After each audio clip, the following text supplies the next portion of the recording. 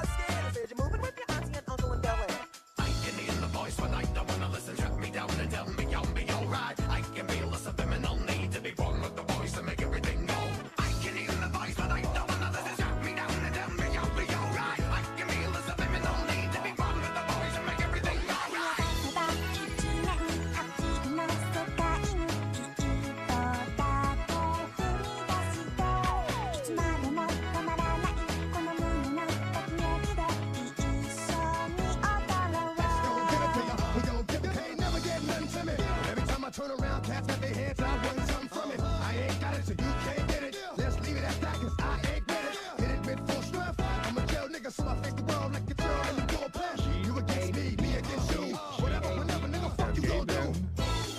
Get out the way, get out the way, bitch, get out the way.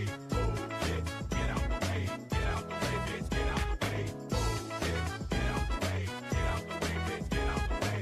Move, bitch, get out the way, get out the way, bitch, get out the way. Alright, stop. Pajama time. Come here, little kitties, on my lap. Guess who's back with a brand new rap? And I don't mean rap as in a new case of child molestation accusation. No worries, what else could I possibly do to make noise? I done touched on everything but little boys. 낮에는 따사로운 인간적인 여자 커피 한 잔에 여유를 아는 품격 있는 여자 밤이 오면 심장이 뜨거워지는 여자 그런 반전 있는 여자 Go show, it's your birthday. We gon' party like it's your birthday. We gon' sip a party like it's your birthday. And you know we don't give up, it's not your birthday. You can find me in the club, bottle full of booze. My mind got what you need if you need to feel the buzz. I'm gonna have a sex, I ain't into making love. So come give me a hug, you be in the getting rough.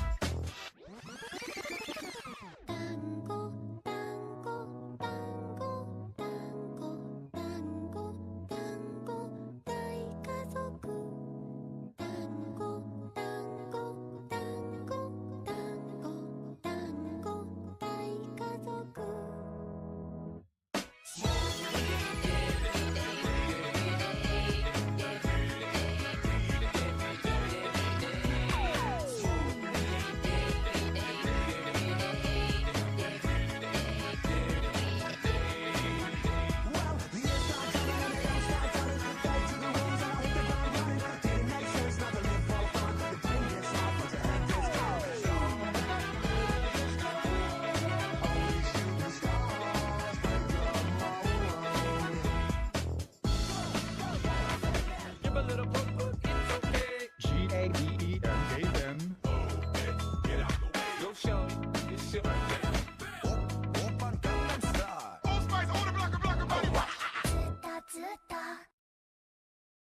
I just woke up, should I drink water and stretch? Oh, no. I'm gonna drink 3 cups of coffee and smoke a cigarette instead. And then I'll go on social media until it's dinner time. Yeah, smoke some weed and then I binge eat. Then I got a little time to complain online. I'm anxious. Why is that doing this to me? Ooh, it's a mystery. What could it be? Possibly it's all your apathy. Why am I anxious? I would try to do anything to make my life feel better. Accept anything that makes my life feel better. Hey baby, I'm self-aware. I got that headspace app because I care. Talk in the world don't mean shit if just like this guy. You're a hypocrite. Who you calling hypocrite? I'm a fucking martyr. I've given up sugar and no milk products either. Still feel anxious. It's just not fair for someone like me. So self-aware. You're not self-aware. You're a big dumb fuck with a dumb fuck face. And now you're out of luck. If you're so smart, why am I sad? Because twice a week you get on the bag. Well, maybe it's that. It's definitely that. Do I need more hugs? Stop taking drugs. I guess we'll never know for sure. Yes, we will, motherfucker. It's because. Why am I anxious? You only sleep 4 hours a night. Why am I anxious? You never ever. That was rhetorical. Why did you just post a photo of yourself without a shirt on and the caption? Can anybody tell me? Why am I anxious? Why you still doing this to me? Even though I ask, I don't want to know. I want to get better but slow. Why am I anxious? I know what's good for me. Except everything. Oh, I think that could be it.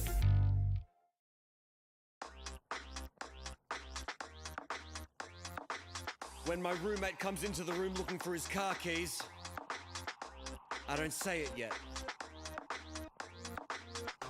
And when he gets me off the couch to check underneath the couch cushions, I don't say it yet.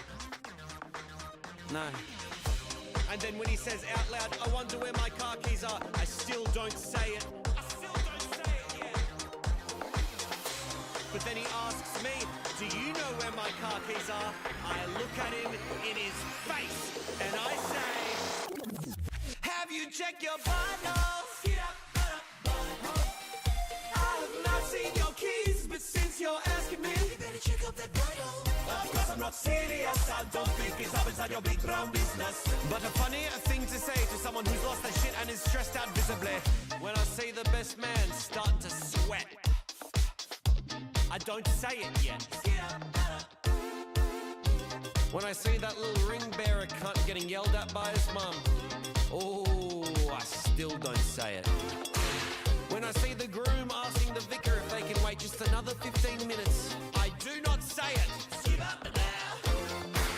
And when the father of the bride starts organising an ad hoc emu bob of the courtyard area, I want to, but I do not say it. It's the 11th hour with 300 congregants under God's roof. The vicar approaches the mic and suddenly all of the chatter goes mute.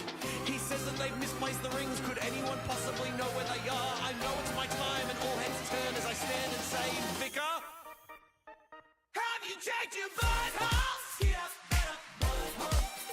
I have not seen your ring, but have you checked your ring? My ring, I mean butthole. Love is patient, love is kind, but if you ask me where you can find literally anything you've lost before, I'm gonna suggest that it's up your butthole. Where's my phone? Is it up your butthole? I lost my loan. Have you checked up your butthole? I'm losing my patience. Check your anus. Where is your class? Think it's stuck up your ass. I just lost my grandma. Oh my god, I'm so sorry. Are you capable of not saying she's up my asshole? Of course. My condolences. I'm not looking for a silly joke right now. Yeah. What are you looking for? Honestly, just like a shoulder to cry. Have you checked your butthole? Maybe you found your dead grandma up there too. I fucking got you. Butthole. My family hate me. This might be the reason that I've got no close friends. Fucking worth it, baby.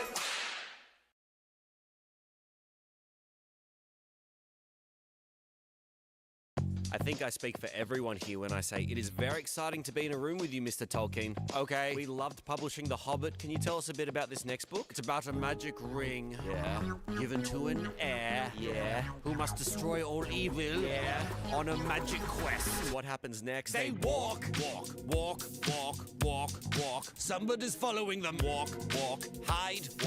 Walk. Steal some mushrooms. Get on a boat. Walk.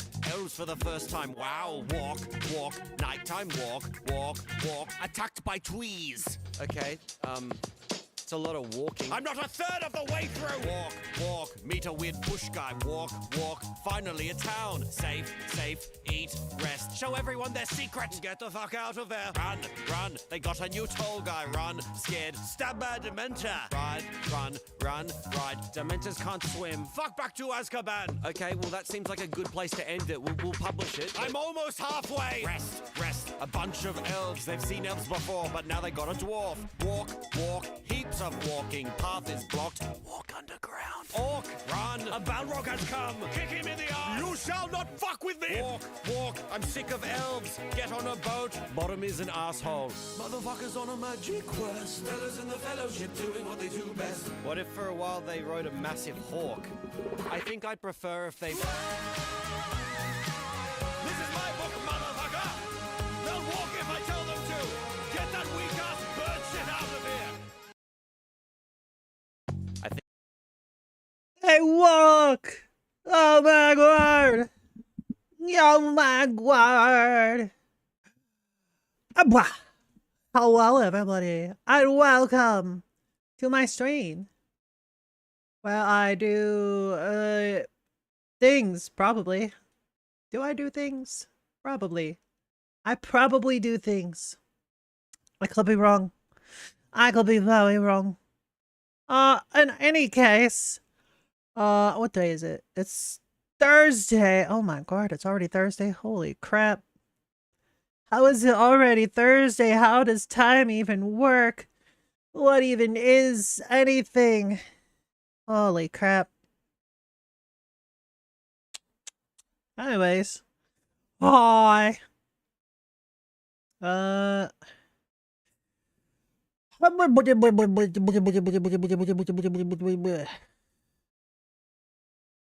Anyways, words. I can use words. Words are good for you. Probably.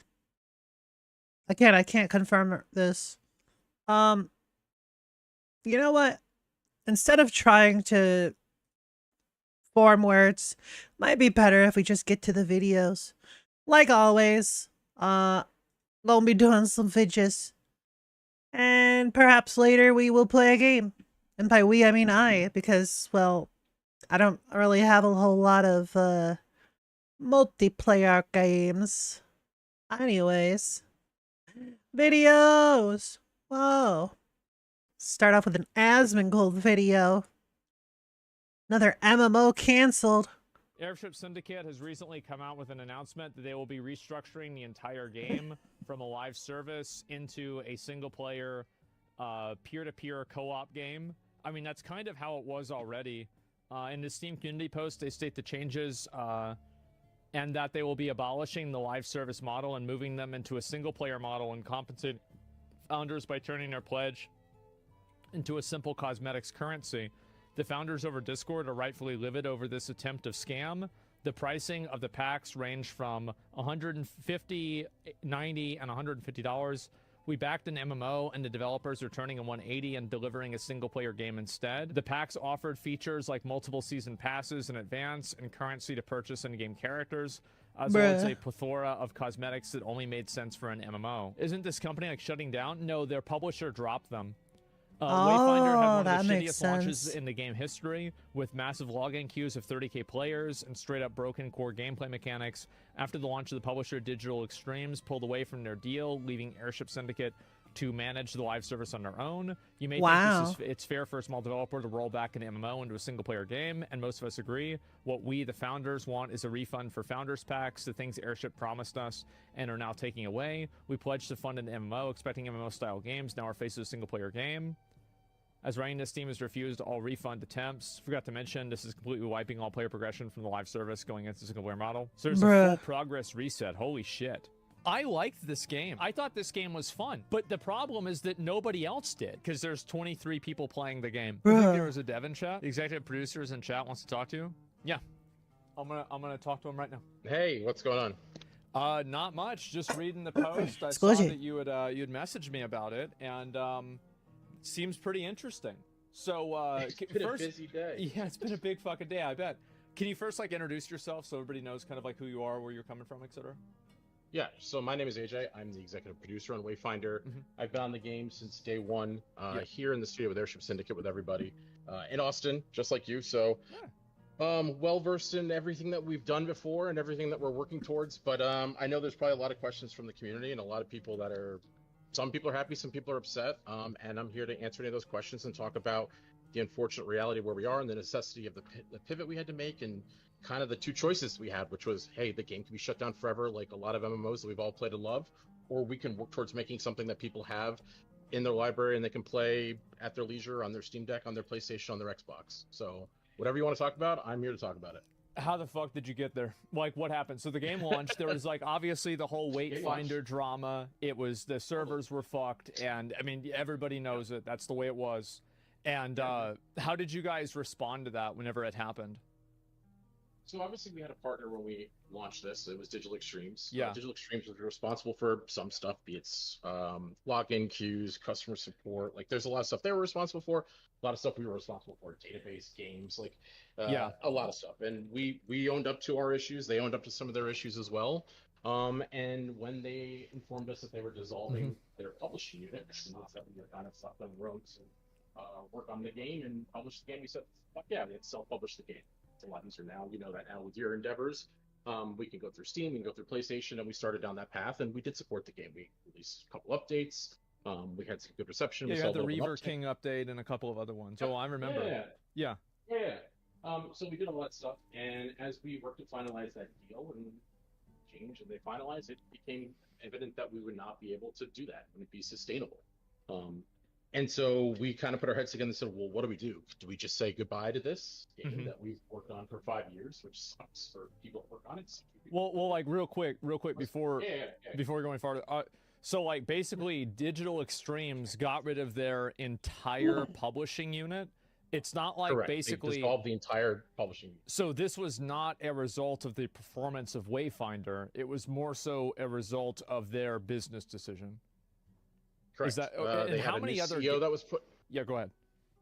I was just gonna say they had a new CEO that got put in place, and then that change happened. Again, I'm not throwing stones. I'm just specifically saying what happened and kind of the sequence. Well, they of restructured the company, right? I mean, it happens a million times. Yeah, sure. Oh, How many other games were they publishing? I just realized I didn't do my tweet. That's why. Okay, I forgot the tweets that I'm doing stream. Ha ha ha. Man, I am just like so scatterbrained. Is stream time. Ooh woo. There we go. Anyways, Publishing besides Wayfinder. I was just really distracted because I was eating my salad.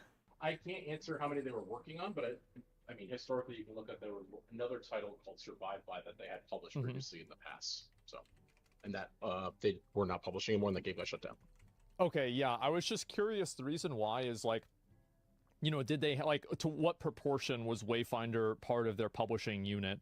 Because like obviously, if they were only publishing 3 games, then Wayfinder not doing well probably would be impactful. But if they were publishing, let's say 30 or 50, then it would probably just be like another thing. Yeah, so one of the things that's a misconception is that we actually did an interview recently with SkillUp, who I'm sure you're familiar with. It'll go live on Friday, but we talked about this, and we kind of talked about because he just asked the question, how did this happen? Digital Extremes has worked in this industry for a while. They obviously have Wayfinder, which is super successful. Warframe, which is super successful. But the team that was working on Wayfinder and all their other publishing projects was not that team. They had a completely separate team, completely separate technology, some completely separate account systems, completely separate login systems. All those were different. And those were built with the intention of, okay, we'll build this for Wayfinder and for possibly other games. So when they decided not to do that, that's when they closed down their entire publishing division, and they decided to just focus on what they were working on, which was Warframe and Soulframe. Okay, well that makes sense. Soulframe? Narrow it down, focus heavily in. And so whenever obviously you all got hold news. on, people are saying my mic is bad. What's wrong with the mic? because I think you're walking away from it. Okay, yeah, I'm not walking anymore. I saw that. Sorry, I pace when I talk. My bad. You're good. I do the same thing. And sorry, go ahead. yeah, so anyway, like what was the response of like your team whenever you found out that your publisher was just no longer going to exist? I mean, it was. I will say that the team is incredibly resilient. Like normally, if you had that news, you can imagine people would be like, "Well, I'd be I'm out of stressed, here, man. jumping ship." Yeah. I mean, I was stressed. We were all stressed. We didn't get into this other than the fact that like we made this game initially as a love letter to MMOs. We all grew up playing WoW and EverQuest and Final Fantasy and Invictus and every game under the sun, and that's what we set out to make. So when that didn't happen and we all of a sudden were dropped, it was disheartening. But what was exciting was that we were no longer beholden to a publisher, and that we could do what we wanted in terms of focusing on quality updates and maybe balance and quick hot fixes versus having to get stuff approved through them. So the team was invigorated, and that's why we were able to pump out a bunch of really good patches. We patched almost weekly. I think we did bi-weekly for a long period of time until we started working on this Echoes update, which you're obviously aware of now because we're talking about it. Yeah. Okay, so that makes sense. And why did you decide to pivot over to making it kind of? Is it like so? So you're talking about like the multiplayer single player game. Is this going to function kind of like Monster Hunter in a way? Yeah, so Okay. just to break it down for people, so Yeah. people think that this is just us being like, hey, it's a single player co-op game, right? Like the work that the team has put into this, I cannot stress enough, is extraordinary over the last couple of months. That every single system inside of the game, from the core loops to how you acquire weapons to the cosmetics to upgrades, talent trees, like that has been implemented in the game. Like it feels like an ARPG. You played the game, so you know one of the biggest things is very Monster Hunter-like of, hey, I collected this weapon and I'm going to upgrade it to the end of time and make it super powerful. Like we don't have that anymore. They're full loot drops, just like a traditional RPG. You can find a level 5 weapon and it might have stats you like and an echo slot you like, and then 10 minutes later you can find a level 8 weapon that's better. Same with all of our armor and all of our cosmetics, all thousands of items that we had in the game were just put in the game as drops. So a lot of work went into this. And it feels really, really good. So like the question you asked was, how does it work? You load up the game on your Steam Deck, on your PC, eventually be on PlayStation 5 and Xbox as well. You play the game. If you want to jump into a buddy's game or vice versa, they would click on your name in Steam or in PlayStation. They would join your game. All of the progress carries over. All of the loot that you might find if you do a quest together and you pick up a really awesome. Asti, you missed it. Earlier, your favorite song was playing. How you doing, Asti? Sword, and you go, okay, thanks. Thank you for your headbutt. Can you trade? Can you trade stuff? There's still no trading inside the game. No. Is that something that was intended or planned, or is it just I mean, to be honest, it wasn't planned because it was going to be a free-to-play MMO, and that makes it super hard to figure out a lot of logistics, especially if it is stinky as well. Absolutely. Stinky polecat. So, I mean, now I'm sure people will figure it out, and maybe we'll figure it out. And that's the other thing about this too, is I know I'm kind of just jumping around, but like, we want people to enjoy the game. We want people to play it, and if that's the case, people already have been like, hey, why don't you put in a matchmaker, and why don't you put in a server browser or mod support? Like, we can't stress enough that if people are interested in that, and people are playing and buying the game, we will support it. Like, it has to financially make sense, but we made this that in case that doesn't happen, we'd be like, okay, we've delivered a version 1.0 of the game. We think it's really solid, and that's it. That's the game. So we would love to keep working on it. We didn't do this because we hated it. We didn't do this because we didn't want to work on it. We love the world. We love the characters. We love the fans, but it obviously has to make sense. You're a businessman. You know how that works. Of course, yeah, you've got to make the money, right? And that's just the way it is. And I'm assuming probably there were a lot of server costs for the MMO. You couldn't afford to have the server. Yeah, and that's just, yeah. So, okay, that makes sense. It's pretty reasonable. And obviously, like, you saw the post that I was looking at. People think they're getting scammed because you're like pivoting. Are they going to get like any money back, or like how would you respond to that? Yeah, so the people that are upset can go through the means of PlayStation and Steam to request refunds. We're working with them to see what else we can do in terms of like additional compensation. To be completely blunt and completely honest, we didn't collect money. Obviously, that was done through our publisher, so I can't refund what I didn't directly collect. But obviously, as a player, you don't give a shit who collects your money, right? Like, to you, it's like, hey, it's in my library. It's not what I initially wanted it to be. So we're offering make goods inside the games. All the founder pack items that people did purchase, they will have inside of the game when we launch. And then additional items from money that was spent or money that you had in your wallet will be converted into an exclusive currency that you can get for inside the game, that like cosmetics and characters that you can't get otherwise. They're not loot drops. They're exclusive to those things. Yeah, again, there's no perfect scenario.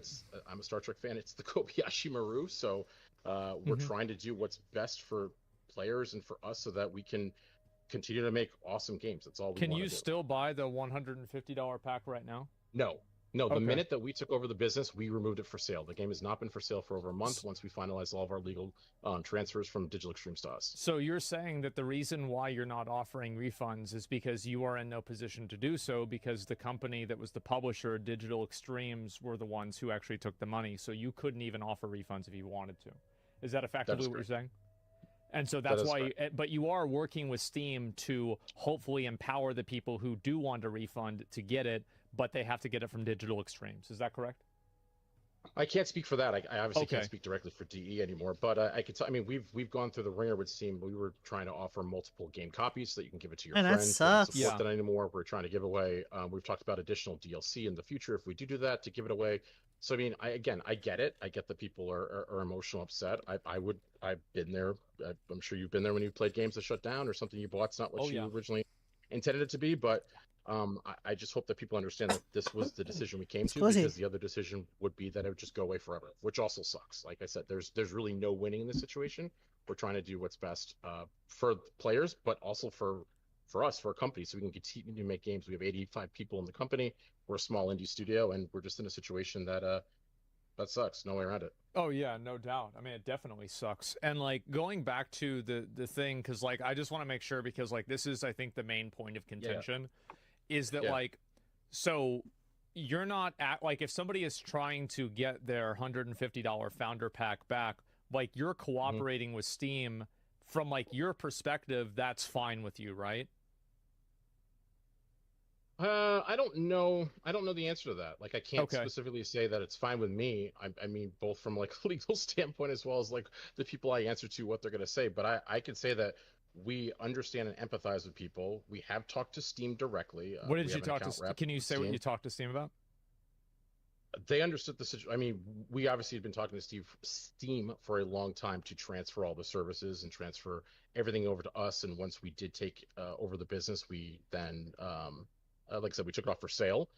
So they understood that, and they understood that that was our desire once we were in control. But as far as the actual like refund portion of it, or who handles that, I can't speak for that, or what conversations they might have had with DEI. They're not our partner anymore, and we haven't talked to them in a while about that stuff. So do you have any autonomy to give refunds back to anyone? Like, could you give refunds back if you wanted to? I don't think so, and I'm just being completely blunt with you. Yeah, no, I know. I'm just I like, don't yeah, know. straight answer. Yeah, good. Yeah. I mean, we haven't walked through that logistics, and we didn't talk to Steam and say like, hey, they can do this. I mean, like I said, if we haven't collected money from people and from Steam, like imagine a bank account. Again, You don't have completely the, you don't have the hypothetical, so we're just receipt. talking Yeah. about it.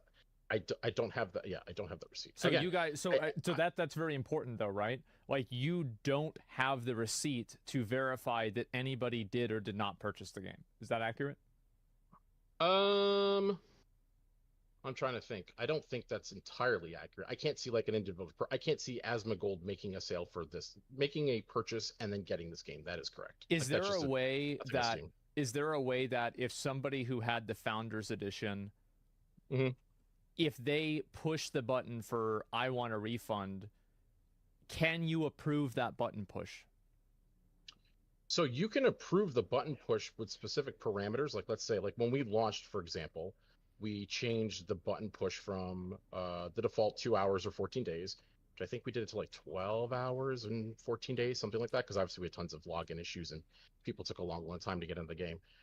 But that was them. So I don't actually know. I mean, this is something that we're committed to looking at and working towards. I don't have an answer for people now, unfortunately. But we wanted to get this news Hi, out there Squishy. today because I'm obviously Aura. we're launching for those that have paid for the game already, the 31st, and then for other people, the 11th. Okay.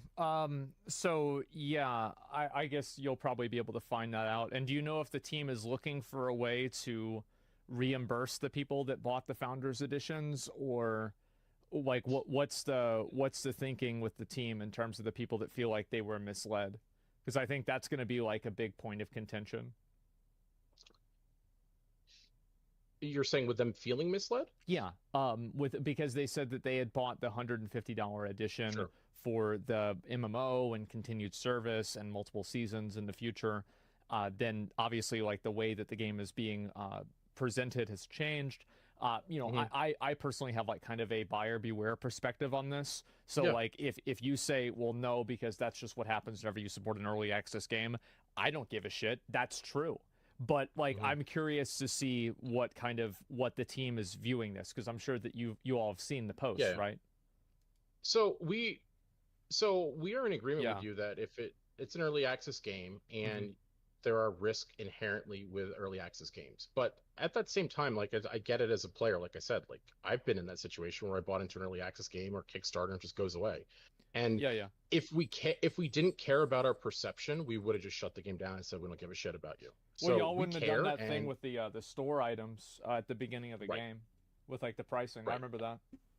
And so, like, I'm just being completely blunt because I don't know. Obviously, this is a spontaneous interview, but I'm thinking aloud. But Yeah, I sure. mean, we care about the perception, we care about the player's perception, we care about the studio and its pedigree and the games that we've done before.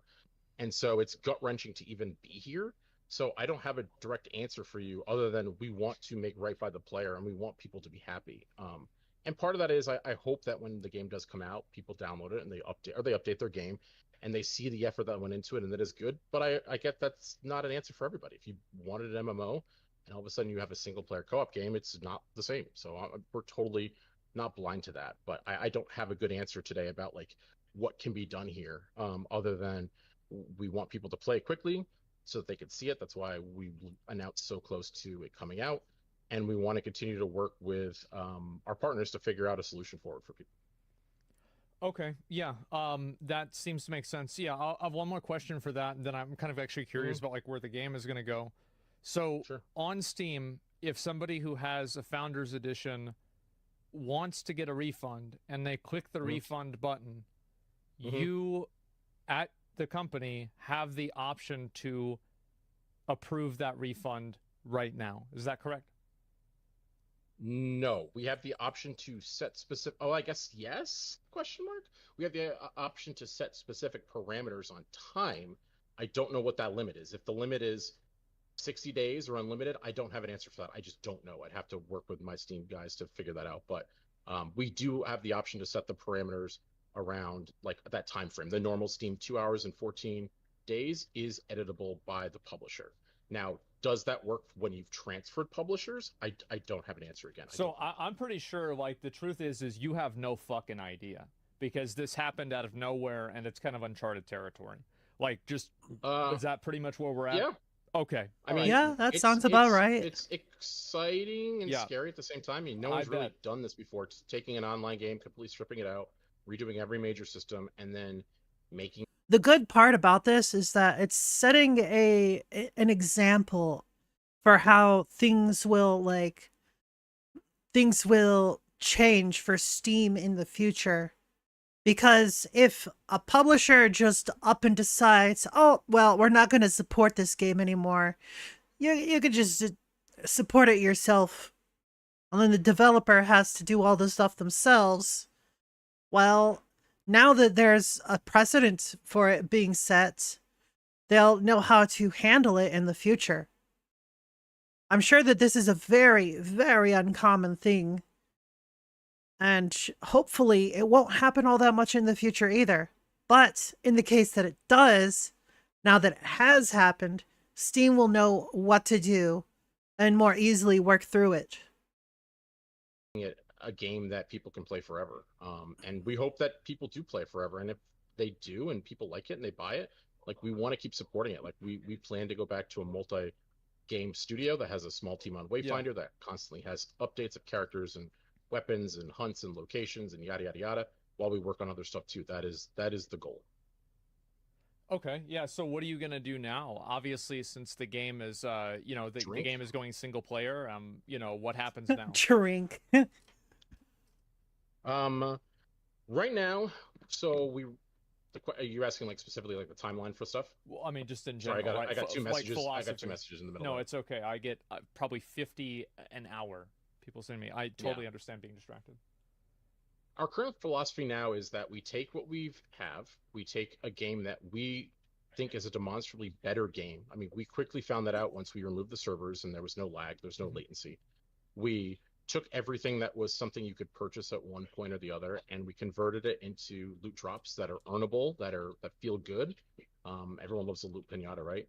We added tons of new content. Like I said, there's talent trees, there's alternate progression systems, and we have tons of other content. Like our new zone that we put in is about 3 times larger than the old one. There's mounts, there's additional hunts, there's additional weapons to find, sets to get, and so that stuff will be going live with the Echoes update on the 31st for people that already own the game. If you don't own the game, since we took it down for sale, we'll put it back up for sale on the June 11th. And then so can you not buy the game right now?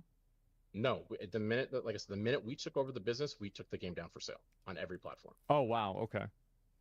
Yes, you cannot buy the game.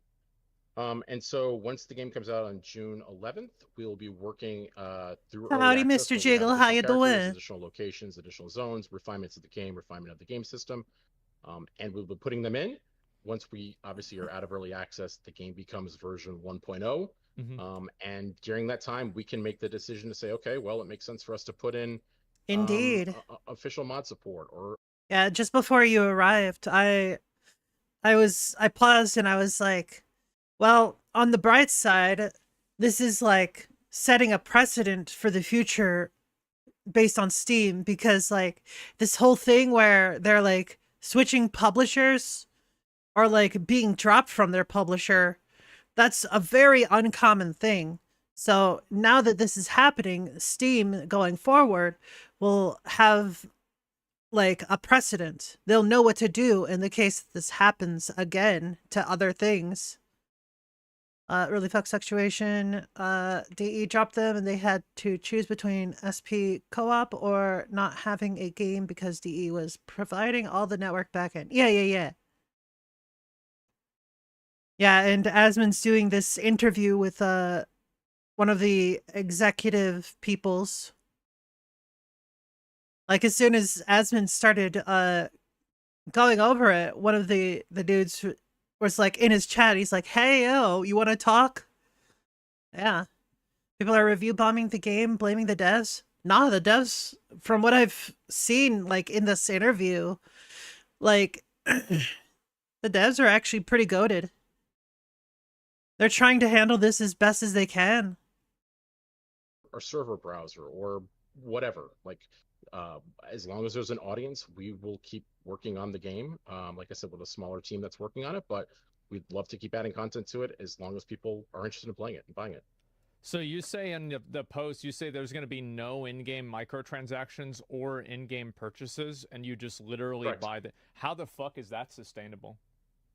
Correct. So the boxes that we have and the boxes that Hi, we're Shiro hoping to sell, Luffy. How you we think it's doing? a affordable package, and we think it's Yeah. enticing to people. Mhm. Like, we've seen a big. I mean, this isn't just us, right? Like, there's been a meteoric shift in the industry of late of live services and microtransactions and people Yeah. feeling FOMO and, hey, I have to log in to get my shop rotation, or I have to go do my daily quest. And so this is us trying to buck that trend by saying, well, what if we just put together a complete package that you can play start to finish? There's an end point to the story.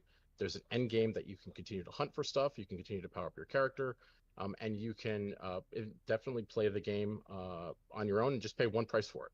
All of the thousands of items that we had for cosmetics to skins, I don't know what that housing is, but I items, hope you to enjoy it, weapons, Shiro Luffy. to sprays, like all that stuff is just loot. You're in a dungeon, you might just find a bird for your house, and then you might just find a weapon, or you could find parts for another wayfinder. Like, we've converted all that stuff that was once purchasable into just being loot drops inside the game like any other ARPG. So what happens? So- like, this is the thing, right? It's like a lot of the Mhm. reasons why they have these. Like, do you think that's sustainable? Yeah, so like I said, our big goal is to go back to being a multi-project studio. I mean, we worked on Darksiders Genesis and Rune King at the same time, and so it's sustainable for a business long term, obviously, to work on multiple things.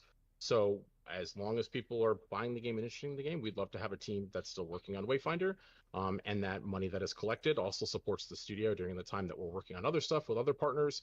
But you're right. Basically, what the dude is saying is because they're going back to being like one studio working on multiple games, that means that not only one game is going to fund the studio, so they're going to get like a little bit here, a little bit there. This game gives money, that game gives money, you know, that sort of deal. Obviously doesn't last forever, but it's a big moment for us, and we're kind of, like I said, it's uncharted territory, and we're just trying to adapt to what we have now and to be around to just continue making awesome games. We're responsible for 80 some people, so we just want to do what's right by them, and we want to do what's right by the players. So just to completely understand, so like basically whenever this comes out, you said it's May 31st. Is that right? Yeah, anyone that's currently if you've ever owned the game, May 31st is the date you can play it. We're only calling that an early like a preview period, because obviously we will find bugs and issues, and we'll issue a day one patch, and then we'll release it for sale on June 11th. Okay. But you can play throughout that entire time. It's not like it's going down. Obviously, it's a single player or a co-op game, so you can play at your leisure. do whatever you want during that time. But yeah. Okay, so that makes sense. And I guess, is there going to be, after the release of the game, besides like bug fixes, is there a content plan at all for the game after the release? Yeah, so you actually have it up on your screen right now that we currently have a new Wayfinder, a gigantic new zone, our 3 times the housing area, new hunts, new locations that we're adding into the game during early access, so additional content. And Yeah. then, like I said, any other content would just come after that. But yes, there is a content plan for early access to continue to evolve the game, balance the game, but add additional content for people to play. Okay, yeah, I mean, that sounds good. So there's basically not going to be any microtransactions. Is there a battle pass? No. So there were battle passes that were initially in the game. Obviously, they were also part of the Founders Pack where you can get our first battle pass and our second battle pass. Those are not being sold. They are just completely part of the game. They are loops in the game that you can unlock those rooms and get those cosmetics, just like any other upgrade or loop-based system inside of a game. So there's no battle pass. What about DLC? We have no plans right now for DLC. We'd love to do it in the future. It really comes down to if we're able to, and if we're able to be sustainable doing so. Well, shit. I mean, I think that makes a lot of sense. And yeah, I mean, I hope you guys can figure out the issue with like some of the people that subscribed and, you know, did the Founders Edition, and maybe figure out a way to make them happy. But otherwise, I mean, this seems like it's pretty decent. And yeah, I mean, man, I can only imagine how stressful it might have been having to go through all that. Yeah, I mean, it's been a challenge, but again, we're trying to do what's right. We had 2 options in front of us. Game goes away forever, publisher canceled, or we risk our own ass and our own money, and we dig into our pockets and we say, can we do something with what we have and give something to players so that they can have it forever? And we think the answer is yes. I mean, we hope that on the 31st, when people actually log into the game, it's so hard not to say that anymore. When people press play on the game, that they see it. I mean, they'll see that it feels better to play, and it's just a much more responsive game, and it's just a much better situation. Press play on these nuts. Unfortunately, we're rolling with it, but I think that in the long term, I think we'll be supporting this game because I think people will play it and they'll see how great it is. Well, that's awesome, man. And I want to say I'm biased, but yeah, hey, of course, right? But no, I want to say thanks a lot for coming on and talking about it and everything. Obviously, you know, I'm sure you guys are busy. I've got like a million other things I need to do too. It's just like it turned into a very weird, busy day for me. But I do want to say I really appreciate you coming on such short notice and just randomly talking about this. I'm sure, you know, taking and fielding these questions in front of a big audience might be a little bit unnerving. So I want to say that I recognize that. I really appreciate it. Thank you. Yeah, and as far as the other stuff that I couldn't answer directly, like I said, I don't have all the answers. I'm giving you what I have, and obviously this is spontaneous, but I hope by me jumping on here, it does show that we give a shit and that we are trying to do something that's unheard of, taking a game that was online only and converting it to offline and hopefully having it around forever. So, but yeah, I appreciate you covering the game in the past and talking about it. Be it good or be it bad, any conversation fuels us so that we can just continue to make awesome stuff, and that's what we're trying to do. Well, that's awesome, man. Well, anyway, I'll let you get back to it, and thanks a lot for coming on. Thank you. All right. All right, see you later. Peace. Hey. Wow, it was pretty good. I mean, I would say overall that was a pretty good answer. I think that obviously they can't answer the refund portion right now because they simply probably do not have the... They can't confirm that, right? He's like one guy that works at the studio, and so like he can't be like, yeah, this is what's going to happen. Yeah, basically they don't know where the money is, if DE still has it, or if Steam can like fetch it or whatever. Like they don't know where everything is tied, like where all those links lead, right? That's why they can only really change the parameters, which is really crazy if you think about it. You would think that a place like Steam would have this shit like already figured out, but like I said earlier, the whole thing where they're just like changing publishers, like that is definitely something that does not happen often, if at all. So now going forward, Steam will know how to deal with this shit. this isn't what's going to happen. And I think also if the purchases did go through the publisher, you know, at what point are they liable for those? Yeah, I mean, I don't know. I feel like that's probably the best type of answer that he could give realistically, right? And we'll see what happens. I hope that they can do right by these people in one way or another. Yeah. Oh my god, what is it? What's that? What is that? Kitty! He's a kitty cat. Hello, kitty cat. How you doing? Oh, that's your little kitty cat. Meow. Kitty, kitty, kitty. Little kitty. Meow. Kitty, So I kitty. recently started Oh. drawing Nintendo characters. I want to All show right. you guys Yoshi. You laugh, you lose. Don't laugh, and you won't lose. That's not Yoshi. Yeah. No, thanks. Thanks a lot. Yeah. So what I was going for really was a more technical approach. And he's I That see. ain't Yoshi, dude. I don't know what that is, man. Holy moly. Yoy. What's going on, my dudes? Welcome back to another episode of This If I Laugh, is the video which ends. one? I'm live A here year at ago. twitch.tv/Jimmy here with my chat. As you can going see, I'm still absolutely watching old episodes. crazy. Oh, they're still good. As they usually do, join us on the Discord community, discord.gg/Jimmy here. There, you can submit your videos once a week for absolutely free for the You Laugh, You Lose. And you can just hang out with the community. It's an awesome time. But today isn't a normal You Laugh, You Lose. Today, every time I laugh, I'm going to be giving whoever makes me laugh $200 up to Whoa. 5 times. So that's $1,000. That's right. Today, every time I laugh, lose 200 up to 1,000. So it's time to lose some money. And it's time to give some of you guys some money. If you guys enjoyed the content you see here on the channel, please consider subscribing. It's absolutely free. You don't have to pay anything for it. And if you don't like the content, you can unsub later. It's that easy. And if you like it Whoa. enough, turn on the notifications. I appreciate you guys so much. Thank you for watching. Comment down below with which video makes you laugh. And without further ado, let's get right into the funny internet videos.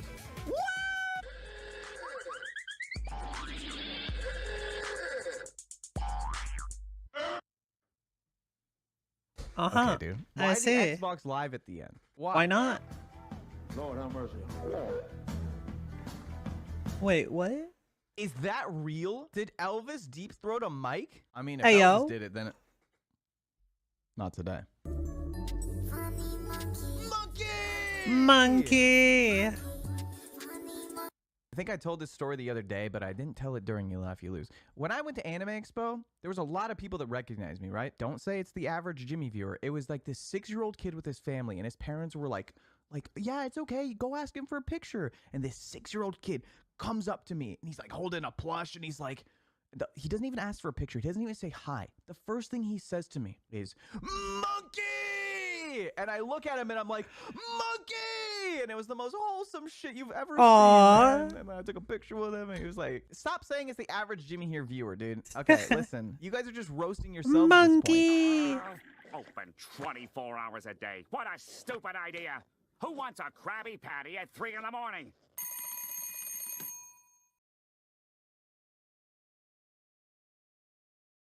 What? What? Huh?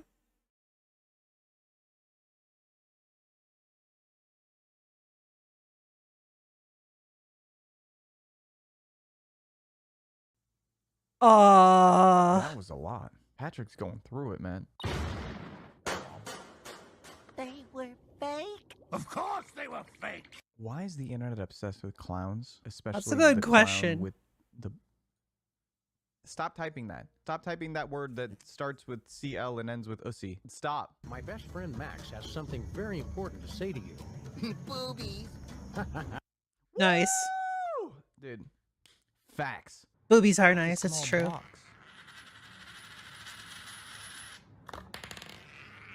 What is the point? What is this thing supposed to do? It's a... what? Coin jump scare. You thought you'd seen See? everything at this point, and then you guys find that. I was about to be like, it's a coin roller. That's the point of it. Makes it easy to roll coins. Like, have you ever tried to just roll a coin? It ain't easy. Or select payment type.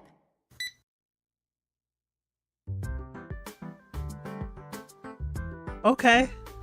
That shouldn't be funny. Why is that funny? Just the beep. I don't know. Is the beep? Why was the beep funny? Why do they call you flippers? I see. Okay, dude, we're chilling. Kinda done with telling everyone that any day now you're gonna come through. Kinda done with being something to fuck when you feel down on your luck. Cause by the way, I'm human too, I'm human too. If you or a loved one have been diagnosed with mesothelioma, you may be entitled to financial compensation. That first one. Wow. That one kind of crazy. Did I jump scare you? Yay! You coward. Charlie jump scare. Get Your him. weakness is pathetic. It was loud, dude. That's just messed up. I follow Femboys. I need to check if that person's following me. Hang on. Safe. They're not following me. Yet. I'll say for now. Hey, Peter. I love videos like Bruh. that. Just idiots having fun. It's good.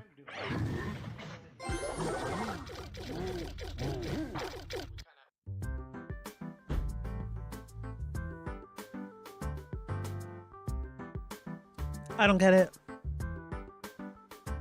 I don't understand why that's so funny. Okay. I'm gonna bust this one, dude. Okay. What the fuck? What? Chat, we have 5 lives. Don't worry about it. $200. Congratulations. If that was your video, you got me. You're now $200 richer. GG. Ouch. Based snake. Absolutely based snake. Ooh. Yo, B-dubs. I actually gotta take a picture of that. And 1, 2, 3. Yo. Oh, those are some excellent poses. Oh, he has to take a picture. Oh. Hey, yo.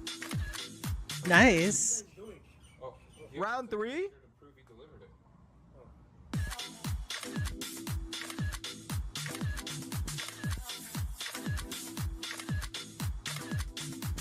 Wait, what's happening in this? Wait, what did it? I think he dropped the food. What was going on at the end there, man? What was going on at the end there, man? Seems like I need to be a delivery driver. Damn. We need a leap. We need. Oh. Huh?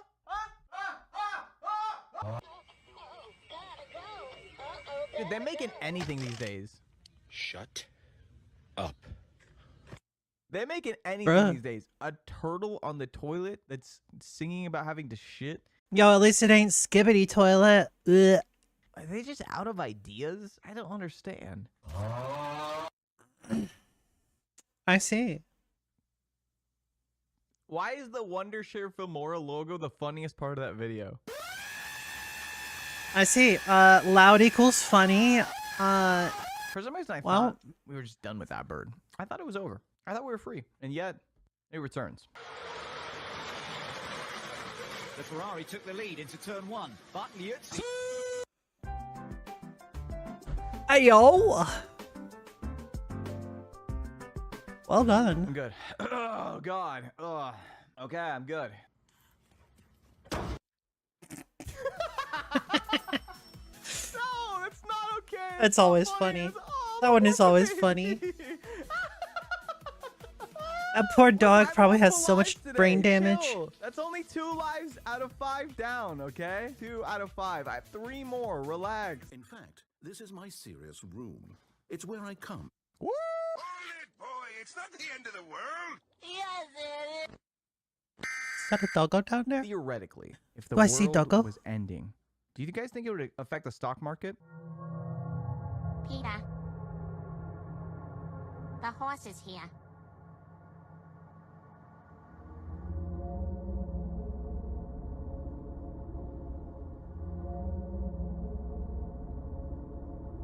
Peter.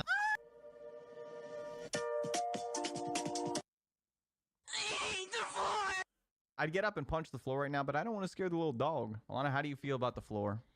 I hate the floor. How does that happen? You're just going How does about. that even happen to somebody? It You gotta just be falls so apart. Astronomically unlucky for your entire bike to fall apart, let alone the front wheel, but the back wheel too. Like, how does, dude? Me when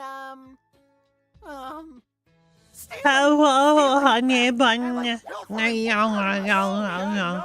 I like taking Think things about your that head, do not Pat. belong to me. No, not the villain arc. The cat is no longer based.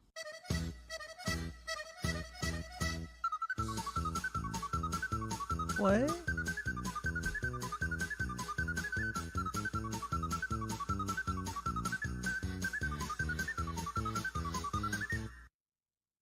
The hell was that? It would be so awesome.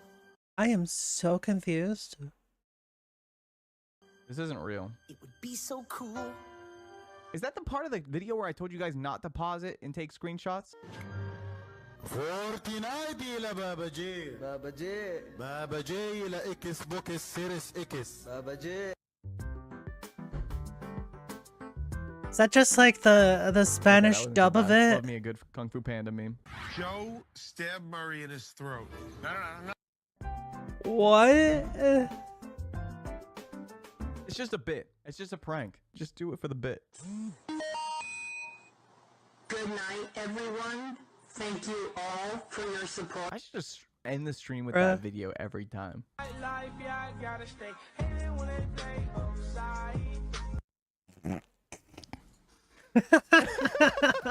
Alright, fine.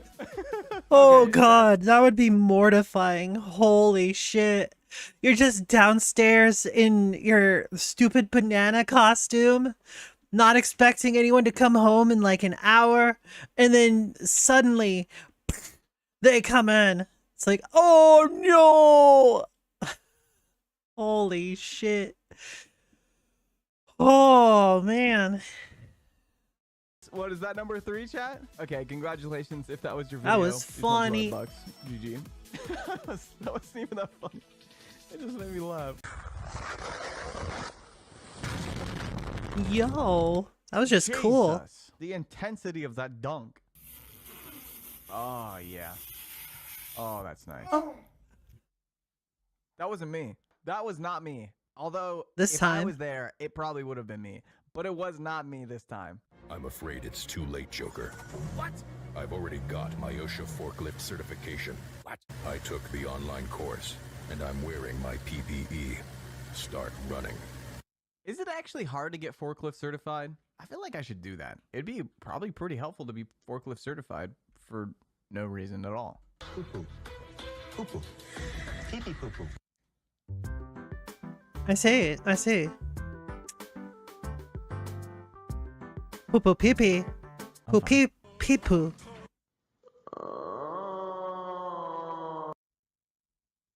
That was so dumb. That is not okay. See what that tastes like.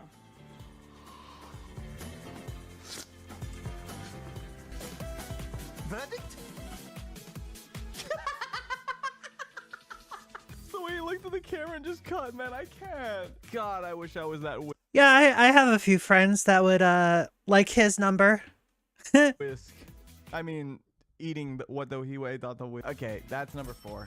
Congratulations if that was your video. Last life, 4 down, 1 to go. I hope you go camping and get f***ed in the ass by an angry moose. 2 things that I can't How wait big to do. is a moose's dong? He's kind of cute. You know what? I don't need. Okay. I don't need to know. I think you're the nicest guy I've ever dated. Wait, that just processed. If he says, my mom, wait. I don't want to think about that one too hard. Wow, they have it. Glizzy. Glizzy. That's a classic. Glizzy. Think of a color right now. You got it? Okay, now pick a number 1 through 100. Got it? Yeah. F you. Dude, why did the Wow. first thing I thought of when he said think of a color, I said spaghetti. Like, dude, something is wrong in here. And in my head, instead of thinking of a color, I picked the number 1.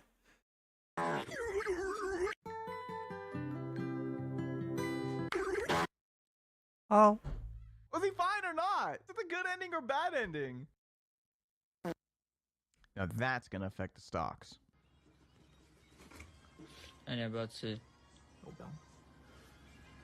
Mom spaghetti. What? What?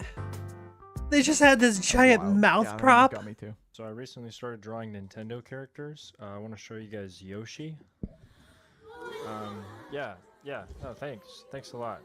Yeah. So what I was going for really was a more technical approach. I know he's.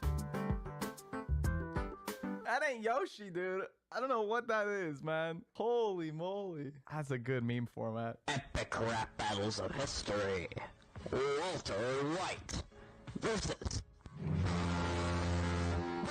Then you'll just get the meth. We're gonna blow this horn.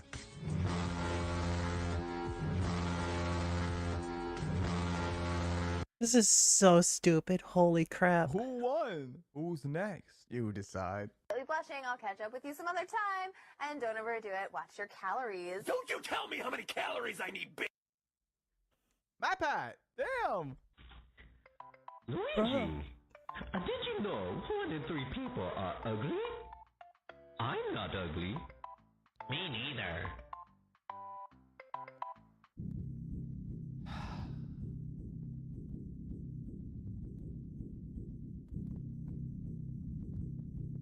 Must be 1 in 4. Luigi, you are f***ing ugly. Luigi's kind of handsome, right?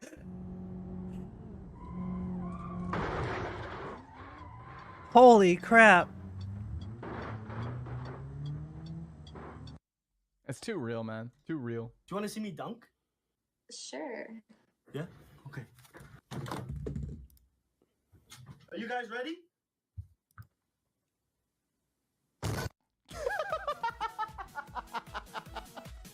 That was awful. Okay, dude. I saw that coming a mile Well, yeah, I away. would laugh at that. Okay. If that was your video, My sense of humor is congratulations. fairly broken. Mine is Just like you will be later, ooh woo. I mean, what? 200. Hey, Bringing how us you to doing, minus chat? 1,000 total. Ha ha ha There it ha. is, boys. GG. GG.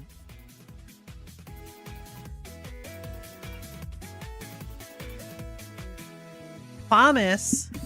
All I promise is, what is, hold on. Bugs, Bunny, George. This. I always wanted my own little bunny rabbit.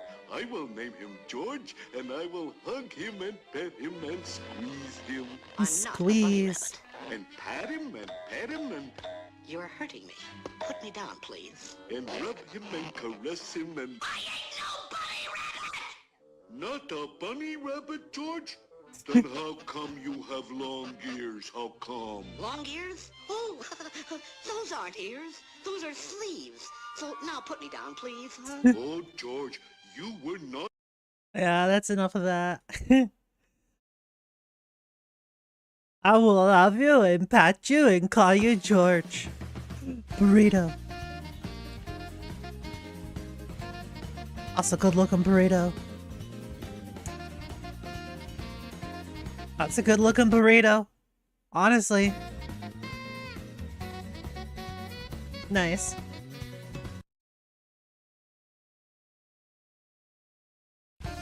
Heck yeah. Bunny!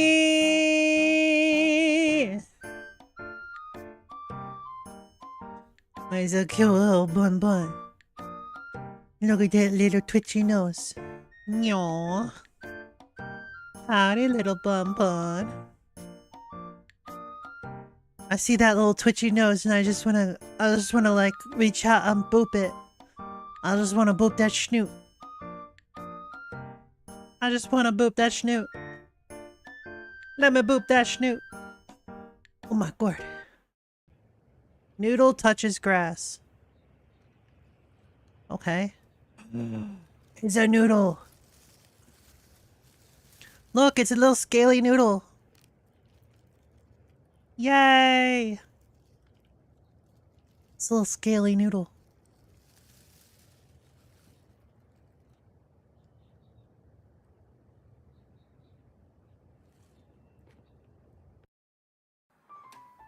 Alright, time for some food.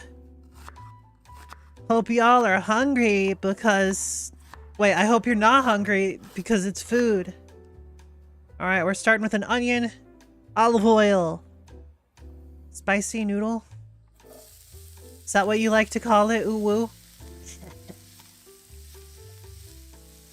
You just ate. I just ate. I aura. 3 cloves of garlic. Yeah, you want to lightly crush your garlic like that before you go and chop it.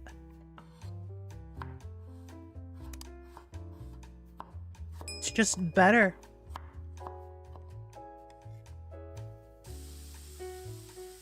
Alright. Throw it in after the onions have become slightly translucent. Alright, smoked sausage. Heck yeah. Smoked sausage is so much better than just regular sausage. Like, significantly better. It's that nice smoky flavor just sticks to it. And it is delish. Oh yeah, look at that. It looks good. I bet it smells just as good. Tomato. 2 pieces of tomato. Alright.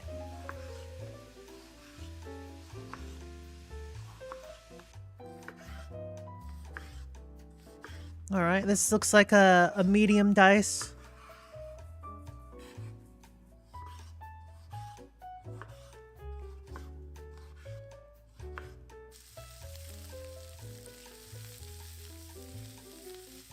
Yay! Oh, you got some char on there. Heck yeah. Heck yeah. That you smell good. What? What? Well, why are you adding dry noodles to that? Oh? Now I'm confused. Salt, pepper, oregano.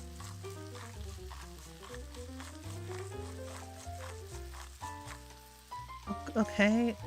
Cream. Alright. And then chicken broth. Okay. Fair enough.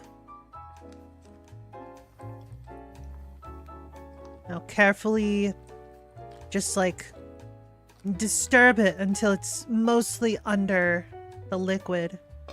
Boil under the lid over medium heat for 15 minutes. Alright, in the meantime, get about 120 grams of cheddar cheese. That's a nice white cheddar. Oh, look at that. Oh yeah. Get that cheese all up in there. Heck yeah. Put the cheese on. Put the lid back on. I got a head by your block. I got something for you to feel, ooh woo. That's right, it's my fidget spinner. Yeah, you can't hear it, but I'm spinning it right now. I'm spinning it right now. You know what? I'll just turn my noise suppression off so you can hear me spinning my fidget spinner. Yeah, what? Listen. Yeah, that's my fidget spinner doing the spinning. Yeah, what? What you gonna do, huh? Nothing. You know why? 'Cause you're a stinky baka. That does look delicious, though. Kitty! I would eat that cat. I mean, I would pet that cat. and eat the bird. Totally. I want to pet that cat.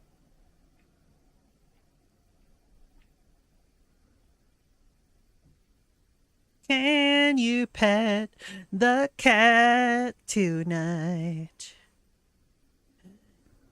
Give that kitty a couple days squish. ago, New York Oh. unveiled the eighth wonder of the world, a portal to Ireland. Portal. Not so much like a Doctor Strange level portal or anything like that. It was basically just this live stream of New York and Ireland, and you could just look at each other through the screen. Kind of a novel, silly idea, I suppose, some harmless fun, but some ne'er-do-wells had other plans. They brought in some evil degeneracy, which I think everyone in the world could have seen coming. Oh yeah, absolutely. The project meant to bridge a gap between two continents is now causing some problems.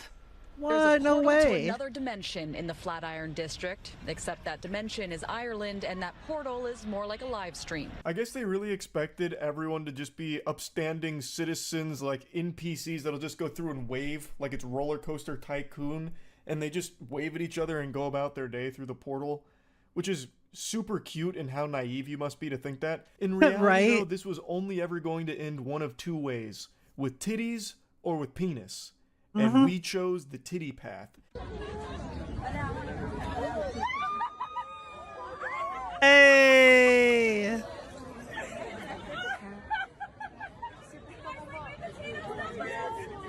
There are so many angles of this clip here, you could make a 360-degree video production out of it.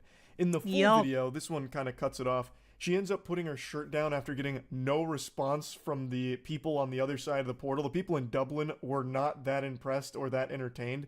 So she's like jumping around with her bare melons flopping around like it's an NVIDIA jiggle physics demonstration. And no... Is anyone surprised that it was an American woman that did this? Anyone at all? I bet you the answer is no. No one reacts in Dublin. They just look at her like she's some type of fucking extraterrestrial creature. So she just Probably better eventually seen better sadly melons puts her over in shirt back Ireland. down, Yeah, and probably. then the video ends. So she jumps around saying, "Do you like my potatoes, Dublin?" And I guess she was expecting people to go crazy like, "Wah! Ah, yeah, boobies, whoa!" But then was caught by surprise by getting complete crickets on the other side here. Now, the people in New York, they were laughing at it. They were having a great time with this this event. But man, the people on the other side of the portal, they didn't give a shit at all. It is so fucking silly. And this ended up, well, this and a combination of other things that I'll show you in a minute, ended up getting the portal paused. But we know it's getting shut down. I don't think it's coming back. But you know what is coming back? The best goddamn merch the internet's ever seen. We've got brand new Moist Global merch here. So we've got a hat, we've got a hoodie. The hoodie is fucking extraordinary, by the way. We've also I mean, the got Moist a merch is shirt, probably great, a but ball. I dare say that these are better than titties. Installation. Check them out at moistglobal.com. This screen is a public art installation, one placed on the sidewalk of Manhattan and another in Dublin last week, funded by a private grant. I think it's a really cool way to express human connection. New Yorkers and Dubliners can watch each other live, waving, playing games, and even connecting with friends. It all started with good intentions, and look where we ended up. Sometimes the most destructive forces come from the best of intentions, like in I Am Legend, for example. God bless. True. Point is, it started with just this idea that people would go through and just do like silly little stuff with strangers through this portal, and immediately on day one, it started being used for purposes it wasn't quite designed for. So people were showing some less than stellar videos to those in Dublin, as well as Dublin to those in New York. It wasn't just New Yorkers. It was just one of those things where people just saw an opportunity to do some dumb shit and did it. Like, this has happened a million times, and it's going to happen for as long as human beings exist on this plane of existence. It's just one of those things that's deeply ingrained in our DNA. Like, I'm shocked it even made it as long as it did before someone flashed their titties at it. I really thought that that would be one of the first things that would happen, but it actually had a pretty long run, to be honest. Now, I will say, if it did go the other route, if we had the alternate ending, the penis percentage, if we had wiener route, I think the narrative around this would be far different. Like, imagine I go up to the Dublin portal and I drop trow and I start, you know, meat spin, wiggling my cock around, and I'm like, do you like my almonds, Dublin? I lift up my shaft to showcase my scrotum and maybe like dribble it around a little bit. Because I don't have enormous balls or anything. They do look like some almonds that are in my, like a nice sack. Good shaft, less than optimal nut girth. But the point is, I feel like if I had done that, I'd be going to jail.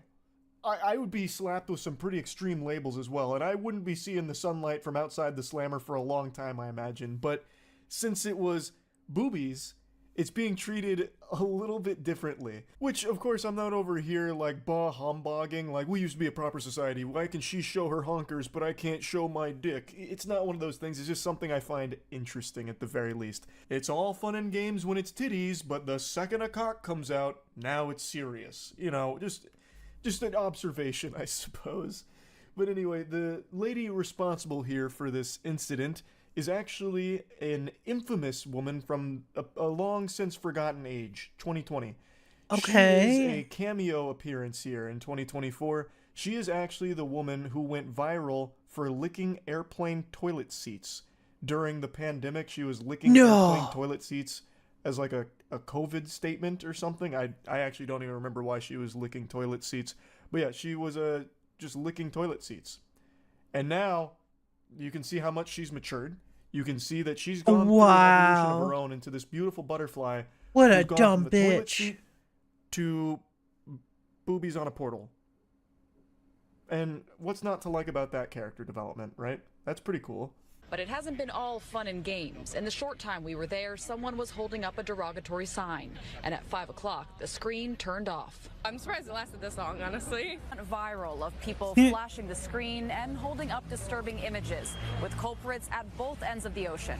If we were The disturbing images in question is, I think it was the first day someone in Ireland held up a meme of 9/11. Yeah. were to get pretentious for just a moment, I could argue that this art installation still served its initial purpose.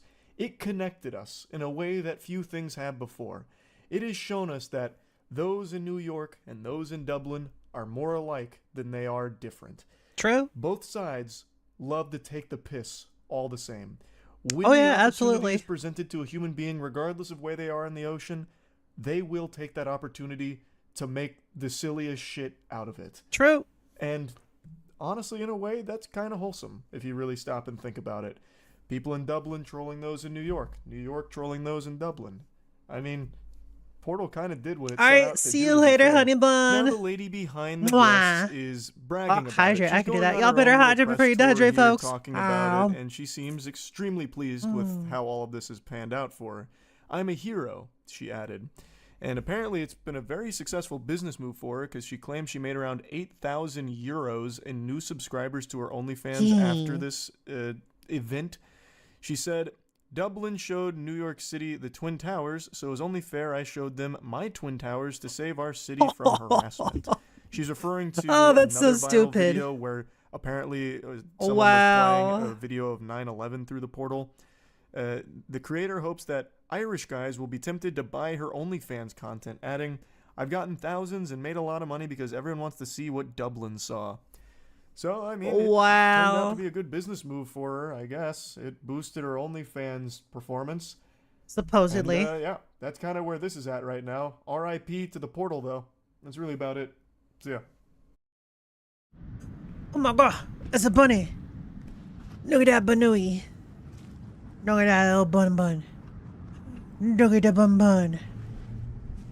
That bun's got a massive forehead. Oh my god.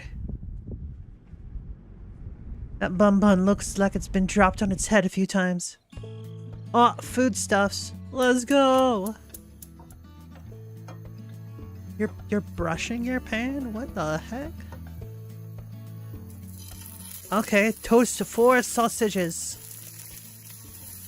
Some nice wieners.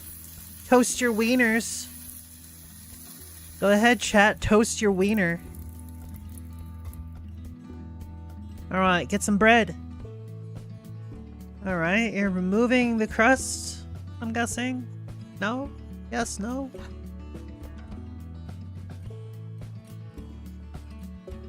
Wow, why are you so square?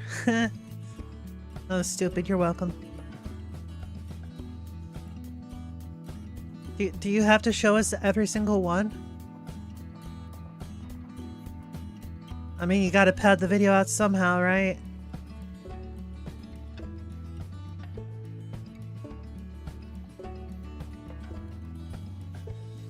Alright, pretty much what I expected. You'll flatten it a bit. Gonna wrap the sausages, aren't you?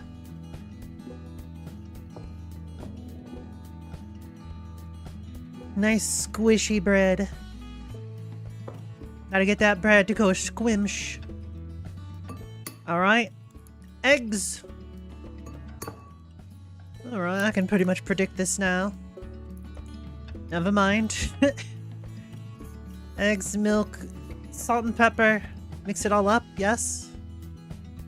Sort of like a scrambled egg mixture.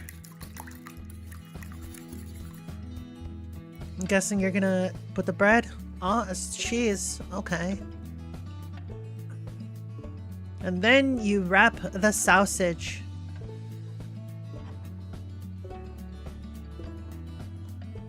Okay.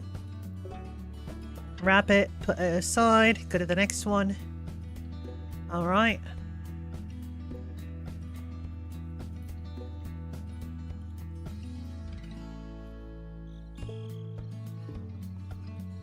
Yay! Alright, keep it up. Keep it up.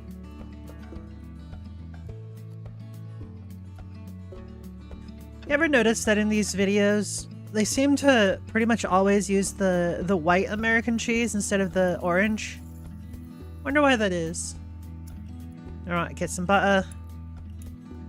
Right, you're gonna just do that. And directly into the pan.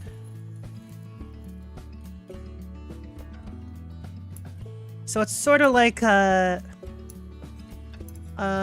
fried bread with sausage in it. Yeah. Looks pretty tasty. Just gotta make sure that you turn it. There you go. Gotta get all sides.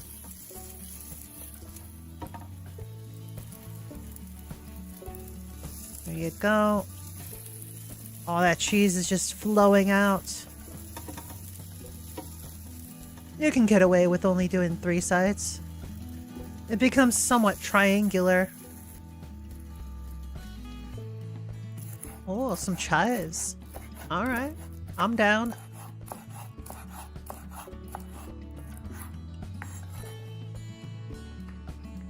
$50 grams of baked ham. Okay. Wondering what's going on now. Okay.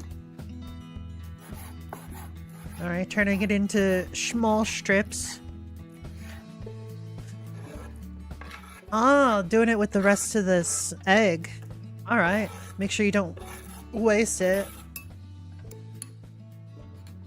Guessing it's basically like a just scrambled egg sort of thing now. Oh, doing it with that. Okay, that's clever. Using that leftover bread. Well played, well played. Look at that. Nice. I would 100% eat that. You know what? I'm gonna send this video to my mom. I think she would enjoy making this. Video's probably slightly paused. There we go. Usually when I tab into Discord, the video just kind of stops. Look at that. Oh, that looks delicious. Heck yeah. Oh. That looks so good. Yay.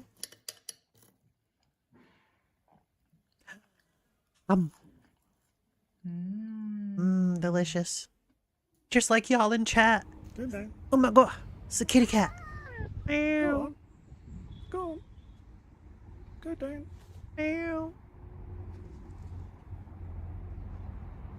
This dude's trying to do the worst thing. You do not disturb cat.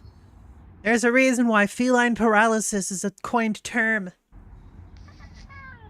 What? Get him, kitty. Get him. Good day. Good down. Don't try to move the cat. SMH, my dude. Good girl. SMH. Poor cat. You're gonna make the cat move. Oh, that's loud. Alright, before we continue, it is break time.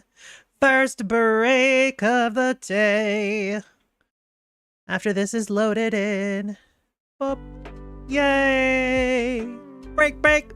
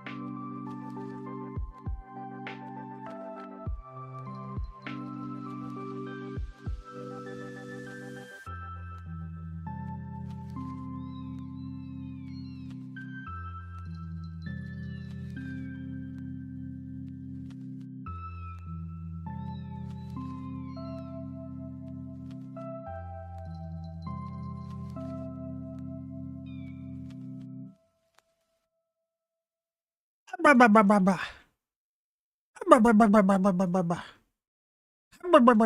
back. If you laugh, you lose. Don't laugh, you'll lose. It was like in those old cartoons when a character This tries to is run. from a year ago, August 17th, 2022. What is going on, my dudes? Welcome back to another Hey. episode of If I Laugh, the The video, video ends. ends. I'm here live at twitch.tv/Jimmy here with my chat absolutely jamming today. Yo. They are jamming. Also, join the Discord community, discord.gg/Jimmy here. There, you can submit your videos once a week for absolutely free. Today, I was forgot to thinking, do that thing, didn't I? I want to give away some money to the community, but $1,000, it's been done. $10,000, it's a bit too steep right now. But I thought, why not just double $1,000? So today, one lucky winner is going to be getting $2,000. Okay, I did. Whoever can make me laugh first will be walking away with $2,000. Who will it be? Wow. Well, I don't know. You could either fast forward That to the sounds video pretty or watch to find out. grand. So without further ado, let's get right into today's video sponsor. Woo! New Let's get right back into the funny internet videos. Whoa! Whoa. Put these bad boys in four-wheel drive. That's better. You fell anyways, man. Well. Here we go. Peter, the horse is here. Opera GX offers GX Control. This feature helps you enhance your I see. performance on your PC I when you're see. gaming with your browser open. It doesn't hurt your gaming performance. Dude, stop posting. Nice. You ever wanted to delete That's some an image funny off the internet stuff. so that nobody could have it? Oh, jawline check. Oh shit, Maggie, you have a good one. Bro.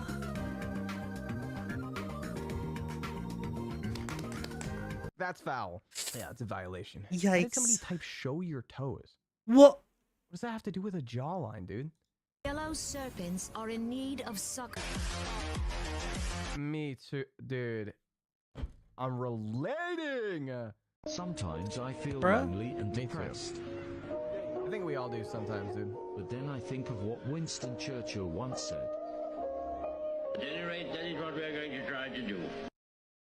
Right? Such inspirational words. True. I'm inspired. Watch this hydraulic press crush this Lego. Wonder what would happen if you put Never mind. So stupid. She thought Twitter was social media. I see. Okay, not bad. I see. Not bad. Don't be clowning a clown. You'll wind up with a frown. Clown. Oh. Really? Okay. Was it worth Sure. it? Did you know you could use your cock gun to cut the tip off your cock? Hey guys. Classic. Nice classic there. Yeah, I'll take their word for it.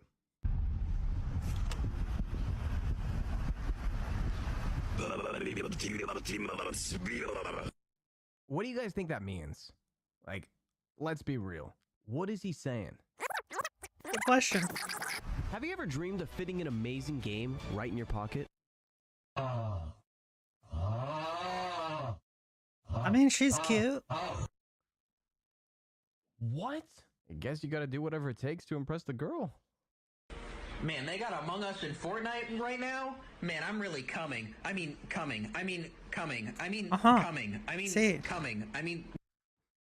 To each their own, dude. Okay, Right. this is my impression of an acoustic guitar.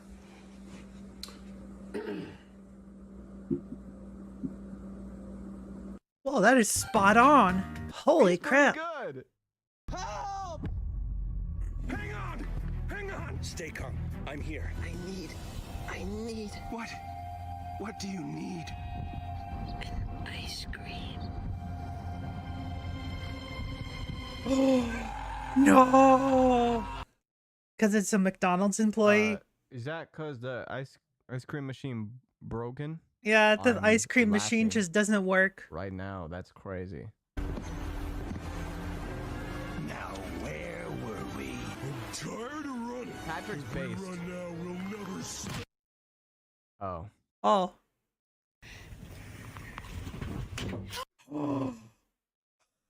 That's just That sad. poor Not dog. funny. I wasn't about to laugh. I was about to cry. What is it? Is that a gun? I don't know. Bring it up. Bring it up.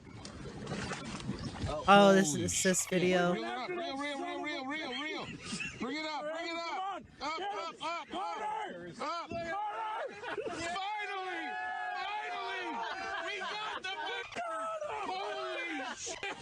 I've been son of a bitch for 4 years now! We got him! Why did he have to flip us off? Oh! Hit him with a bat! Nice. Oh, this is a classic. You told me it was coming from this way. Which whoa! I didn't even have her. Jesus. Oh, there's more than one. How many bottles?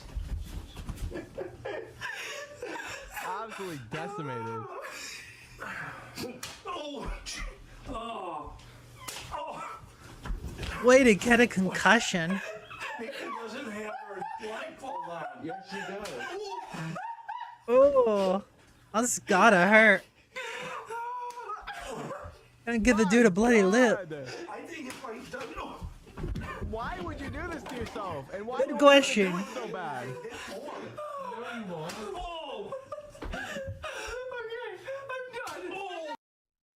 I have to do that. That was so good.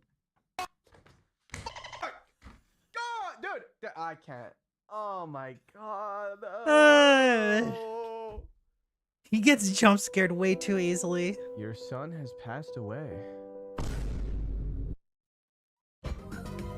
Bro. Everyone deals with grief differently, okay?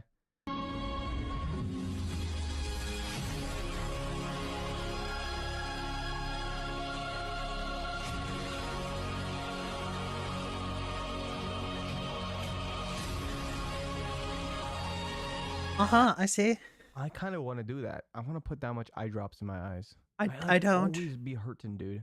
Like, I don't understand. I spend like 8 hours a night sleeping, 2 hours, you know, going about doing my day, and then I spend like 14 hours looking at anime tits. What can I rearrange? That's a good question.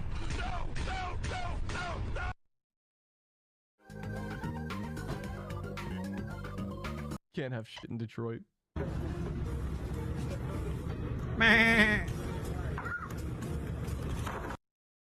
Mood. Good ass food. Or maybe the food was so bad that he just wanted to die. I know that feel. Fuck your life. Bing bong. Did he release Bing a bong. bird into the Yeah. house? Yeah, he did. What would you do in that situation? That's the most important thing of all, winning the trust of people that have put their trust in us, many of them for the first time, and Boris will have my full support as he does that. Well, I don't know why he's talking to a tree. That's a good question. So good.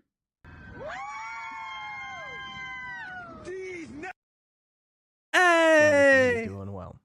All I wanted was a petite, submissive, readable boyfriend. And this is what people have been DMing me. I see.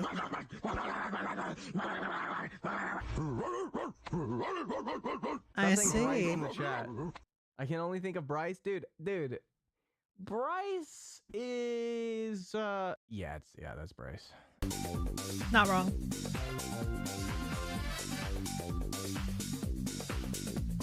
Yo.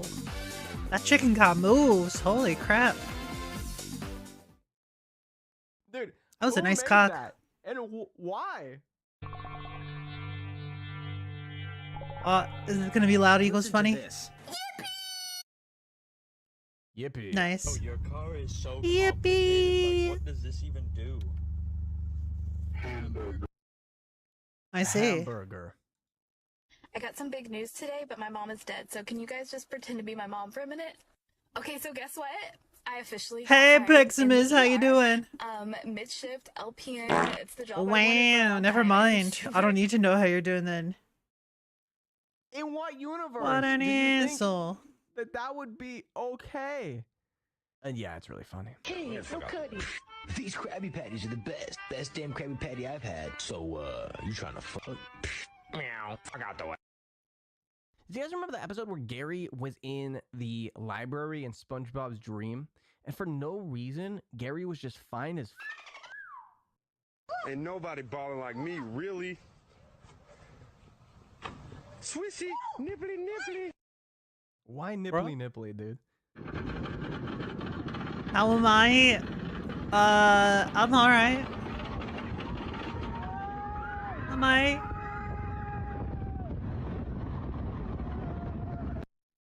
I love I roller see. coasters.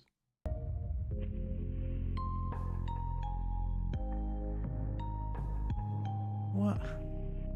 He only got one.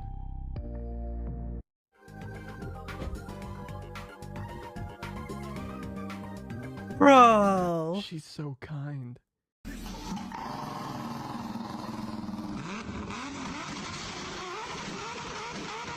Nice. It was like in those old cartoons when a character tries to run and their feet just go in circles. The alphabet, Joey? Yes, I could. Let's hear you sing the alphabet. A, B, C, D, E, F, G, Cookie Monster. You're not singing the alphabet. A, B, C, D, E, F, Howdy, Mr. Anime Boss. How you doing? A, K, L, M, N, O, P, Q, R, S.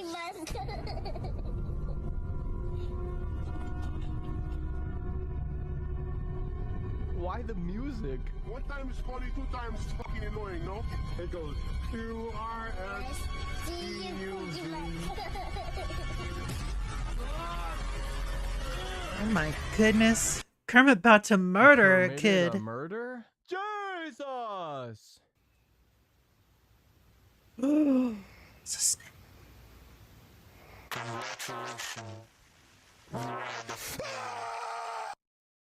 I want to Mood. be a snail. Right, Milk Pooch? You Mood. don't have to do this right now if you're really not feeling up for it. Why What are you is so this? mad at me? Okay, that's it, you little son of a bitch! Bro. Pooch! I don't even know what a milk pooch is, but he didn't deserve that, probably. Imagine me beating the crap out of you. I mean, flawless argument. I was gonna say, my imagination's not strong enough, homie.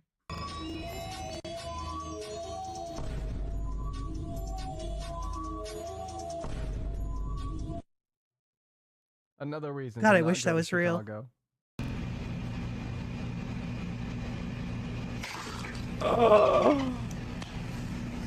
Wow. This is why I don't play horror games, dude. I just get jumped. I get jumped Bruh. by everything, man. I'll solve this problem with my 4 hyper-intelligent brains. I'm hungry. I'm cold. I'm itchy. Pussy. I see. Yeah, I see. that's how it would That's be. pretty accurate. Kill me already. I'm a villain, not a monster. What? What? What? Why? I'm fine. Oh, if this happened, I would just like quit life. Jeez. Get ready. That's just bad luck. Bro.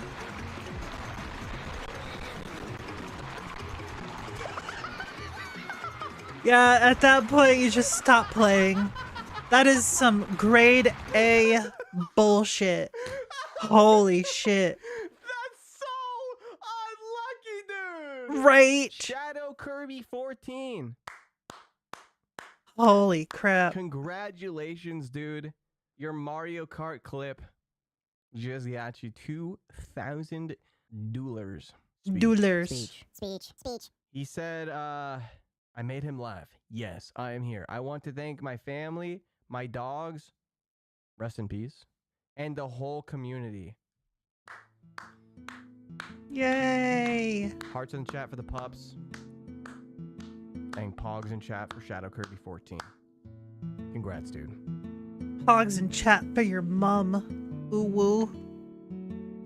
Boo boo boo boo.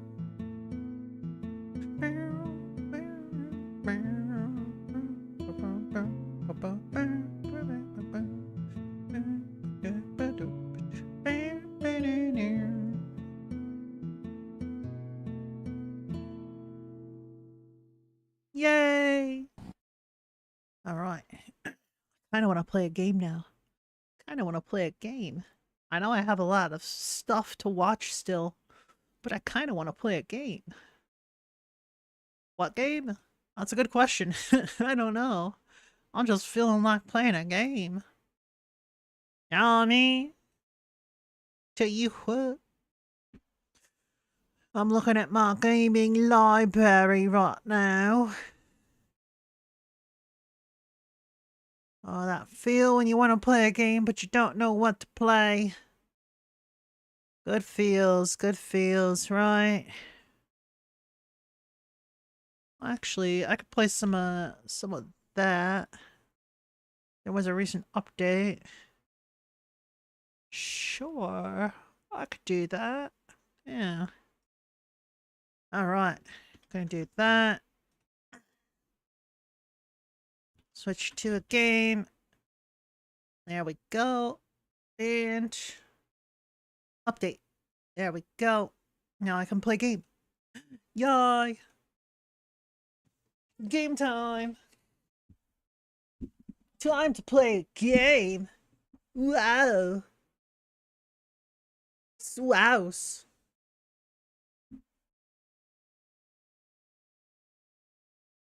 Swouse! No? No one? Okay. No swouse. I'm a swouserer.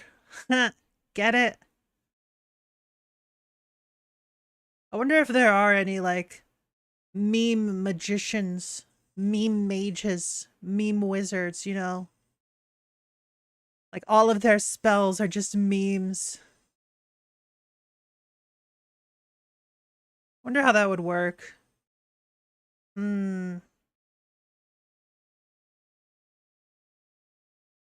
Oh, a counter spell would just be saying, your mom. Or know you. Or Uno reverse. Oh, yeah. It'd be the Uno reverse card. And it'd be the components would be, you just pull out an Uno reverse card and just say know you. Yay! Soulstone Survivors! It's been a hot minute since I last played this. Good old Survivors type game. If it'll, like, continue to load. Game? Okay, well. Are you okay, game? Ba ba ba ba. Hop ba ba ba. There it goes. Well, apparently I got a bunch of achievements by loading into the game. All right. Yep, that's a lot of achievements. Yeah, just let all these achievements go by. Holy crap. Are we good? Okay, we're good. Holy crap. How many achievements do I have now? What's it say? On the Steam page, 193 out of 326 achievements. Holy crap. Alright, well, there's 2 new characters that I haven't unlocked. Let's go ahead and unlock the Monkey King and The engineer. Apparently it's achievements just to unlock them. Sure. Let's go with that. I believe I have the music turned off, so I'll put some electro swing on. That's always nice to listen to. There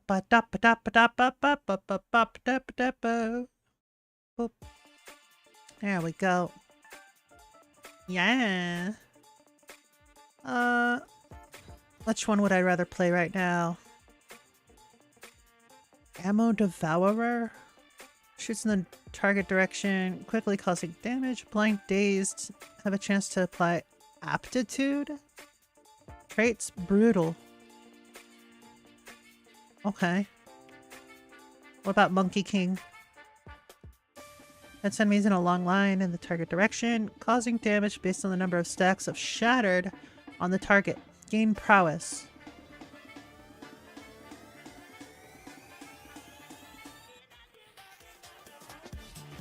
Increase damage modifier by 1% for 6 seconds. Oh, this music's a little loud. That's much better. This one applies shatters. Okay, launches a staff in the target direction, returns to you, quickly causing damage every 0.3 seconds, and applying shattered gains prowess. Okay. Well, let's just try it out. I've got a bunch of unlocked runes already. I don't remember what I usually use. Oh, this has changed a bit. What's this? Gambler, Omnipotent, Weapon Expert. Start the game with a special weapon skill for your currently equipped weapon. Yeah, I'll take that. Reroll Mastery. Let's see. 1 extra skill slot, but all damage you cause is reduced by 15%. I'll take that.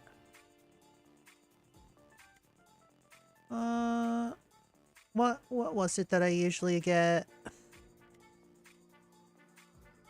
Cause extra damage per type of negative effect on enemies you hit, up to maximum of that. No, I would get the one that increases the chance of the stuff. This one. Increases the chance of being offered synergy power-ups where applying a positive or negative effect can chain and apply another effect, and increases the chances of them happening by 50%. Yes. That's a very nice one. Just like your mom. Might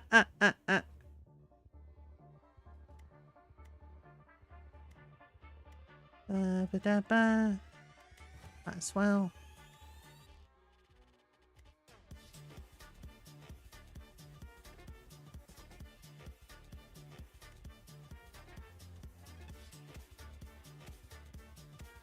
First 5 levels will only offer you active skills.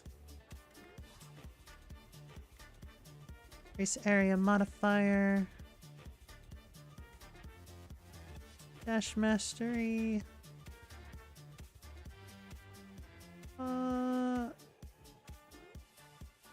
Yeah, that's a good one. Let's go with that. We can look at the skill tree. These are all the stuff that I've already unlocked. Apparently there's a bunch of characters. Oh, the skill tree is under development. Okay. So there's 1, 2, 3, 4, 5, 6 characters that haven't been announced yet. Alright, fair enough.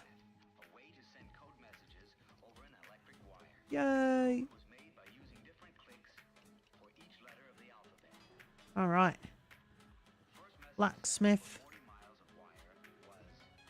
Already crafted.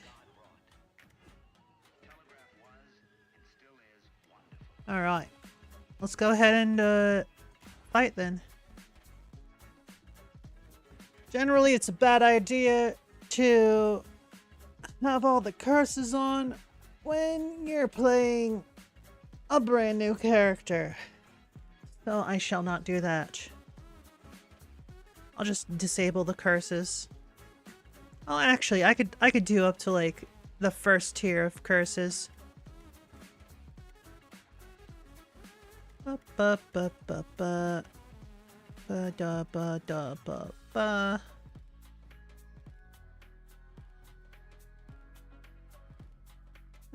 Ba.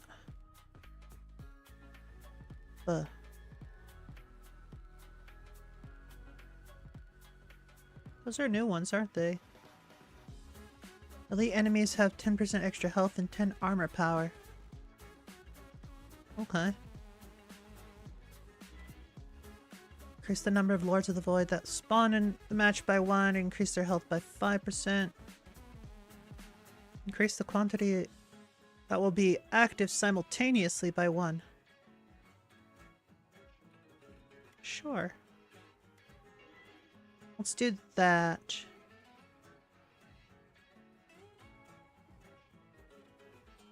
And that. There we go.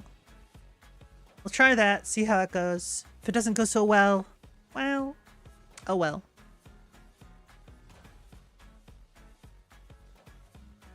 I should have the automatic aim enabled. Like, aim at the nearest enemy. I believe. Unless that was reset.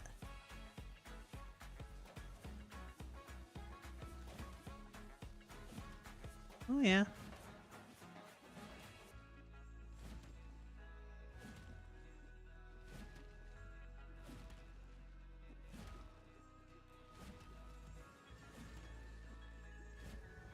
All right.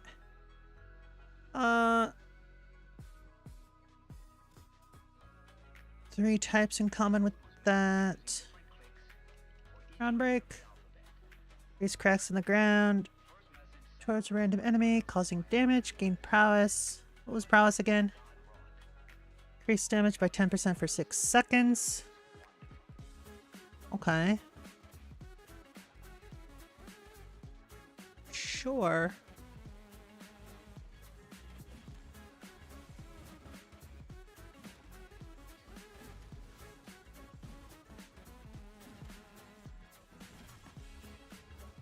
All right.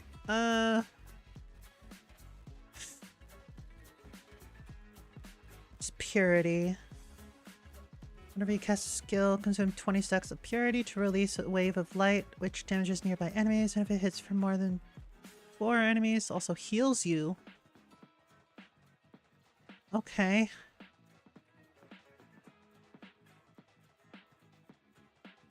Doesn't seem incredibly useful because it relies on you to actually get those stacks.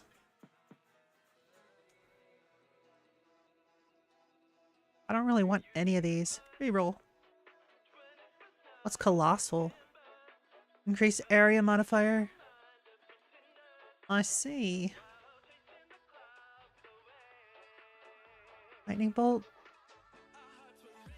Lightning surge. Increase movement speed and causes all your other skills to apply daze temporarily. Oh. That sounds pretty nice. Supplementary ability. Sure, let's go with that. I do like having buff skills.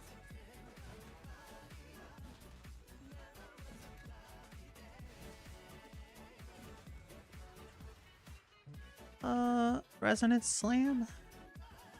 Sure.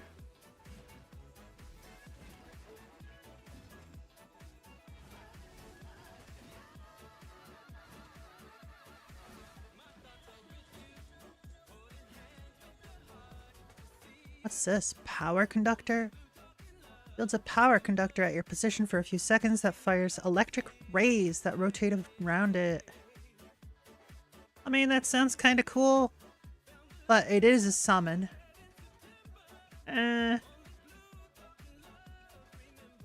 Nah. Let's re-roll. Earthquake.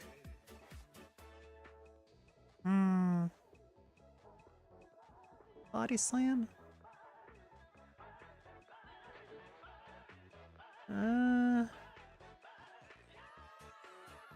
Yeah, let's go body slam.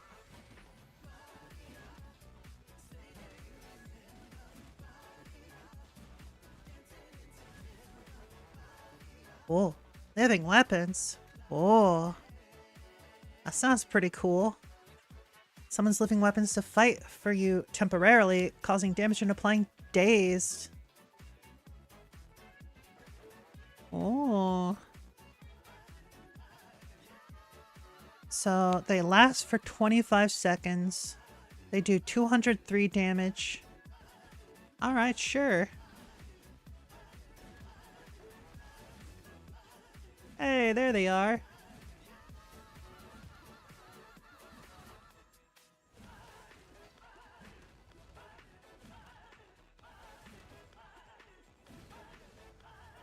Alright, what's this? Crushing strikes? That's new. For each skill that you have of type slam, increase the modifiers of your skills without the slam type. Oh. So that's skills that will be affected by this power-up. Lightning Surge and Living Weapons. Well, that doesn't do damage. That one does, so that wouldn't really help all that much.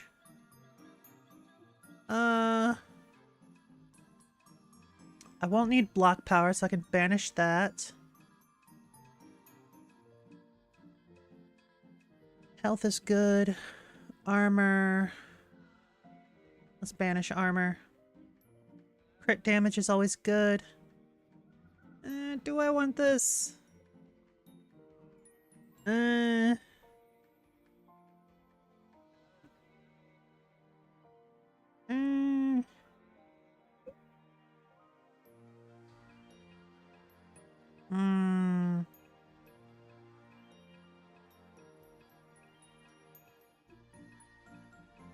Nah, it's only affecting one skill, so let's banish that. Alright, let's go more speed.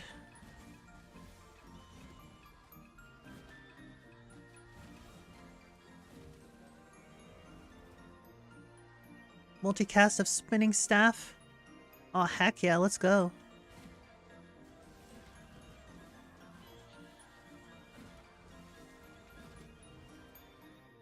Increased potency of Lightning Surge. What would that actually do?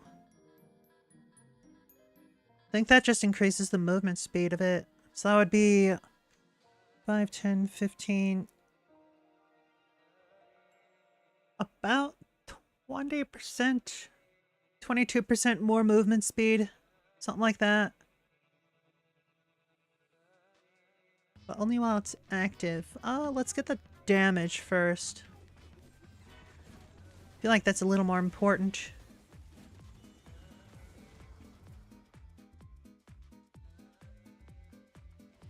Do that. Oh, magnetic.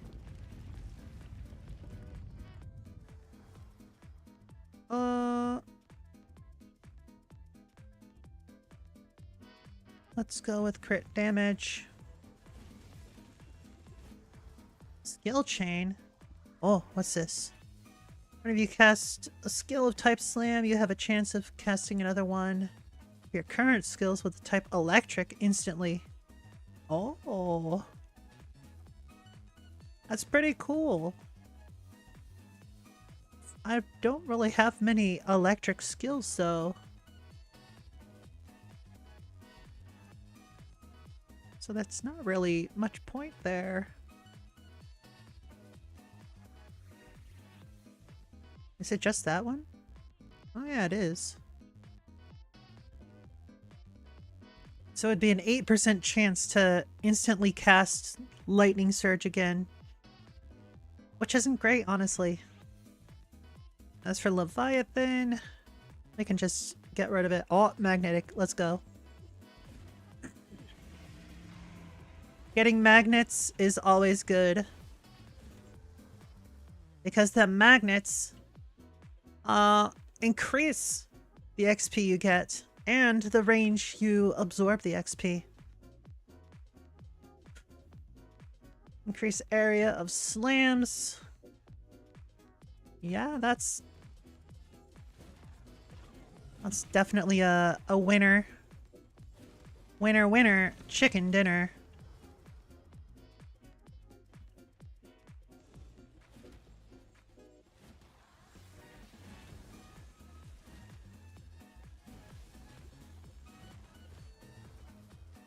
Multicast. Let's go.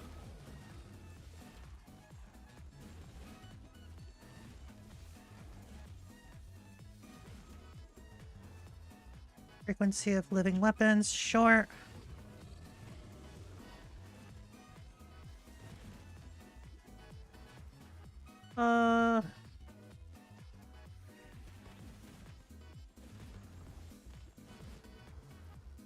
Multicast just straight up.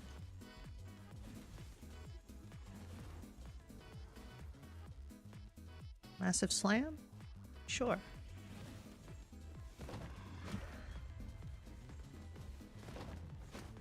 Yay, what is this? Fortifying damage.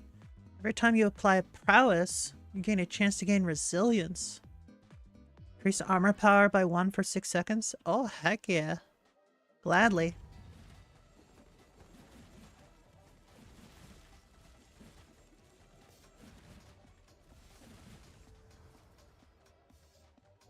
Cast frequency. Let's see if I can get a... Yup, got better quality. Attack speed, let's go. Damage of slams, heck yeah. Lethality.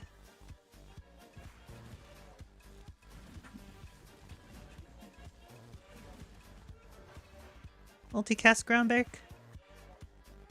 Or, whenever you cast skill type slam, you have a chance of casting another one of your current skills with type holy instantly. That's a no. We can just banish that. Multicast of groundbreak, let's go.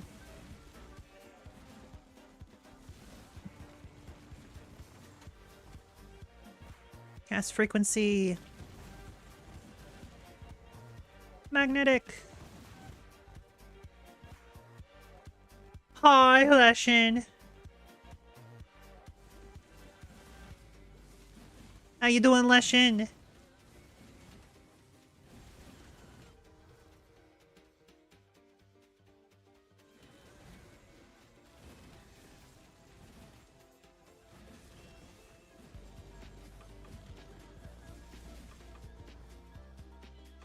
Reroll.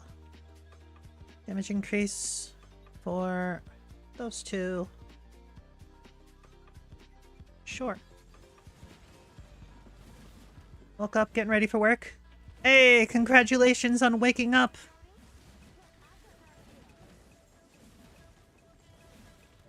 Oh, I do have the music on this.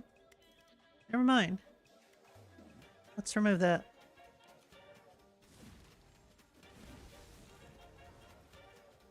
Oh, AoE.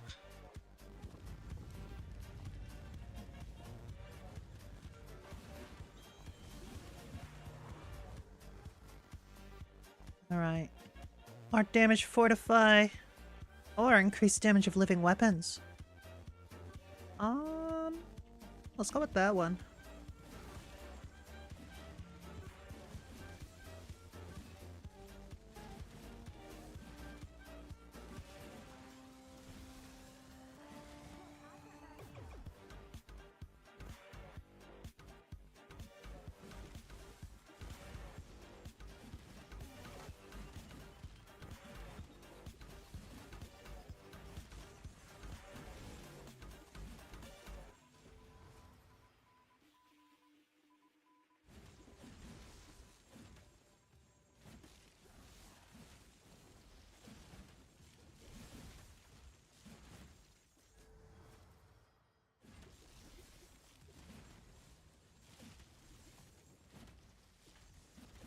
Oh, I think my music stopped. Oh, it was end of playlist. Yeah, that makes sense. Just loop playlist. Why wasn't that enabled in the first place? That would make more sense. Alright.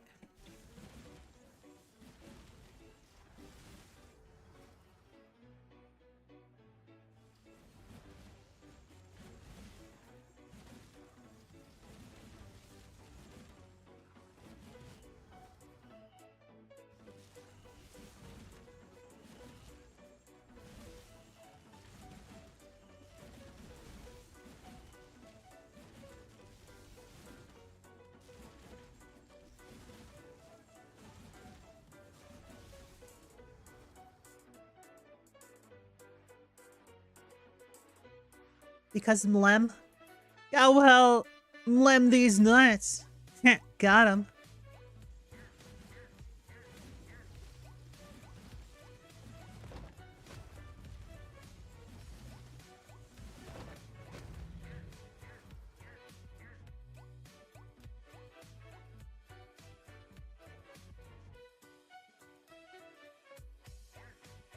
That's area, that's multicast.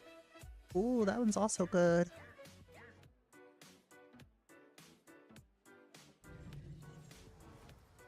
There we go.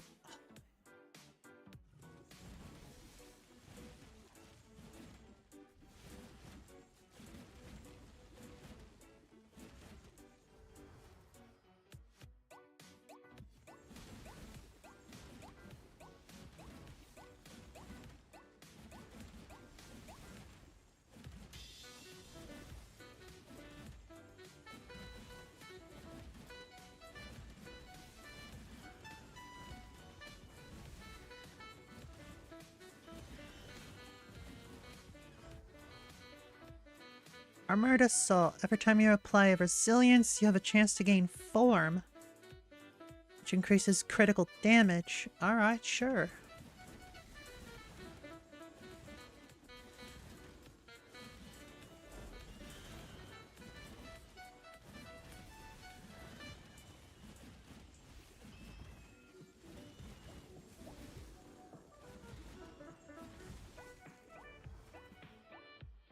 Frequency of lightning surge. What is it right now? Cooldown 13 seconds. Duration 10 seconds. Okay.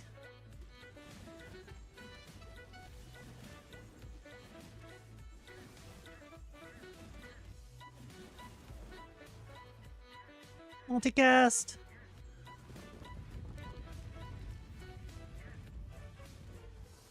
Oh. Area effects.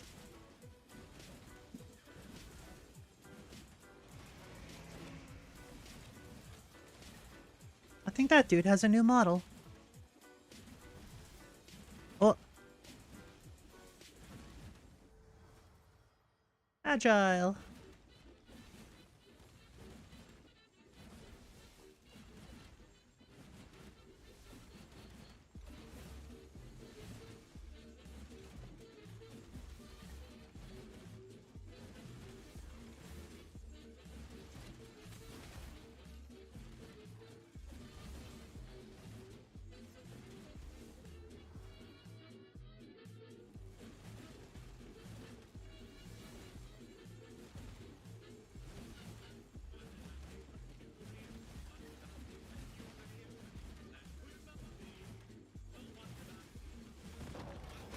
Hey.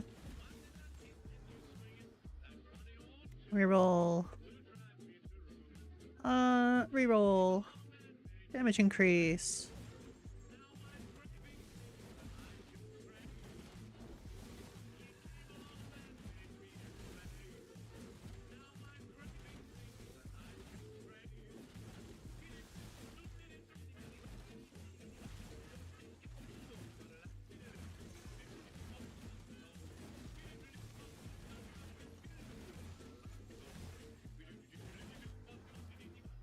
Magnetic.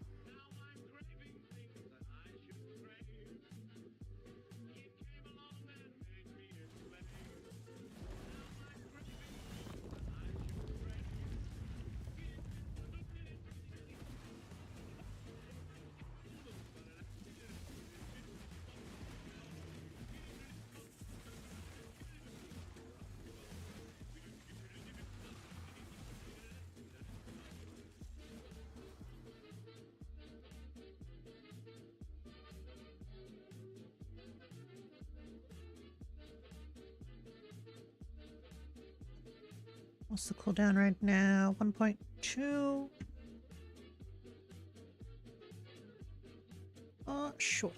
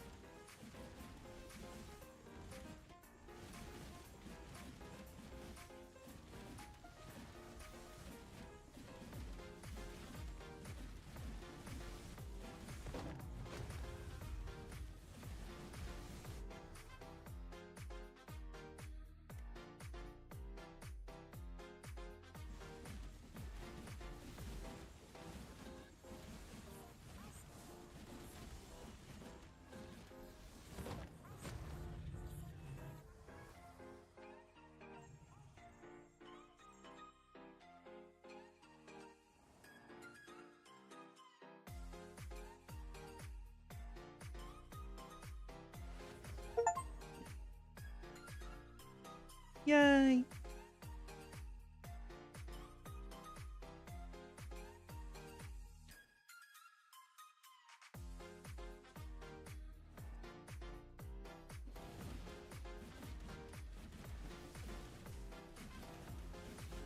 What is this level? I haven't been here before.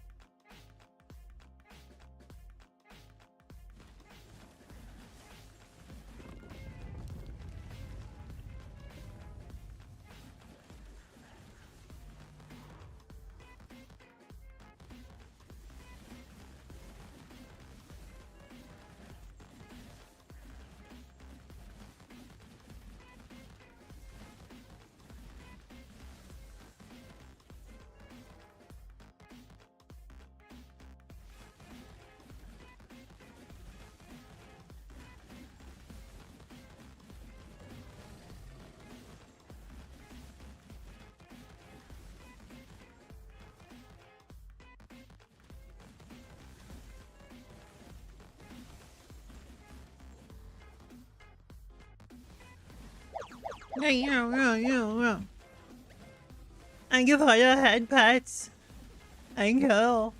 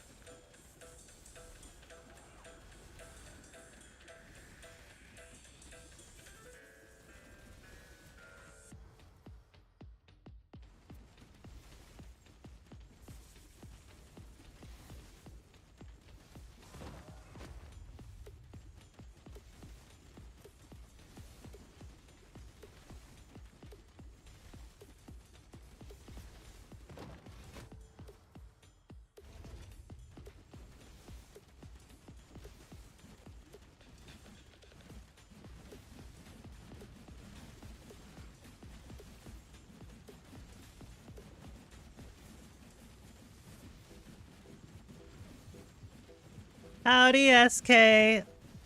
How you doing?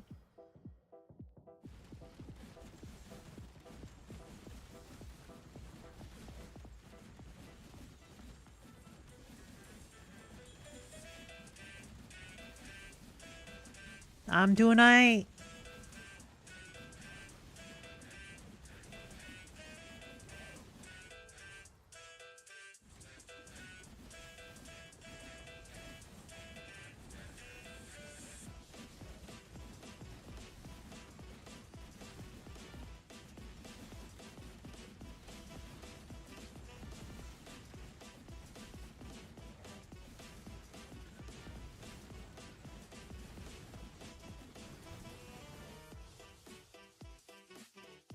Alright, good luck, Lushin.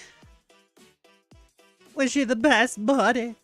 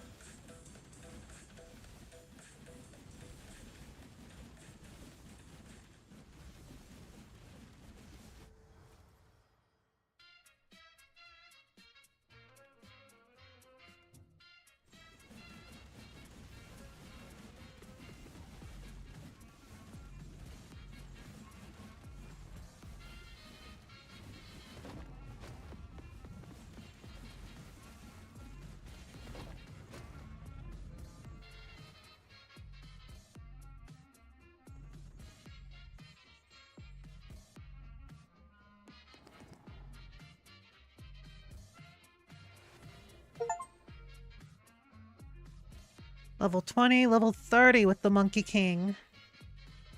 Alright, let's see how far we can take it.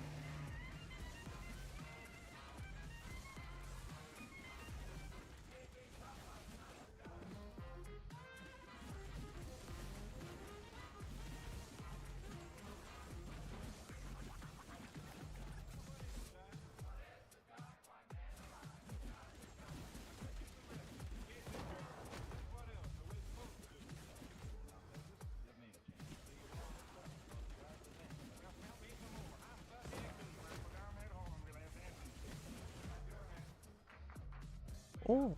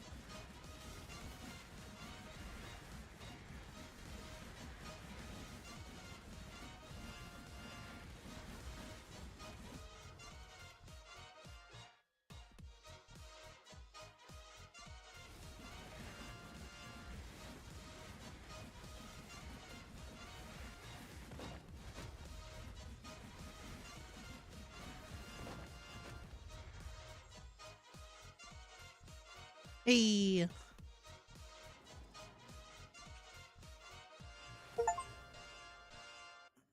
Level 40.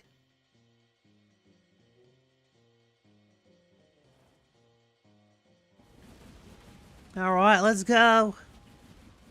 Come at me, bruv. Come and get some.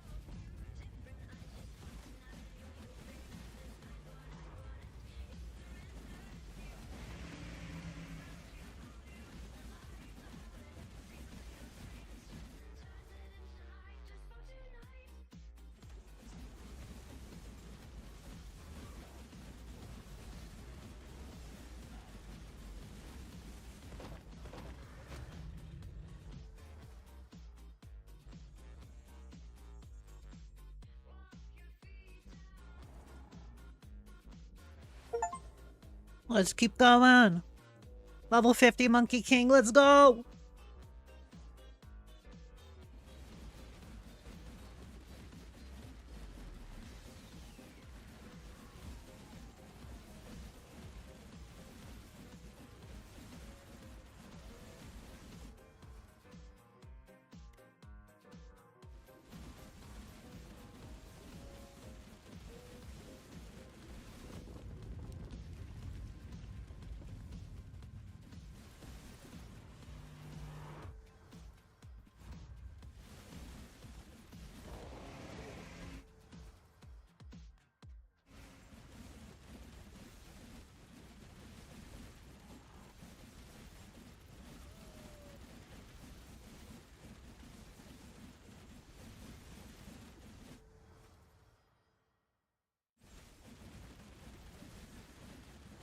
Oh, I think my music paused.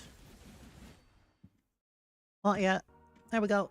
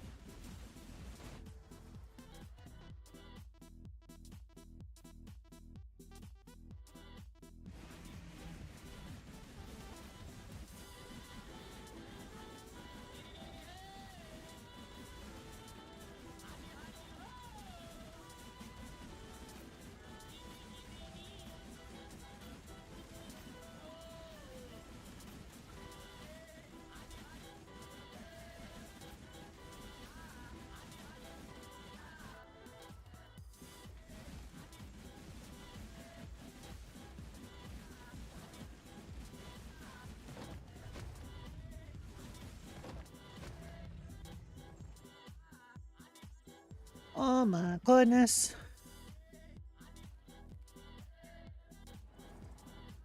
Choose a portal. Alright.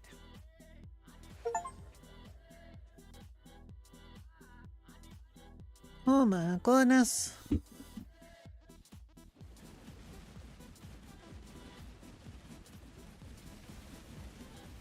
See how far I can take it.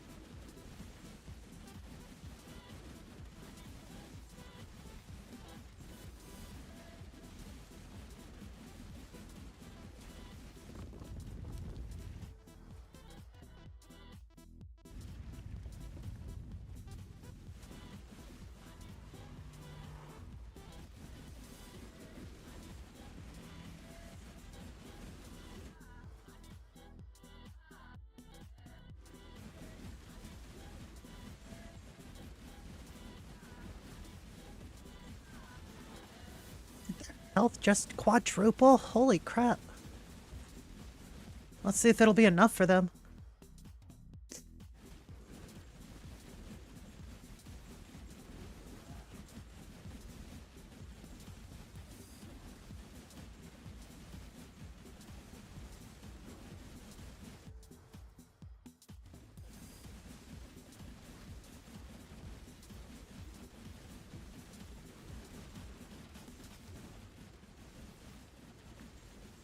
Man, I'm taking more damage from poison puddles than from the actual enemies.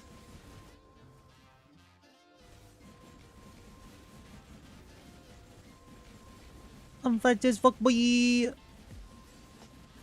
Gotta go fast. Meow.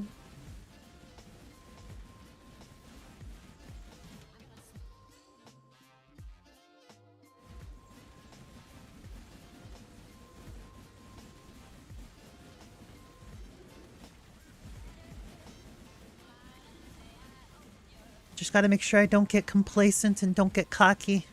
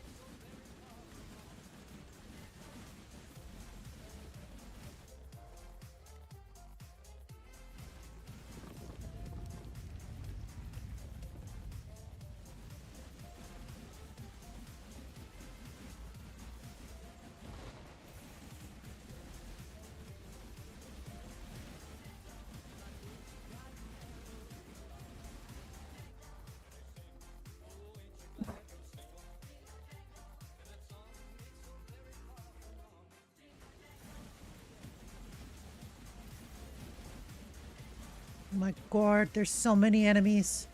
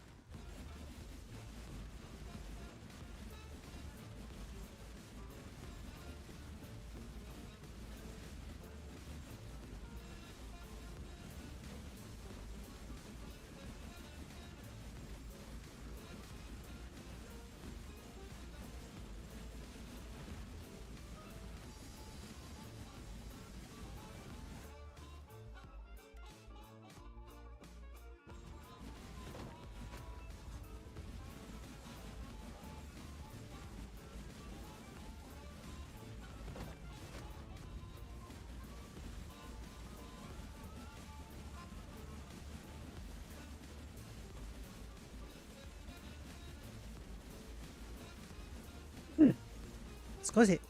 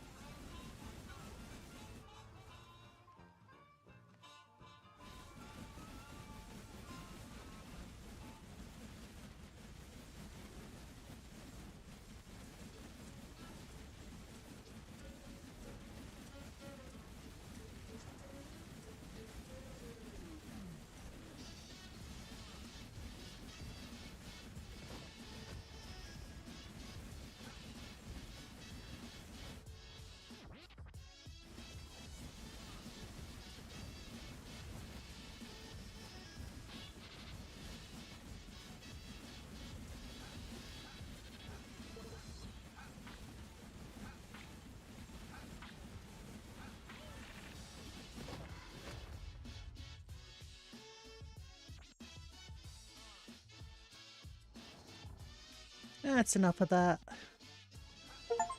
Oh my goodness. Complete overload cycles 3. Reached level 70 with the Monkey King. Holy crap. Oh, that was getting tough. Had to go full concentration on that. Oh my goodness. Alright, let's see. Craft it. Boop. Can't make that one. I can make this one though. Alright. Runes. New runes available here. For Earth.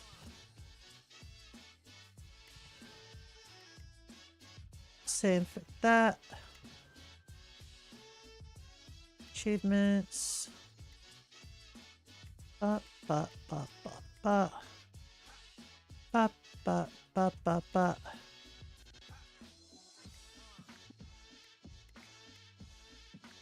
Alright. Skill tree. Monkey King. Monkey King may now follow the way between black and white, day and night, finding balance by collecting orbs of energy, which can be used to create powerful clones to fight at his side.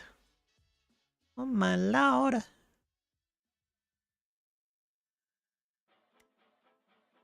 Reduce all damage taken by 1 while your health is below 40%. Okay. Attack speed of your clones? Sure.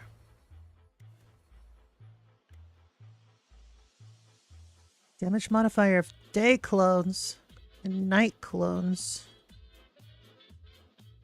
Damage modifier straight up.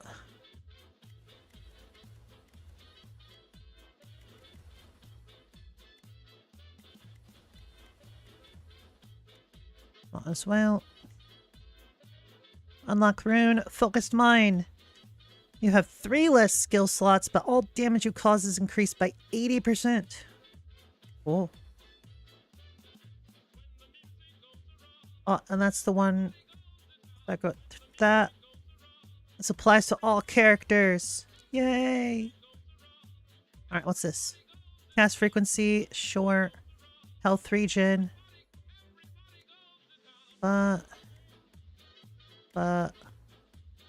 Duration of clones. Definitely want that.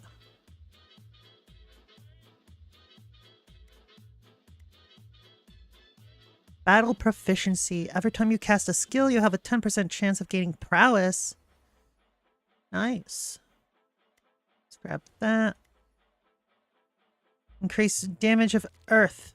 Oh, I don't have enough resources. Oof. Minor soul stones. Man, how dare. Got 18 points I can spend. But I don't have enough points.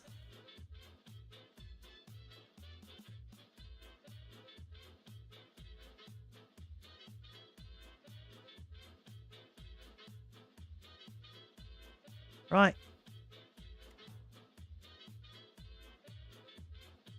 That's the new one. That one. Okay. Everybody down.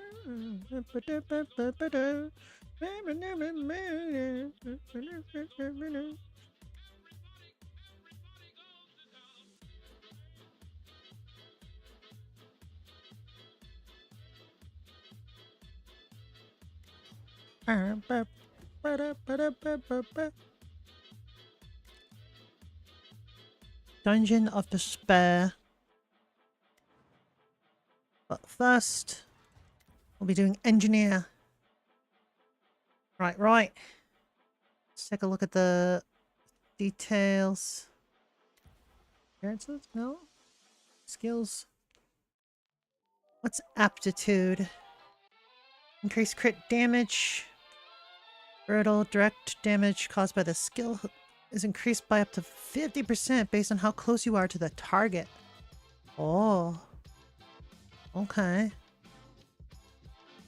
Fires guided missile that's seek nearby targets causing damage. Aptitude and impactful. Okay, so this is much better in close range. Alright. So for that, it's best to be close up and personal. Extra skill. More reroll. Weapon with blastery. Gotta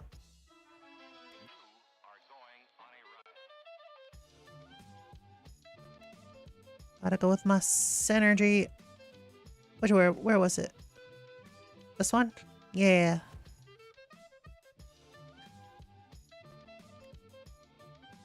Got 2 points left.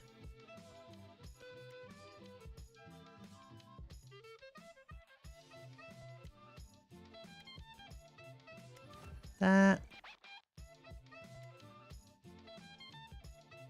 Sure, let's grab that too. Prowess is pretty nice. Alright. Nice, nice. Alright. Before we do another game, I am going to take a little break. Bop. It's break time. So, I'm gonna turn the music up. Enjoy the music. It is break time, my dudes. Whoa. Let's get scratching.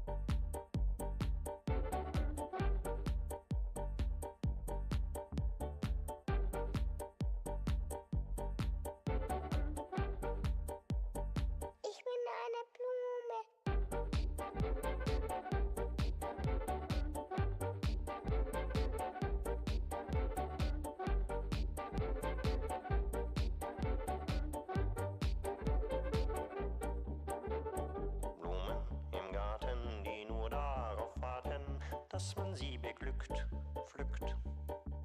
Blumen im Garten, die nur darauf warten, dass man sie beglückt, pflückt und sich dabei bückt.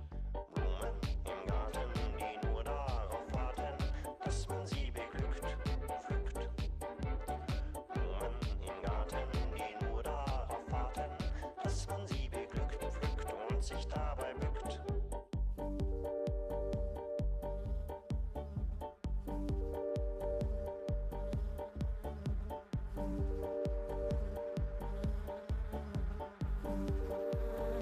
Ich bin eine Blume. Ich bin. Ich bin. Ich bin.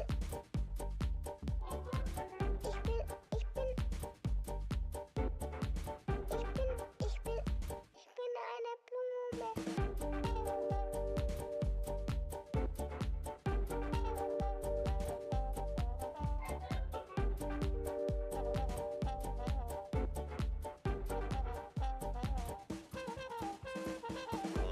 Im Garten, die nur darauf warten, dass man sie beglückt, pflückt. Blumen im Garten, die nur darauf warten, dass man sie beglückt, pflückt und sich dabei bückt. Ich bin eine Blume. Ich bin eine Blume.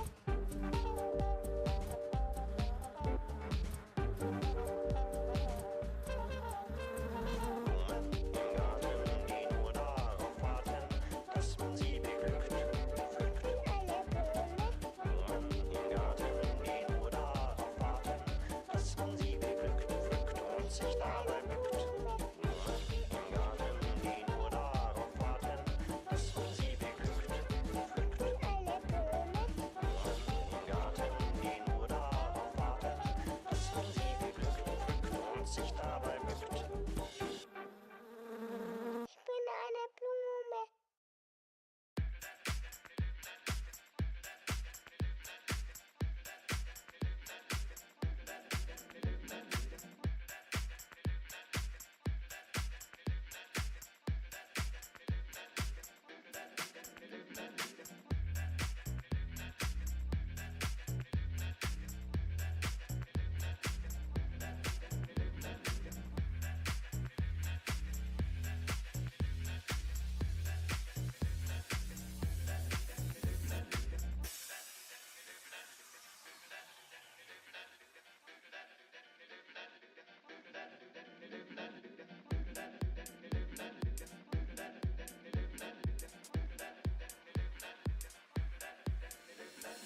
Long white beard and his crooked staff, he tramps along with folks all left with a twinkle in his eye as he passes them by. The old man of the mountain.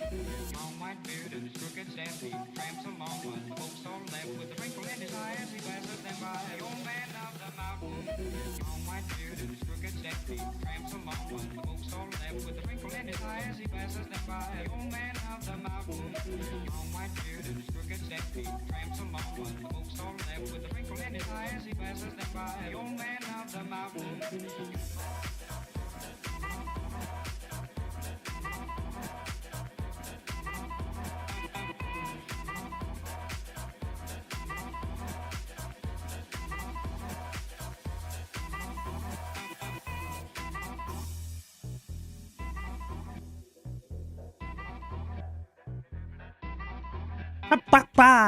Oh my god!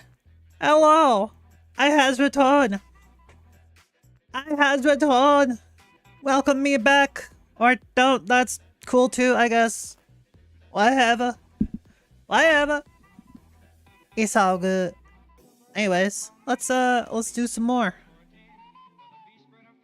That should probably be fine. Oh wait, I wanted to do a different place so I could get the other materials.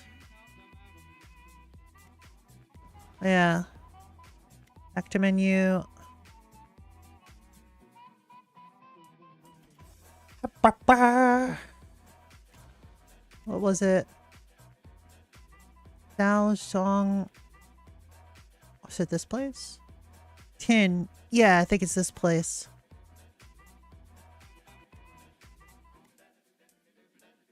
Ba ba ba ba ba. but, but, but, but, but,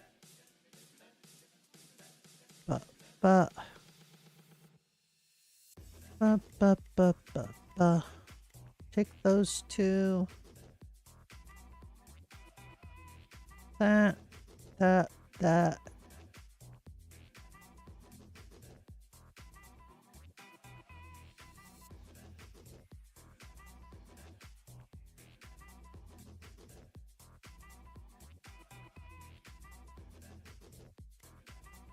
There we go.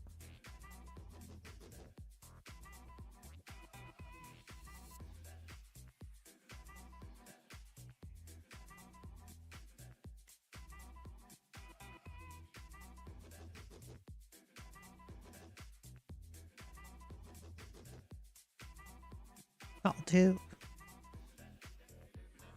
Well, curse intensity. Just do that. Yeah. Curses. Yeah. Hopefully this goes well. Oh, this dude is slow.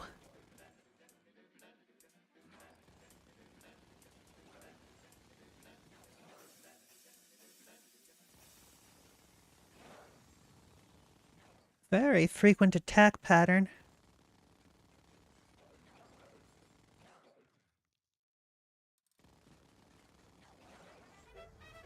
Oh. Gain ammunition. What's that? Whenever you cast a skill, consume 20 stacks of ammunition to add 5 stacks of multicast to the skill being used. What? I don't even know what that means.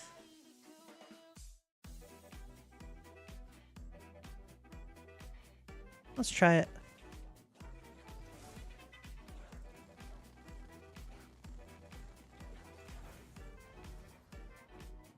Weakening shot has exposed. Shrapnel shot.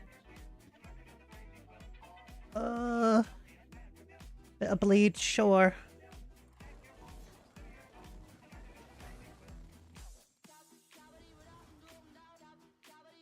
Rapid barrage. Spread shot. Let's go spread shot.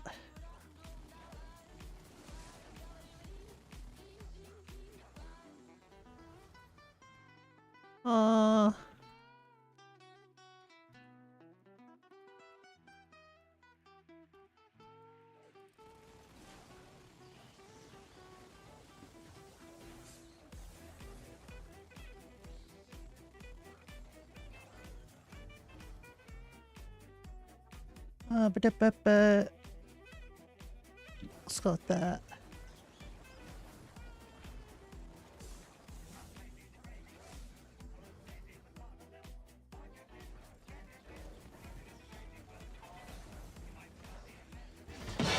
Oh my god! Nobody expects the Spanish Inquisition. Okie pokey. Thank you so much for the raid.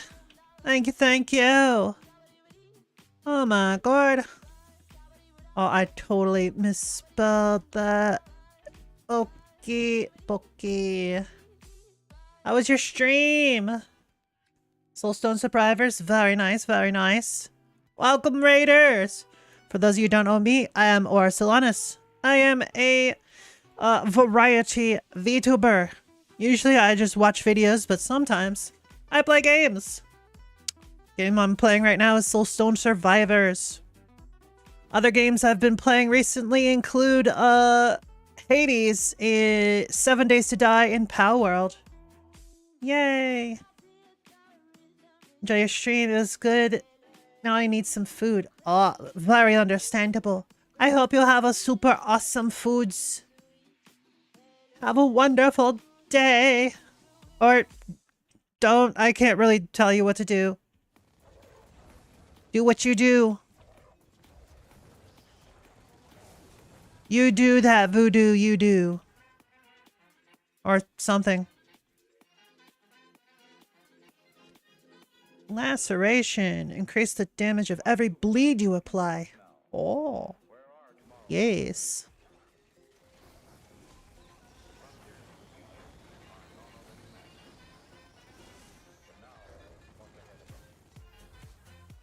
Multicast. Let's heckin' go.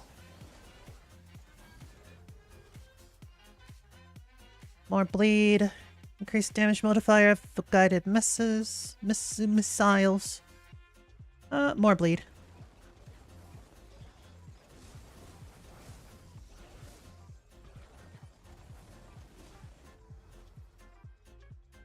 For each skill you have a blast, increases the modifiers of your skills without the blast. Okay, so that'd be... What has blast? 1, 2, 3. So I have 3 things with blast and a 4 without. So that would be numbers. Wait, that's just crit chance.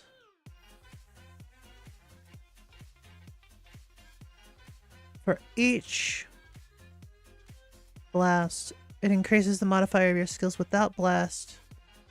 So for each instance of blast, right? So that'd be plus 24% crit on the stuff that doesn't have blast.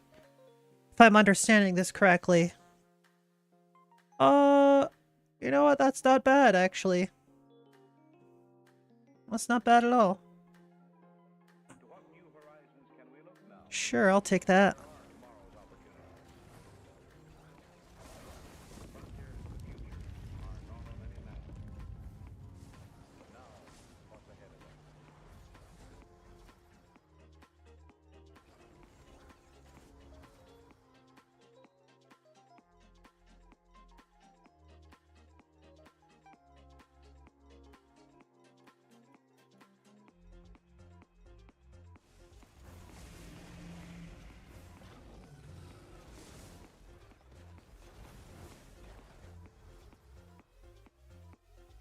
When you cast a skill of type projectile, you have a chance of casting another one of your other current skills with blast instantly. Sure.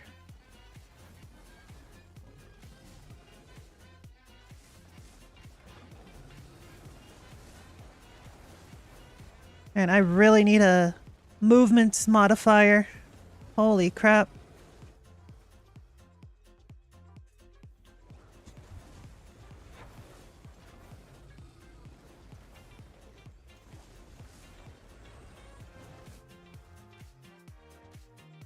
Reinforce projectiles.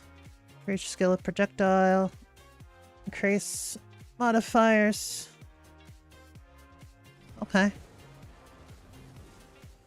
Stronger projectiles is pretty nice.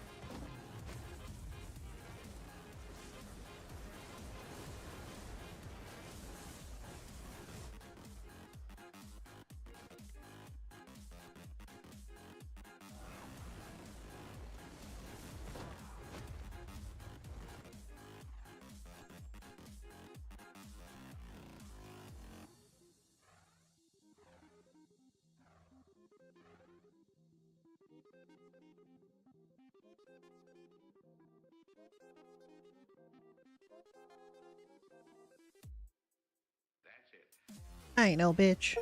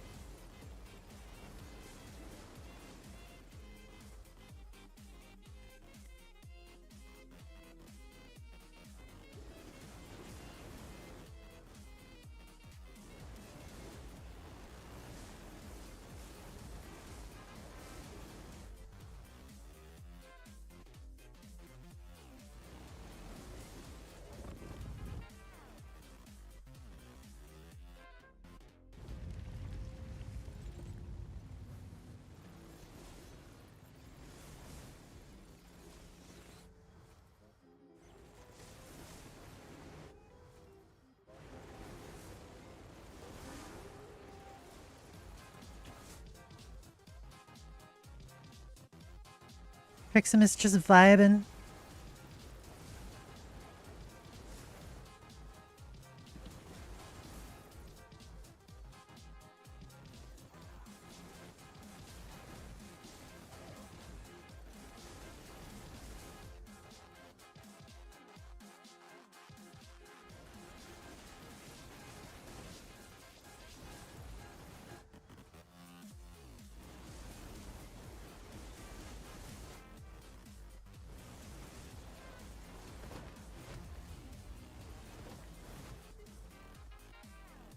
My help.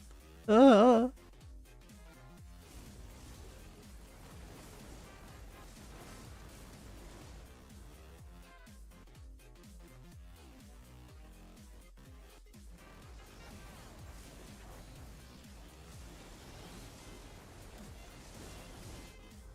I've already died once.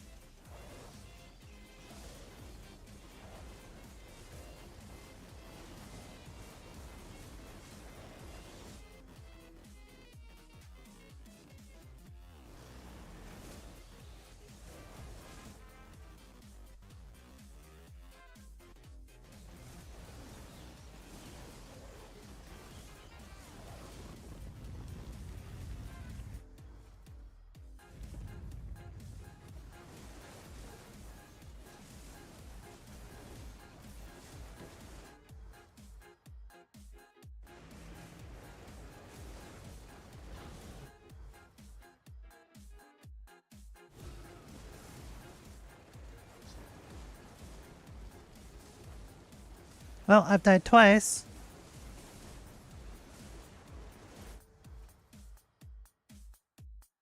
This character's a lot harder to play.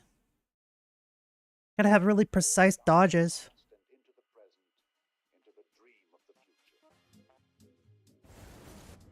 Oh, I died it. Well, see what you did, chat. Stop distracting me. I know it's not actually your fault. Well.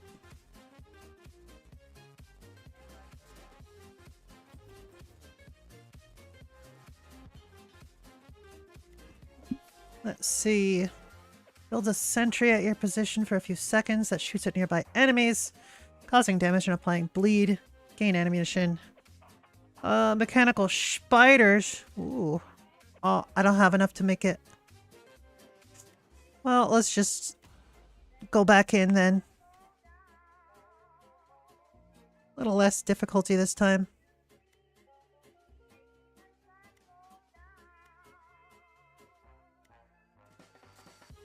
That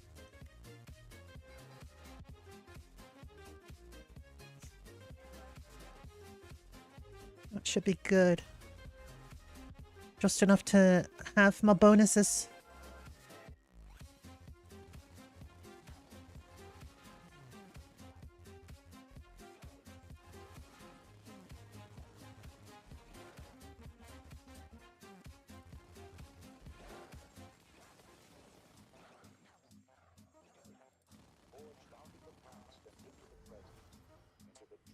Alright, this one has Colossal. Ooh, Chain Lightning.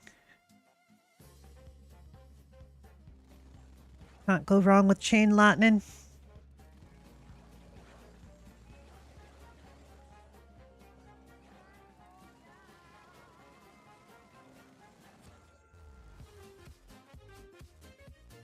Rapid Barrage seems to have done quite well. Could go something else. Did they change Electrified? They did. Oh, deals heavy damage and applies stun. Oh. Okay. Lightning. Heavy artillery, let's go.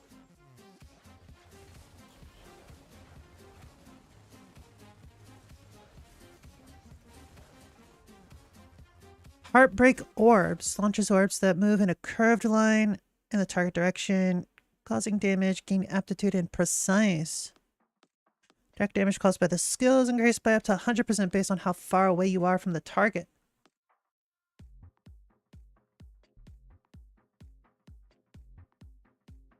That one's based on how close you are to the target. Oh. Huh.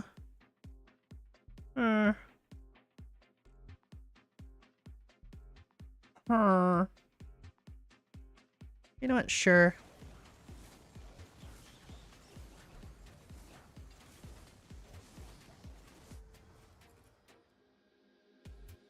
What's this Earth Shield?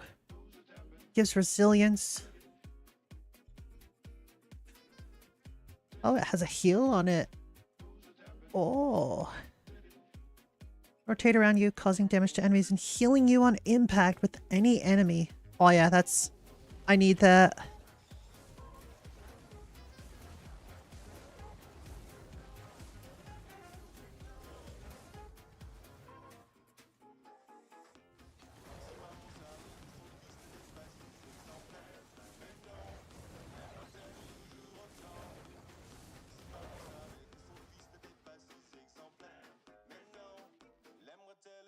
Electric area. I'll just take the health.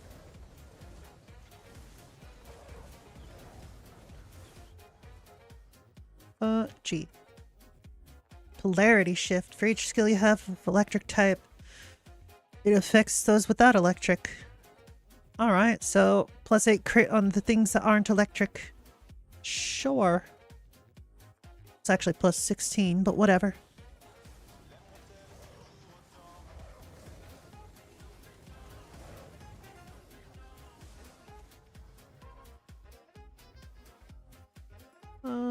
Banish Leviathan. I don't need to go even slower.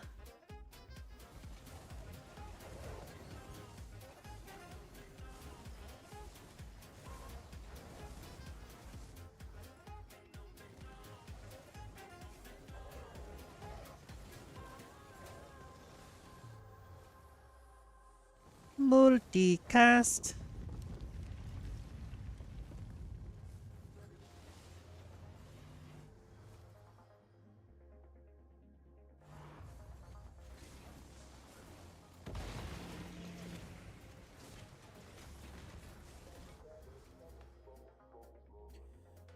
Cast electric, can cast bomb. Oh. Is there a max to that? There is. Yeah,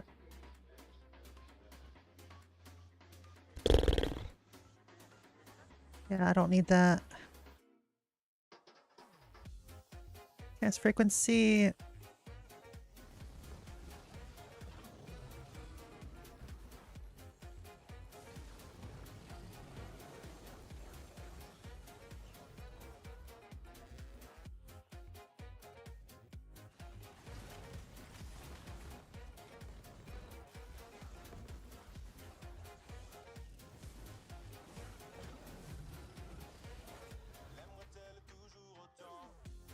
For each projectile, increase modifiers of skills without projectile. So that's plus 3 times.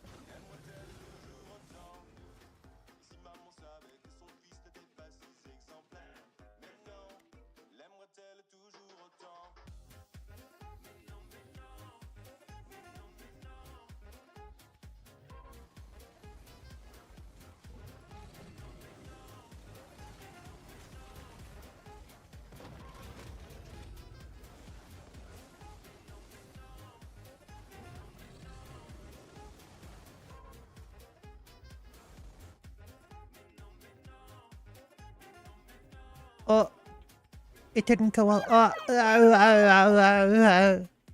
And you put a headbutt, you blocker. Are you doing diagonal?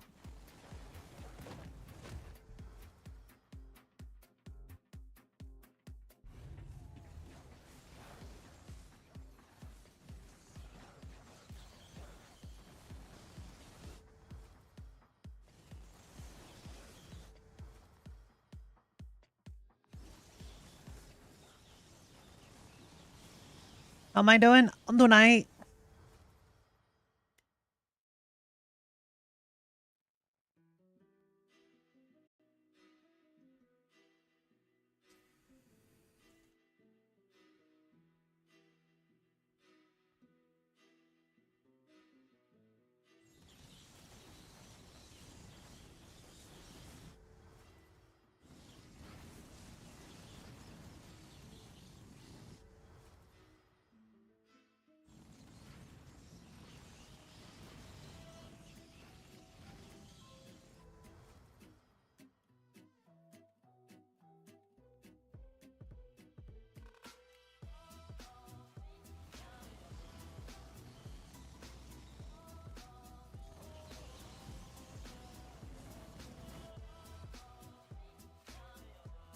Wow.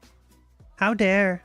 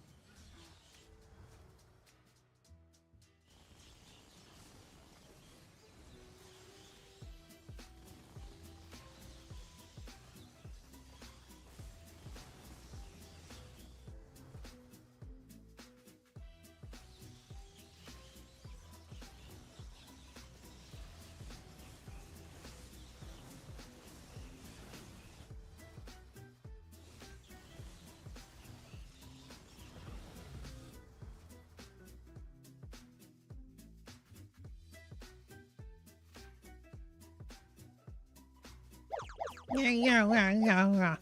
Go stand.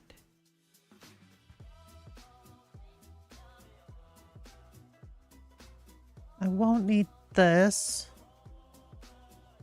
That sounds good though.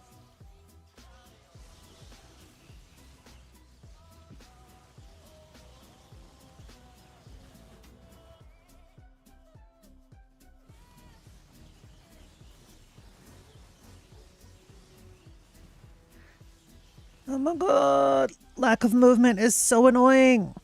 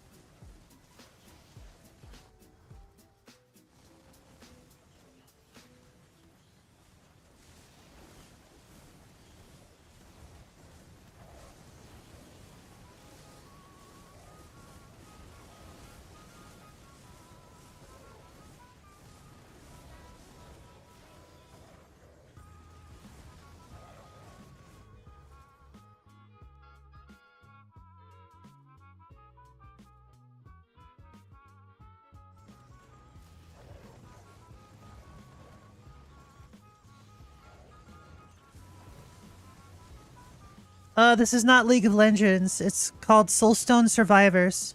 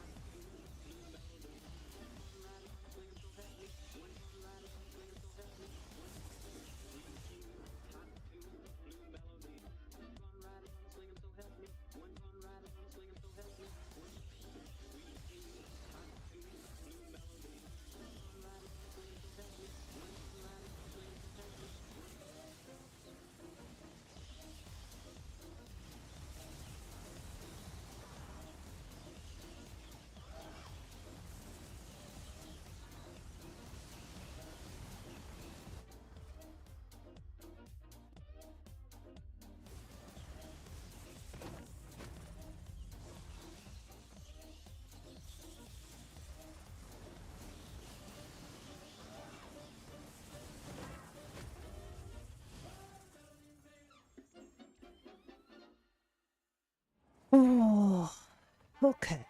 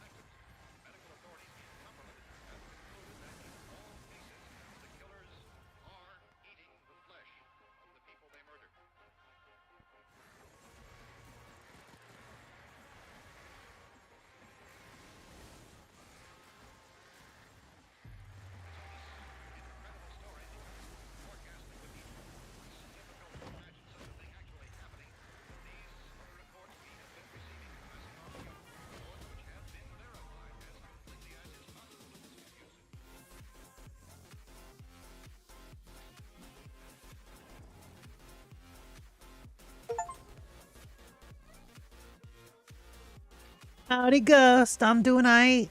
How are you doing?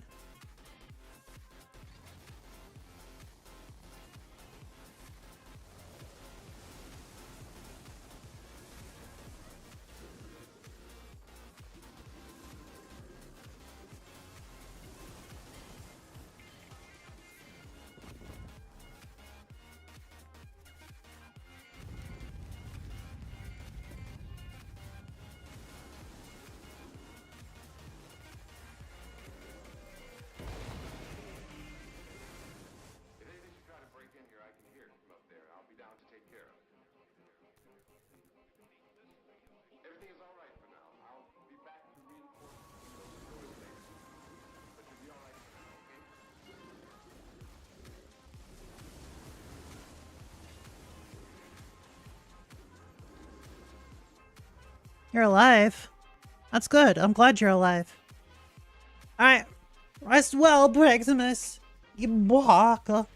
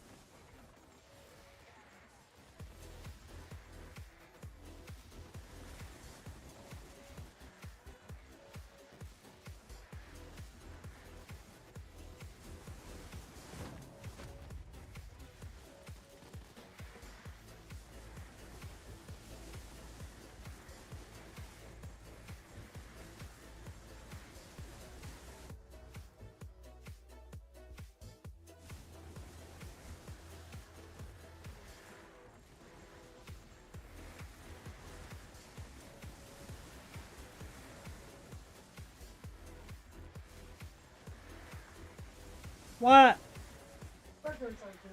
Okay.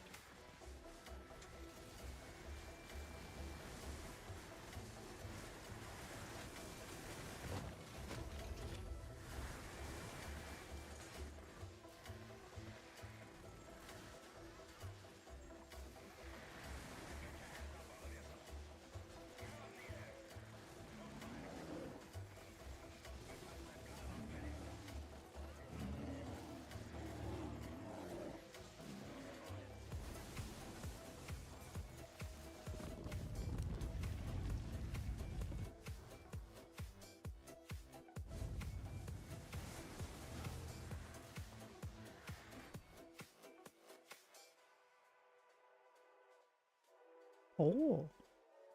40% chance to block attacks straight up. Nice.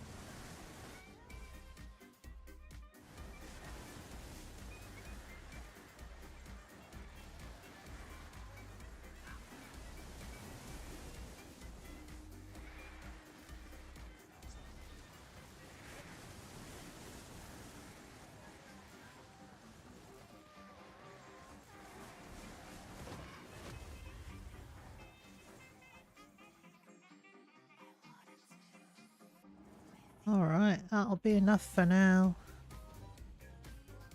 Oh my goodness. Level 90 engineer. Oh.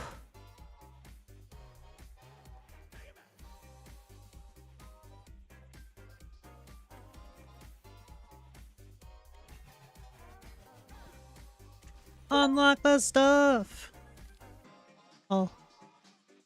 Copper, iron. Right. Achievements, but.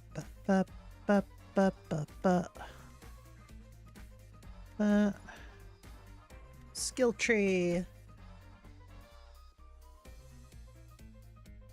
Oh, there it is. Engineer may now collect fuel from defeated enemies to power the Mechatron battle armor, considerably increasing defense and firing a powerful missile barrage. Very nice.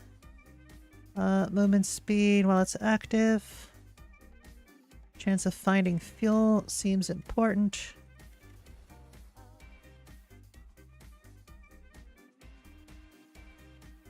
Ammunition, definitely important.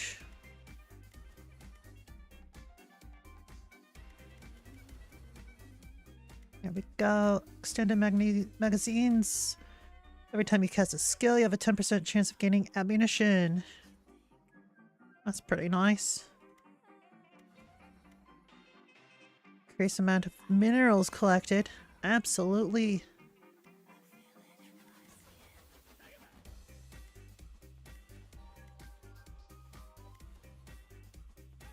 Damage modifier. Armor power. Definitely need that.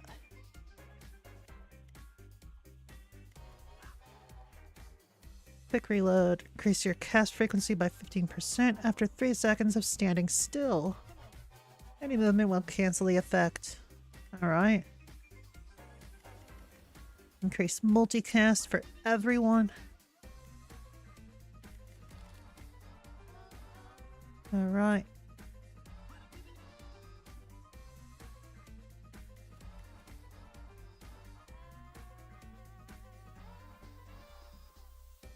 It's about all I could buy with the costs.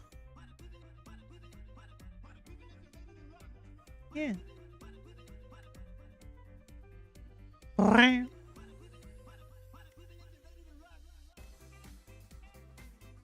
There we go. All right. I think that's enough of that for now. Yes. All right. I am going to take a break. It's time for dinner. So, I'm going to change it to lo-fi.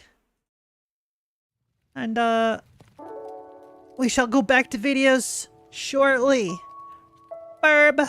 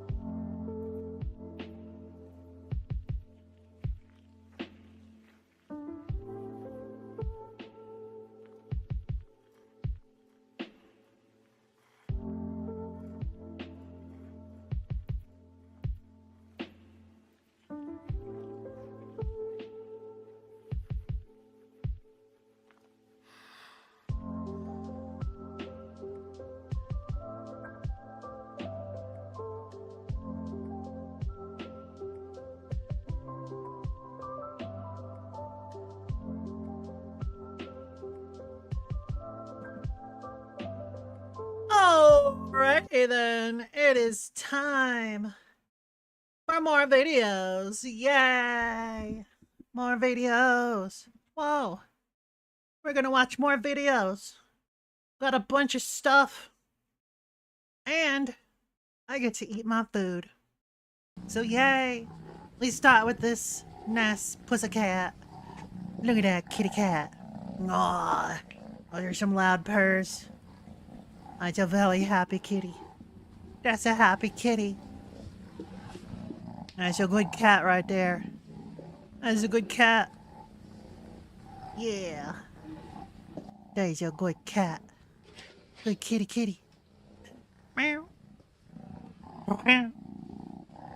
Meow. Oh, really? There's a Rings of Power trailer? Let me watch it. All right, here we go.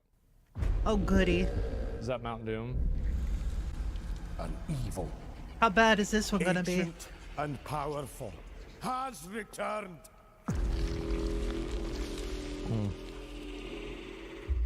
Prepare yourselves.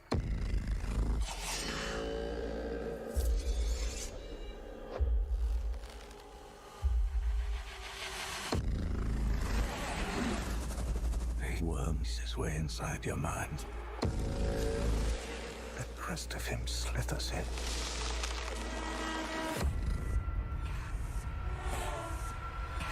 I think he has been here. I think he's been here among us all along.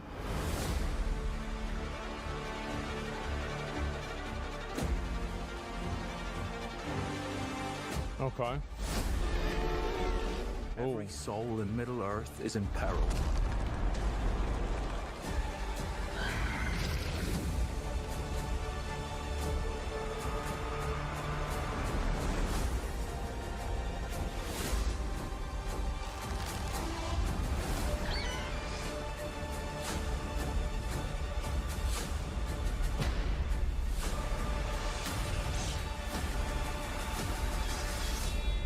He's solo.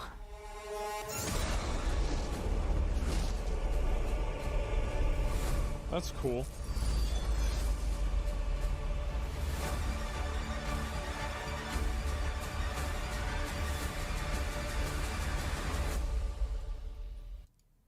Great. That's nice. Well, you know, it is what it is. Yeah. Could you watch Lord of the Rings old trailer? Yeah. Yeah, let's do that. It was amazing. The time that is given you. We shall see the Shire Gelms. Not for ourselves, but we can give Frodo a chance.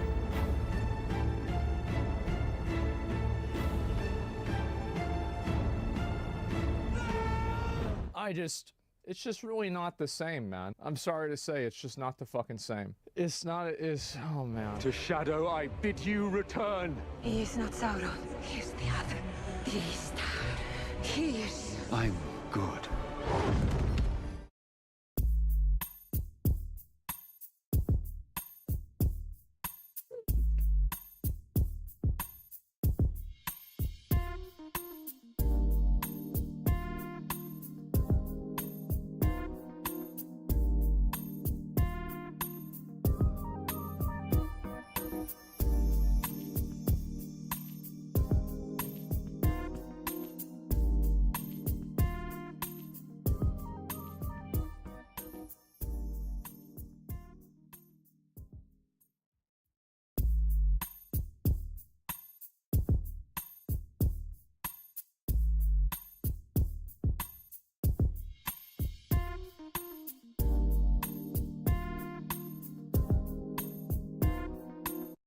Hello, it is I.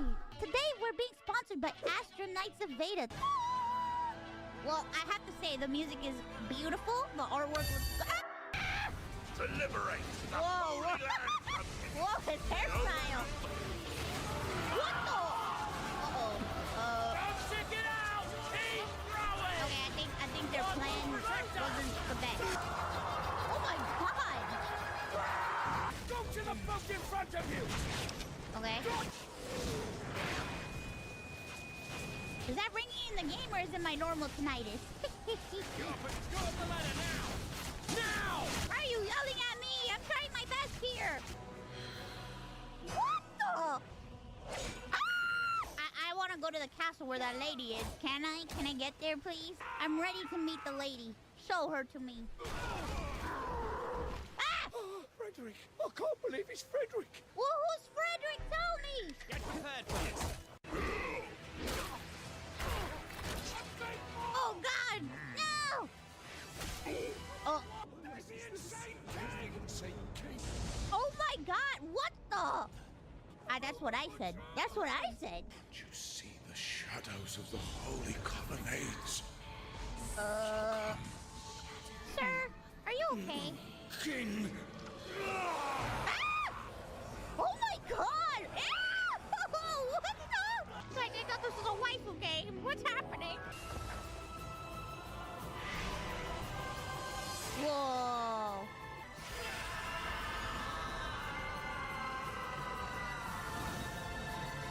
Oh God! She took my inside.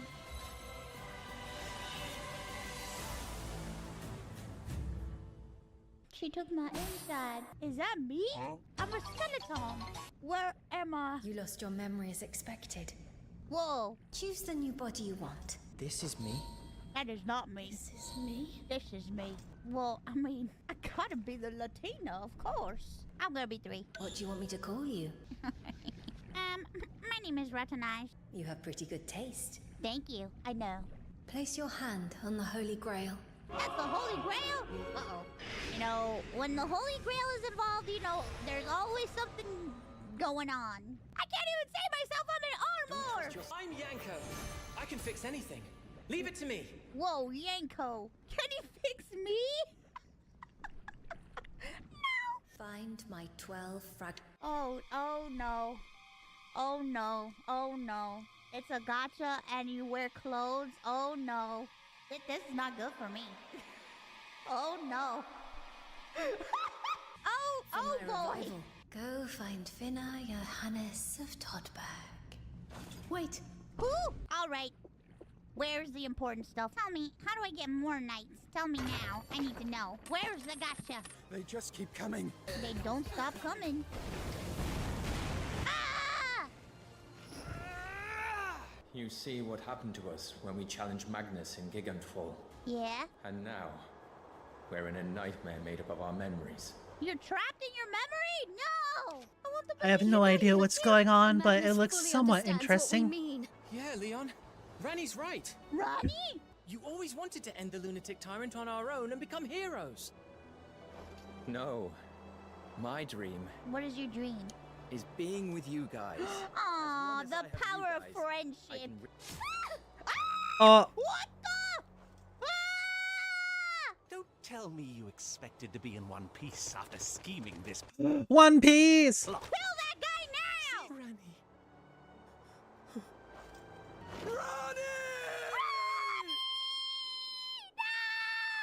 And our dream ended 2 years ago, in this place. Oh, I see. Okay, you're another guy. Got it. I'll make your dreams come true, baby. Uh-oh. Ah! Ah! Oh. I knew you needed me. She's alive! I, girl at noon Ranni, am here to tackle the problem. Girl at Hey. noon Ranni. Oh my God. There's my the new waifu. She's so beautiful. Ooh, Waifu. I like her little magic.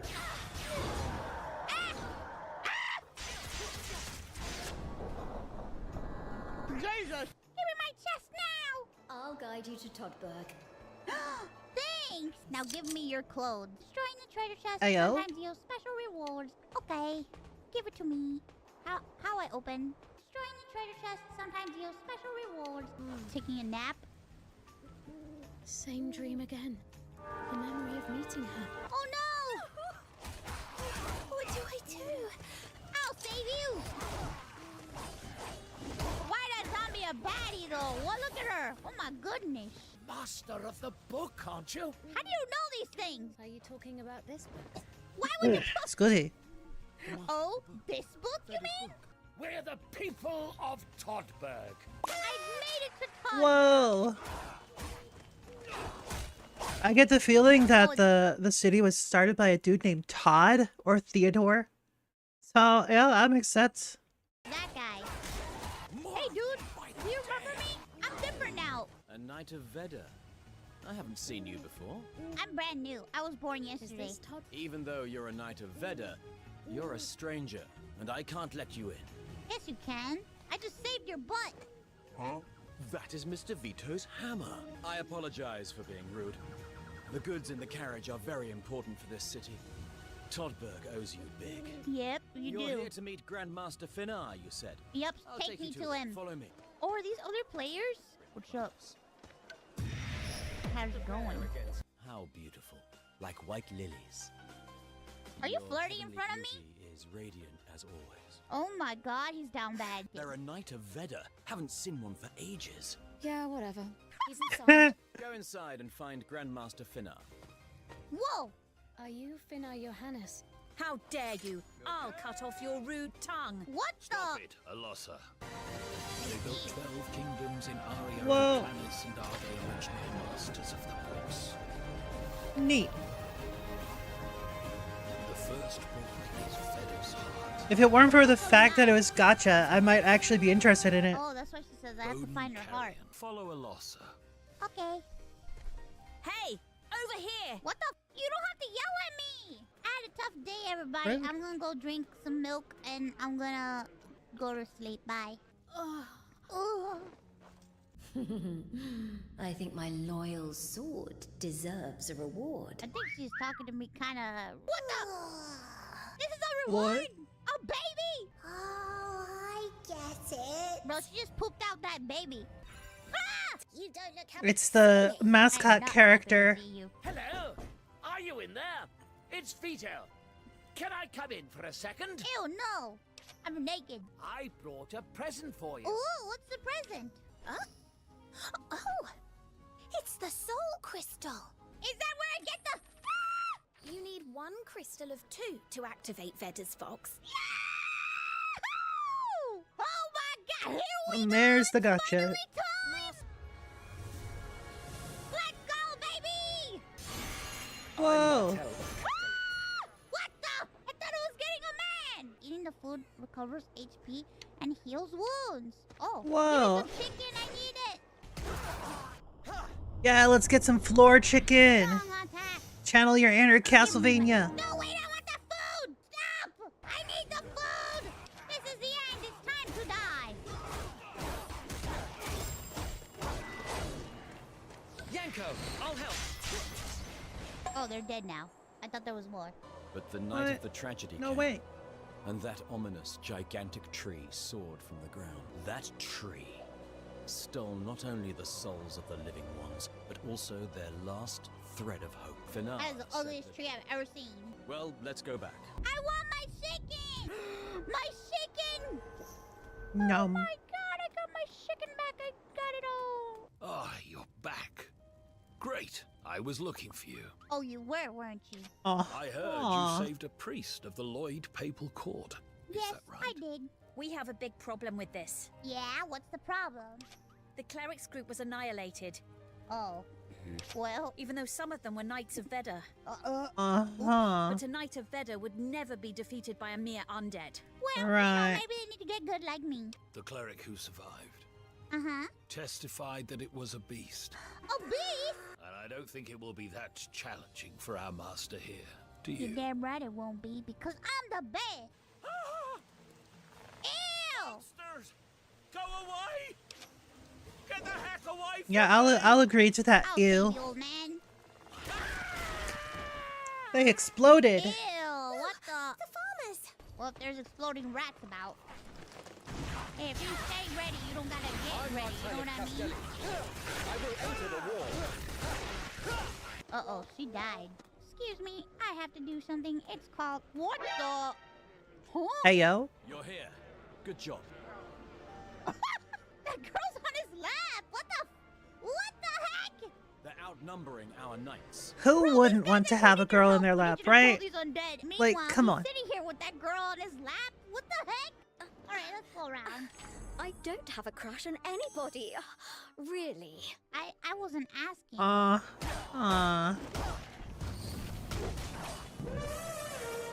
What? Oh. Excuse me? Since when do they reanimate? Since sometime, maybe. What's a zombie doing? What? What was that achievement? What the heck? What's a zombie doing in a school and not in a game? Huh? Holy! I'm on fire! Stop, drop, and roll! Get ready! I get the feeling that they shouldn't be, like, a lot. going into fire. I think this Just might a become guess. my new 3 a.m. game. Uh-oh. Oh, Bobby! What the? Oh my god! Man, this game doesn't shy away from, like, dark stuff. A giant 4 times larger than average people. First, let's take the woman and her baby to Toddberg. Okay. Uh-huh. Whoa, what?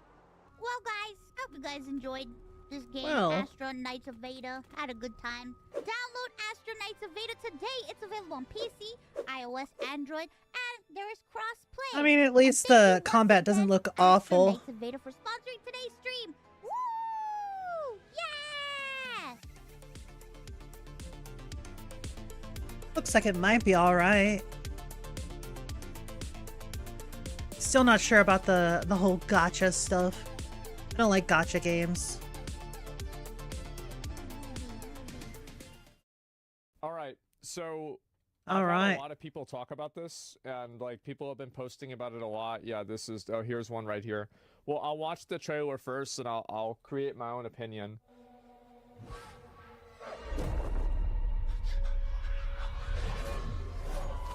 So it's Assassin's Creed Shadows.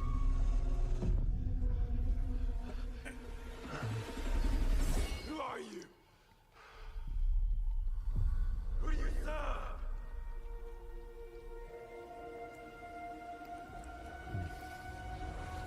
All I have ever known in my life.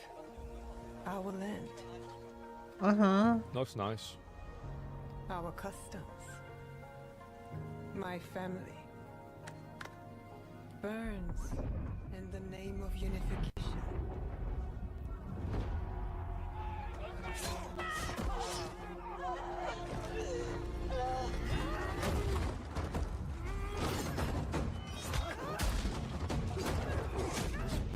Okay.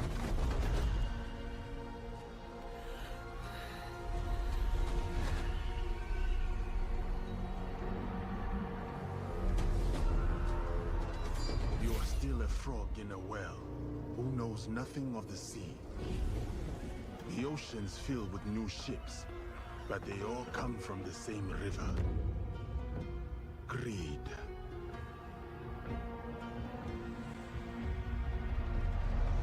So this is the guy.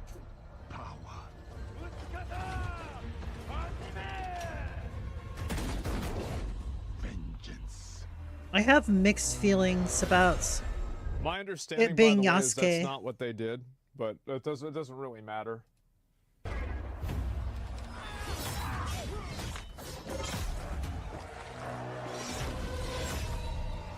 That's cool.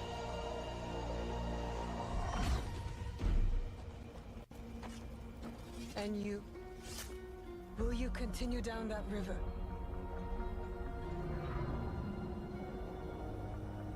Or choose another path beyond what we see? And we must look for it together.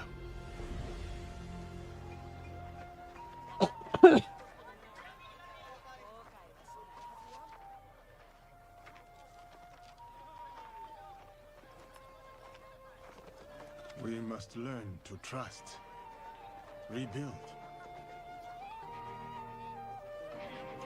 And follow the blade.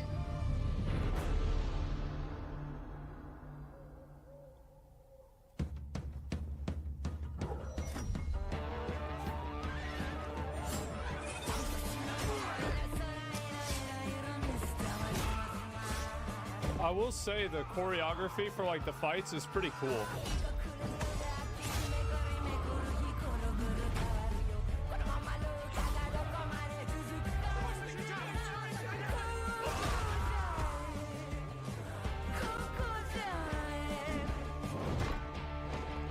Is that a mace?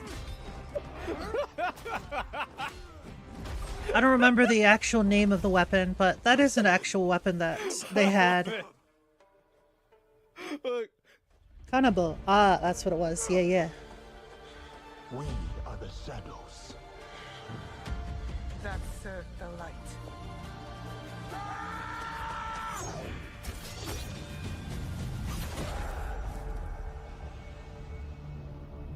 You would think that for an Assassin's Creed game, Okay, so they would like do something with ninjas, right? But what? Why did they choose Yasuke? Like, Yasuke's not a samurai. He's not a Ronin. He's just a dude. Like, I have mixed feelings about this.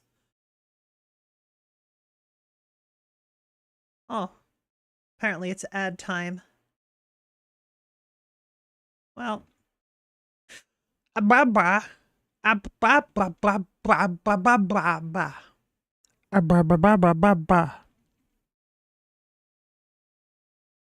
my god.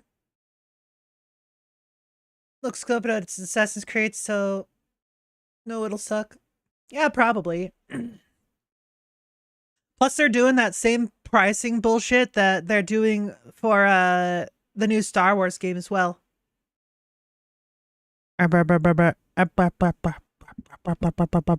I think I need to restart my VTuber kit. It's being stinky. No,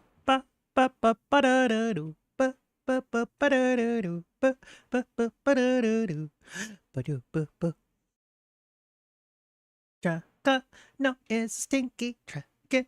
No, it's a stinky dragon. No, it's a stinky butt. A stinky butt. Anyways, there it is, and that's the game right there, woke game.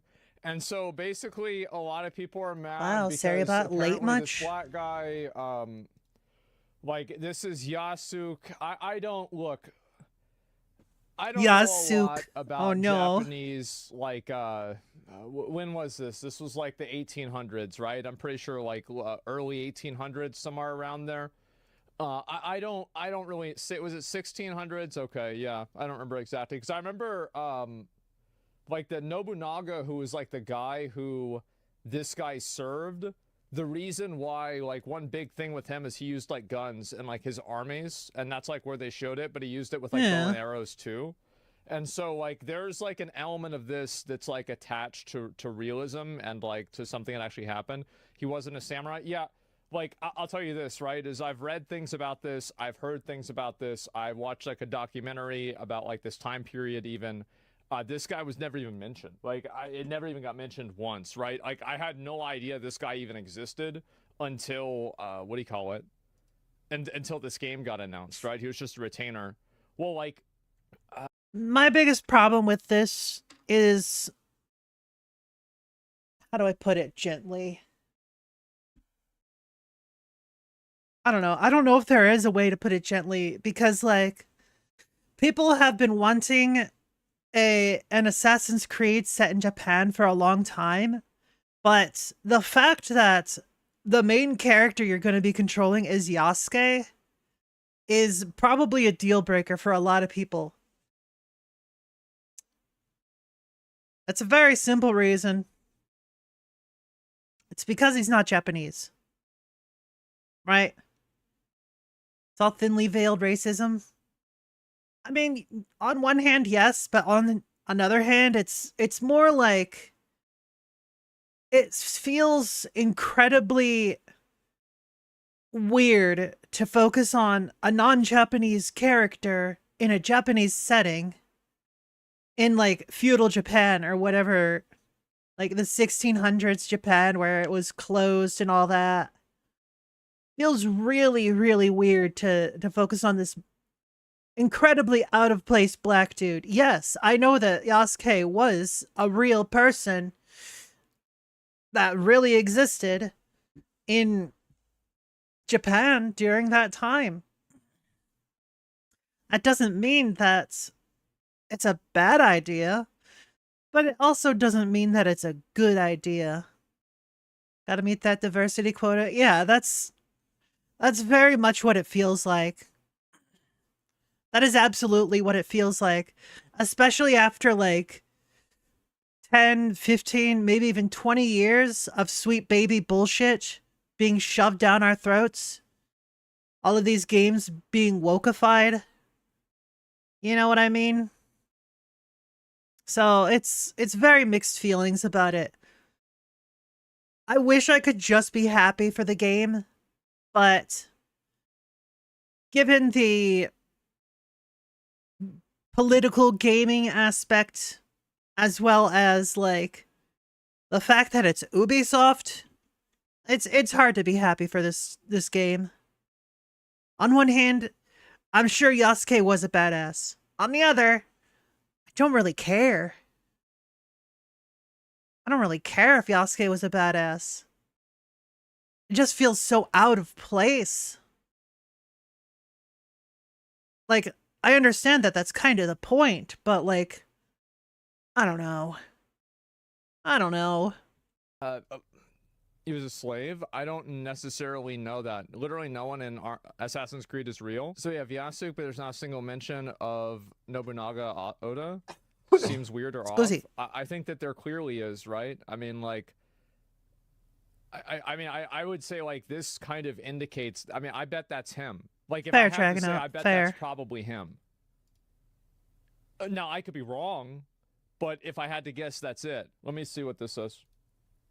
So we got our first look at the new Assassin's Creed game, and I gotta say, man, I'm not impressed. I'm actually just really annoyed right now. We have two main protagonists, one female, one male, just like Odyssey. We're gonna be using MEOW. I hope I said that right. Female Japanese character. Yeah. And for the male character, they're gonna be using Yasuke. Now, I'm annoyed because they're using Yasuke, and I'm gonna tell you why. Yasuke is what they want to say is the first black Japanese samurai, when in all actuality, he was not even a samurai. He was a retainer, so he wasn't even a full-blown samurai. And for all of the characters they could have used for Japan, all these kind of different people they could have picked from, they picked Yasuke. Why do they pick Yasuke? Because he's black. Obviously. So in context, that doesn't matter to me. Because in all the Assassin's Creed games, every single character has been of some kind of different race and nationality. So that doesn't matter to me. That's fine. But you have to understand what day and age we're in. You have to understand the kind of social shit that they want to try to get across in these video games now. So instead of using a Japanese man in a game based in Japan, like they did with the other Assassin's Creed games, Altair, he was an Arab, obviously. One of my favorites, Connor, in Assassin's Creed 3, he was Native American. That was fine. And the most famous of them all, Ezio Auditore, who was Italian. So why in all those games would you have a character representative of the region they're from? But in this game, you want to demote a Japanese man and then use Yasuke. I understand why. We know why. But they're not going to tell you why. Because if you call it out, you're some kind of ist or phobe or whatever. And since I'm black and I'm calling it out, that means that I must hate my skin or something. You know how they do. There's also a lot of different groups in Japan, like the older groups, like the, what was it? Shinsengumi and the Oniwaban group. I don't know what the actual dates those groups were there, but like those types of things are infinitely more interesting. Like so many different characters from there. Hard disagree with this guy, and especially the title of that post. Not everything is DEI. I don't remember what DEI even means. See this, and my immediate thought is they did this for brownie points. I can't think. Yeah, I think that's the way a lot of people feel about it. It's the same with having like a girl as an assassin. Like, what the, like, bro, like, yeah, you had a little bit of that, but like, what are we doing here? Like, we gonna really talk about this is what feudal Japan was like? It's a story about a black guy and a girl. Like, that's just probably not the way it was. And it's like, it doesn't really matter, right? It's like, you know, for example, because I was thinking about this, is like The Last Samurai. Because like Tom Cruise, The Last Samurai, like why did people like? Because I don't know like how much different really is that versus this. It's hard really to say because I was typing that too. That's a fair point. There are better choices. Yeah, and it's just like here's the problem with like something like this. This is where I come from with this. Very different era though. Yeah, that's true. Is that whenever I see like a game that comes out and it has, you know, this is feudal Japan and like the main character is a black guy and a girl, I immediately like there's like no escapism that this can provide because the entire story is built on the foundation of trying to appeal to a quote modern audience. True. Like that's the way that I see it. Is like whenever I look at something like this, I don't view this as like an authentic like piece of fiction. I don't view it as a, you know, like, you know, it's not historical. It's just like kind of fan fiction in a way. And so not appeal to, but influence. Well, either way, right? Whatever you want to call it. I don't want to argue like what the word you want to use is, but just overall, like if I was a Japanese person, I would probably be kind of annoyed by this. I'm not, so like I don't really like. I mean, I don't like what the fuck does my opinion matter, right? But the truth is that that's the way I see it. Whenever I see a game that gets released and it has something like this, I just immediately don't take it seriously. Because it's just that I think I just assume it's fake. Like it's just some bullshit, fake bullshit. That's it.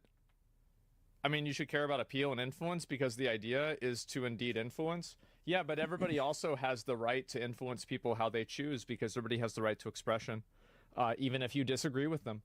Just like we do whenever we're talking about it right now. All art is bullshit and fake. Yeah, you're right. It is all bullshit and fake, but there's something that's like a willing suspension of disbelief. Yeah. And I think that really, I don't really get that with this game because it's just so in your face. And it just seems like, it's like there's no way this was done without, like, this was done very clearly because of, like, the race and gender of the characters. Like, that's why it's like this. It's forced, yeah, and like I see that, and it's just like, okay, this is just, we gotta take it that seriously, you know? Yeah, it definitely does feel forced. Any other reason why you would have a Assassin's Creed game? By the way, if this is important, somebody mentioned this in chat. The game's good. It doesn't matter. This doesn't matter. Like people still play the game if it's good. True. Like if the game's genuinely good, has great gameplay, people still play it. Yeah, it doesn't matter. To Japan, which we've been clamoring for since the beginning of Assassin's Creed. You would assume that, and then have the main protagonist that is a male be black. I see that and I'm like, there's no other reason than I want claps for it. There's no other reason. And I'm an Assassin's Creed fan. I've played every game. I love every game. And one of my favorite characters is actually Cassandra from Odyssey. So nobody can sit here and say, I don't like women or I don't like diverse people or whatever, when one of my favorite characters is diverse. Hell, Connor Kenway and hate them. It's not about hating women or like thinking the diversity is bad. It's that whenever you try to tell a story, like it's just like with like especially, and this is the case with like I would say like more realistic fantasy.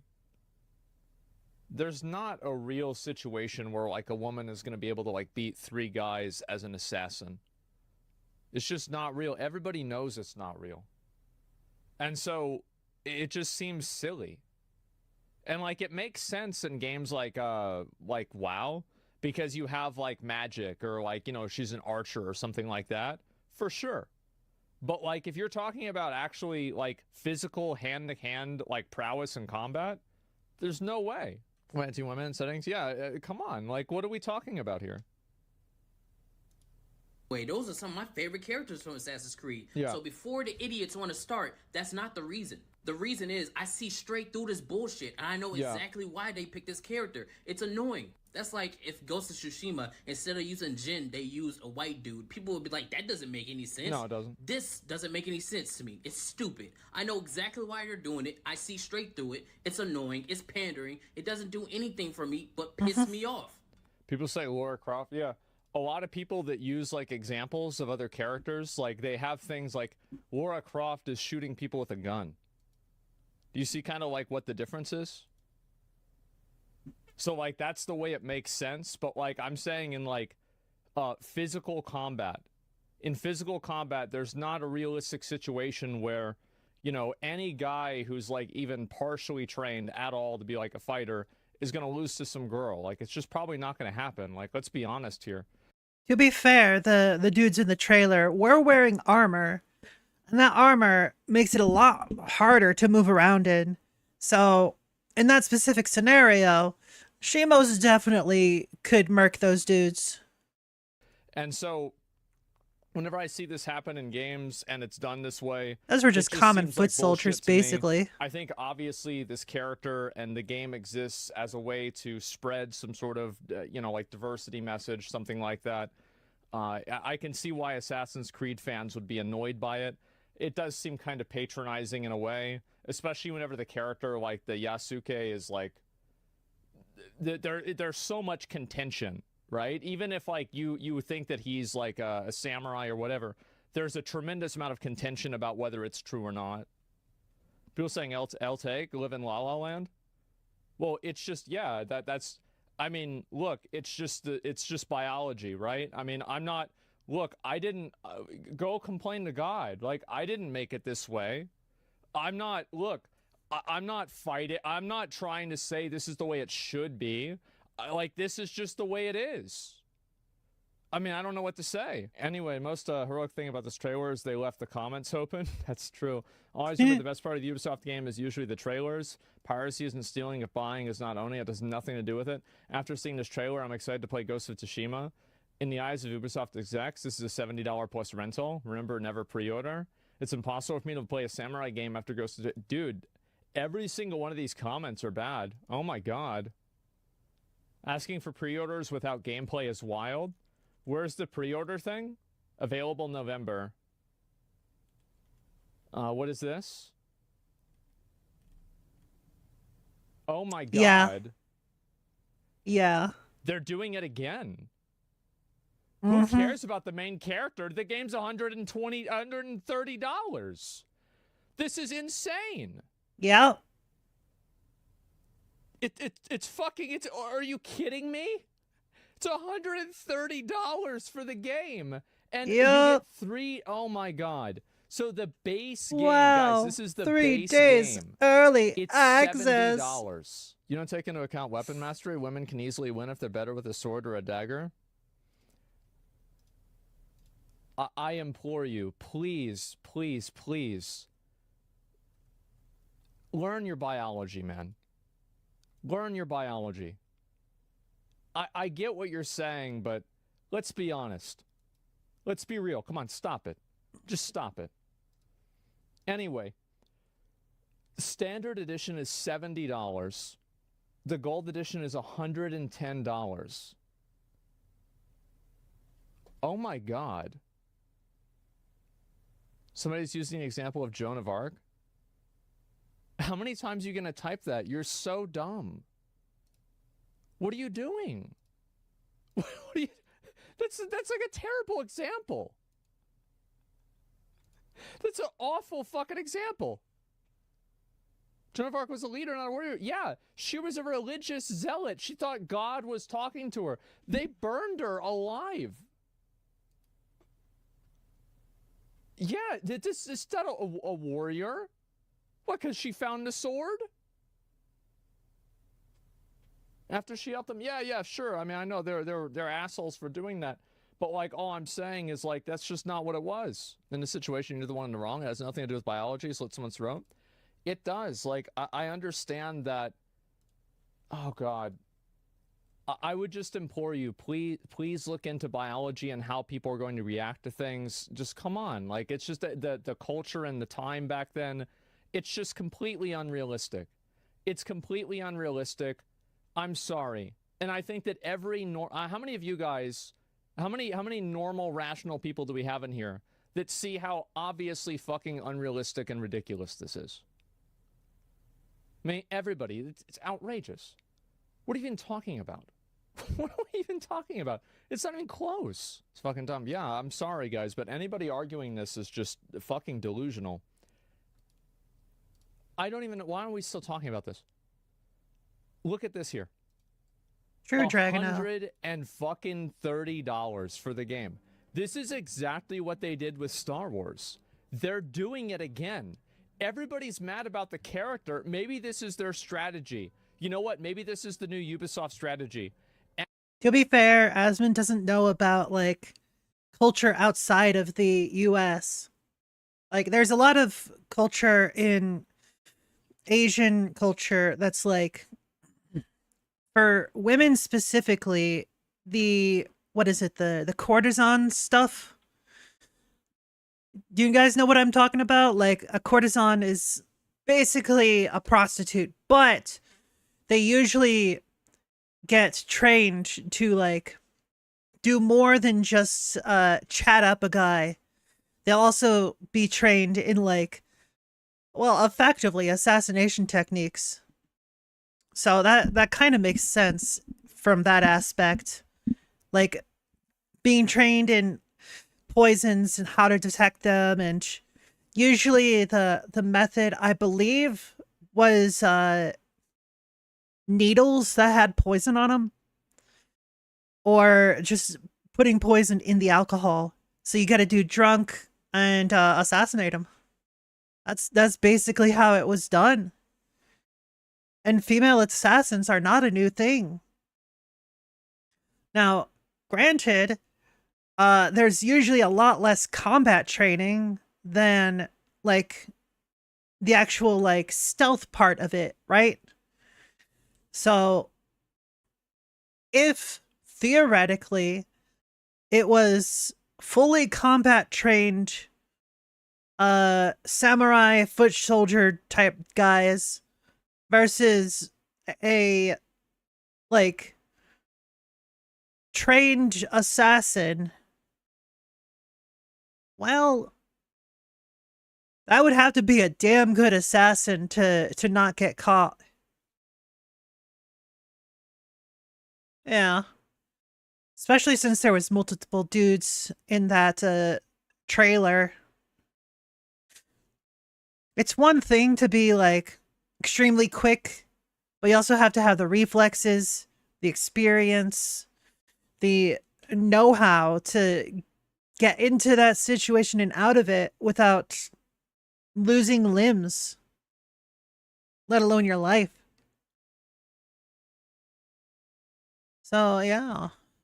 Add in a main character for a game that's really controversial, and that way it'll distract people from the fact that you're trying to get people to spend $130 for the fucking game. This is insane. Oh my god. I don't even know what to say. Well, it's just like the 3-day. Why do you have 3-day early access? A season? Wait, there's a season pass?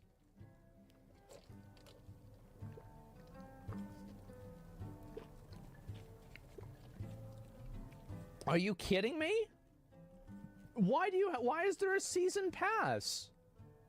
Because it's Ubisoft and they have to have a season pass with everything.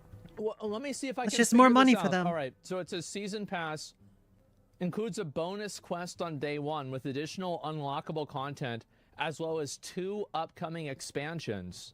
So Oh yeah, absolutely, Dragono. You buy the game and you don't even get everything in the game. It's day 1 DLC. Why do people buy this shit? Like, I really hope they stop doing this. This is crazy, man. Why are they charging $18 a month as an option? Because, well, this is the real reason why it's priced this way. So it's priced this way and it's created this way in order to get you and funnel you over to this right here. That's why it's got an outline around it. I mean, it might as well have a neon sign with, like, you know, girls in bikinis pointing over to it, okay? With Yeah, it's basically because with subscription services, most people, they forget about it. They forget about the subscription, so they forget to unsubscribe. So that's just leaking money every month straight into Ubisoft's pockets. Like, you know, flashing arrows, you know, maybe a red circle for a YouTube thumbnail. Like, let's be fucking honest. This is the one that they want you to click on. because Ubisoft Plus is how they get you into their ecosystem and they start making money off of you on a regular basis, right? It's making them more money, yeah. And they've obviously done the math on this. You've got to keep this in mind. They know that they will probably make more money off of you if you have Ubisoft Plus rather than just buying the base game. Even though you'd need to buy Ubisoft Plus for, let's see, it's $18, $130. So that's about, I don't know, like 7 months, basically, right? And maybe 8 months of subscription. Will they probably get most people for 8 months? Probably, yeah, I would say so. Yes, Netflix for games? Yeah, basically. Never forget, you never truly own Ubisoft games? Yeah, I guess so. No? Well, of course the answer is yes. If the answer wasn't yes, then they wouldn't be offering this. Like, I understand that you think that you wouldn't do it, but what you would do doesn't matter. What matters is what most people do. And the truth is that most people are irresponsible and stupid. And if you're the kind of person that would have bought a game for $130, but now you're just subscribing to this, you categorically are probably irresponsible and or stupid. True. So, big fucking surprise that whenever you're fishing for fish in the stupid pond, you get a lot of dumb fucking fish. And that's why they do this. That's the whole reason. That's their whole goal. The game will be sold for $25 1 month after. Yes, exactly. Well, it depends on if the game goes well. And only 1 out of 10 are forgetting for a year that they're in the plus. Only 1 out of 10 are forgetting for a year. Yeah, but what if the 1 out of 10 does forget out of the year, and then that one person stays subscribed for 3 years? Think about it like that. And so also, like, you have to keep in mind that they're probably not actually, like, this price right here is, they don't want you to buy this. And I know this sounds crazy, but Ubisoft doesn't want you to give them $130. They want the value proposition to be, this is the what's the word for it? This is the anchor price, and then this is the cheap price, right? So what ends up happening is you actually really only need to keep them on the hook. If it's $18 and it's $70, what's that? All they need to do is keep you on the hook for 4 months, and then they've already made their money back from the standard edition. Because I bet most people, this is the psychology that I think that they're using, and I think it's very effective psychology. So most people are probably not going to buy the Ultimate Edition because this is crazy. But because the standard edition is perceived at a $70 value, and then these increases in value are at 110 and 130 proportionally, then the $17 a month is compared not to the standard edition, but to the ultimate edition that people actually never had any interest in buying in the first place. So you're looking at a much bigger difference in price. Psychologically, the person says, wow, I can get the really good one for only $17, $18. And then, but this is something they would have never actually made that decision in the first place. They would have always been choosing to buy probably this edition or maybe this edition, but realistically, probably this one.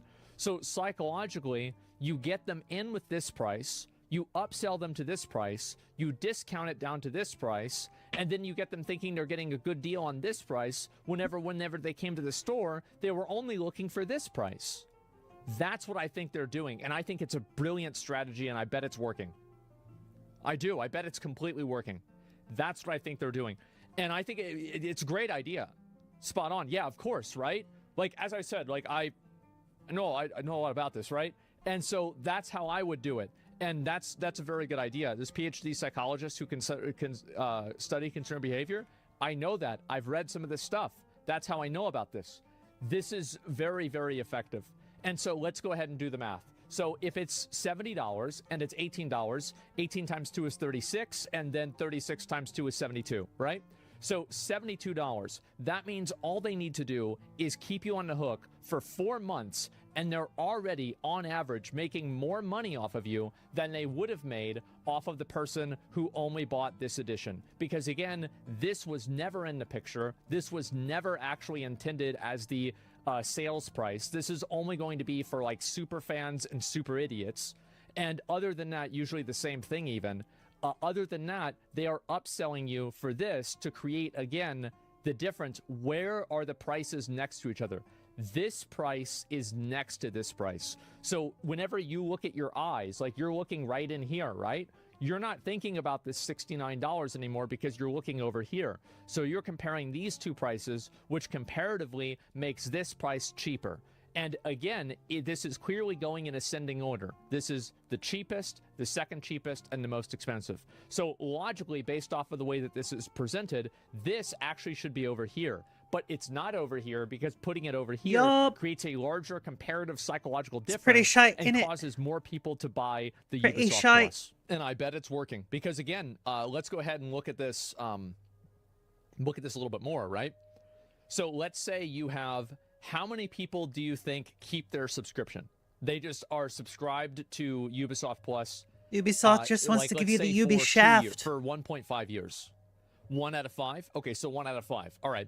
So 1 out of 5, that's going to be 4 months to recoup the original cost. You take 1 out of 5, so that's going to be 4 months. Or sorry, we'll look at 18 months. So that's going to be 4. 18 and 4 is 4.2, 4.5. So they are already going to be making their money back, even if only 1 in 5 people stay subscribed. 20% seems high. I think it seems low. A lot of people are really stupid. 40% during holidays from August to February? Yeah. It's low? Yeah, I would say so. It's fine, though, if those people found value. Well, a lot of people either... well, like, again, that's a reason. Like, obviously, like, I look at it from a very, very cynical perspective, but you're bringing up a good point, too. And you're saying that these people are seeing value in it, and that's why they're staying subscribed. You're totally fucking right. You're completely right. Because some people will subscribe to Ubisoft Plus and actually enjoy the games that they're playing, and then stay inside of their ecosystem longer and stay subscribed for 4 years. And think about what's the value of Right, Dragano? of fucking 4 months. Or sorry, 4 of this. Let's see, how much would that be? $720. That's a huge amount of money. That's an insane amount of money. Think about that. Yeah, actually, no, it's more. No, right, I multiplied against 10. But no, it's more. It's about like $850. That's a huge amount of money just from one individual. $216 a year? Yeah. School text from 1582 proved Yasuke was a samurai. Nobunaga gave him stipend, and people said he would make Yasuke a lord or sir. I'd have to look into it and see it. I'll say that, like, again, I've heard about this before. I didn't even know that he was a character in the story, in, like, you know, history until, like, this, what do you call it? Until this game was coming out, right? Yeah, sure. And again, like, I think that really this is kind of the difference. And, like, this guy said it pretty well, right? Like, let me see if I can hear it. Look. They could have used for Japan. He was a retainer, so he wasn't even a full-blown samurai. And for all of the characters they could have used for Japan, all these kind of different people they could have picked from, they picked Yasuke. Why do they pick Yasuke? Because he's black. It's obvious.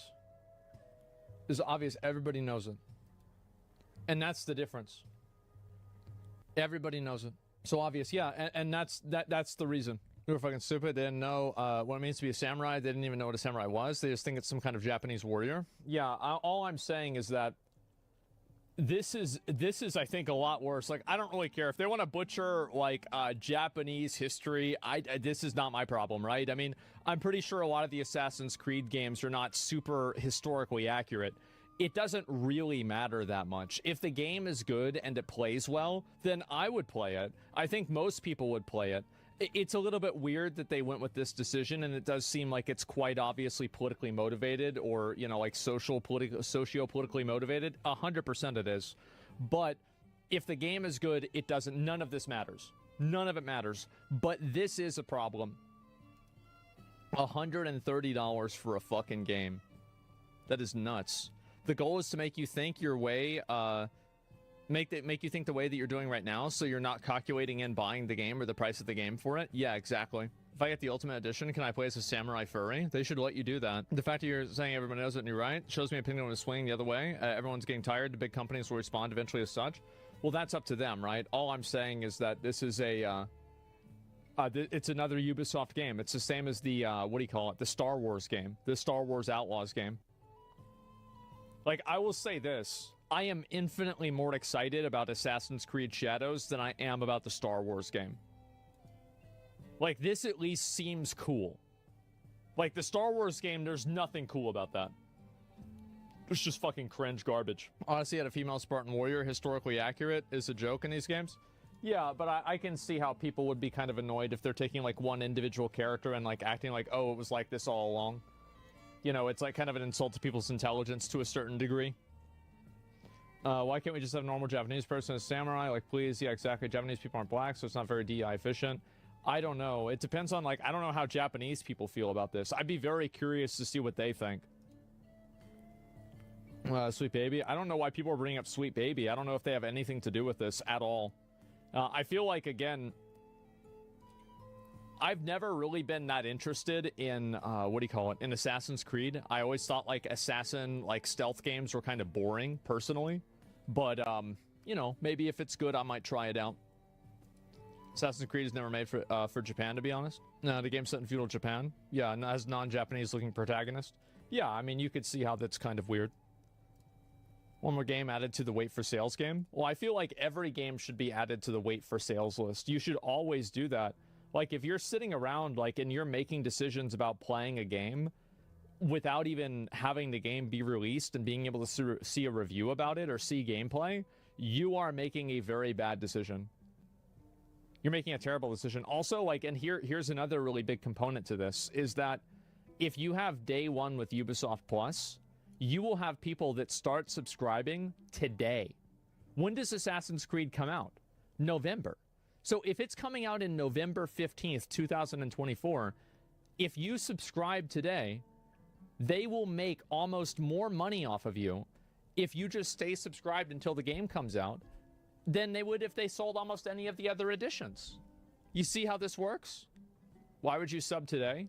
Because that's whenever it was advertised. I guarantee you they probably had over 1,000 people subscribe to this. Probably just today. Absolutely, it's not even a question. Like, you've got to keep in mind that, like, these companies, they're not doing this because they're stupid. They're not stupid. They know exactly what they're doing. Come on. True. A lot of morons in it. I'm just not going to buy it until gameplay or reviews. Yeah, and that's what really matters. Like, again, as I said, I don't really, like, I think it was like a social, like, political reason, like, why they made the characters like this way. But that won't stop me from playing a game. It's like what I've said before. Like, a woke game is not good or bad. It might make a bad game worse, but it's never going to make a good game bad. That's the way I see it. Don't you think that it's a paradox by forcing equality in such ways means a black guy is seen as special instead of equal? I don't know. I think that, like, you can look at it in 15 different ways. Ubisoft is trying to make it a good deal. Yeah. My son's 13. You have to think about how much money they make off of children and young adults that want to play everything regardless.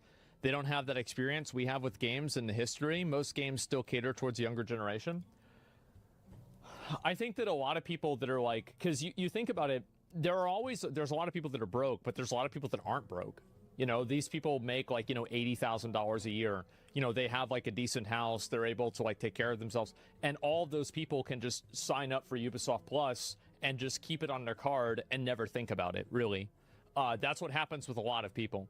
Whales of gaming? Oh, I don't even think it's whales of gaming. You have to keep in mind, like, I would say it's like the upper 30% of the like the population here in the US probably doesn't have a big money problem. Probably upper 30 to 20% of people. Like, you take, you know, like individuals or households, like 1 in 5 or like maybe 3 in 10 probably they're not down bad for money in the same way.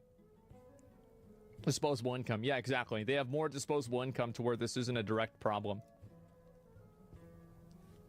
80K and single is easy. Yeah, exactly.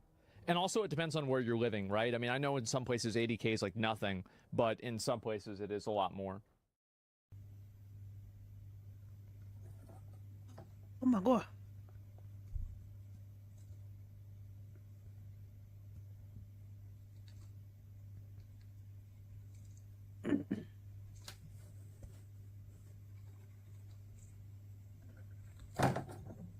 Oh, they almost didn't make it. Bunny! There's a bunny. Bunny! Yeah, give that bunny some scratches. Good job. Scratch that bun. Scratch that bun. You're about to witness some of the scariest. Alright, time for some spoopy stuff. Now. Let's take a look. Time to get creeped out, y'all. What the hell? A peculiar video surfaced on Instagram recently, courtesy of the account The Confessionals Podcast. The footage, captured in India, shows a truly bizarre scene. What in the world? Cloud is just morphing like a jellyfish. Something odd can be Something's seen in like the sky. descending from it. Weird. It almost looks like it's a floating couch. Oh. The video has sparked Hit the a cloud further and then discussion, disappeared. with viewers speculating on the nature of the strange phenomenon. Weird. Many are drawn to its uniqueness, a departure from the typical fare of purported UFO sightings circulating online. It could be a As portal. the debate rages on, one question looms large. Does this footage offer genuine evidence of extraterrestrial activity, or are we just seeing some classic CGI trickery? Let me know your thoughts on this in the comments down below. Not sure about CGI.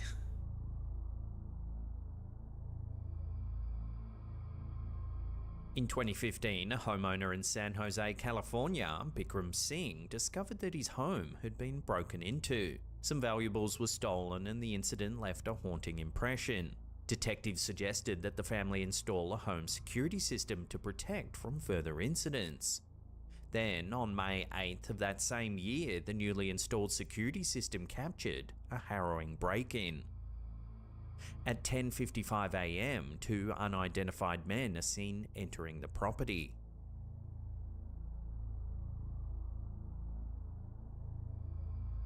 They walk around the back and enter the home via an unlocked sliding door. Wow. Y'all, make sure to lock all your doors. Don't be After a brief search of dum-dums. the kitchen, they grab knives from one of the drawers.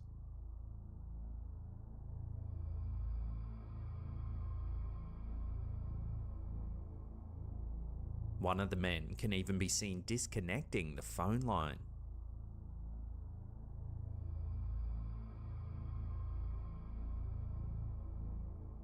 Before long, the intruders hear noises coming from the upper floor of the home. They rush upstairs.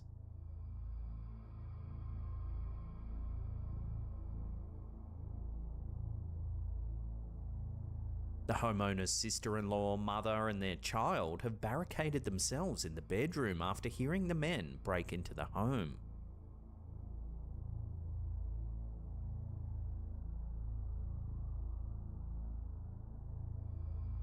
The intruders begin kicking the bedroom door in, attempting to get inside.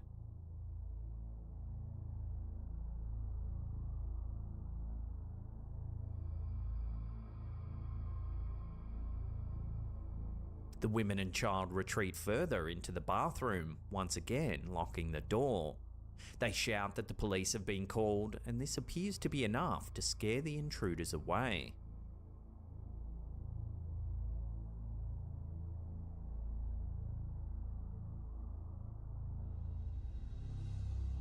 According to police reports, one of the two suspects involved in the terrifying home invasion surrendered himself to authorities on the following Wednesday morning. Identified as a 17-year-old male, he willingly turned himself in to the San Jose police and underwent questioning by detectives before being placed in custody at the Santa Clara County Juvenile Hall. Fortunately, no injuries were reported during the ordeal. Reflecting on the traumatic experience, homeowner Bikram Singh expressed the lingering shock and distress caused by the invasion, emphasizing the need for security measures to protect against such incidents in the future.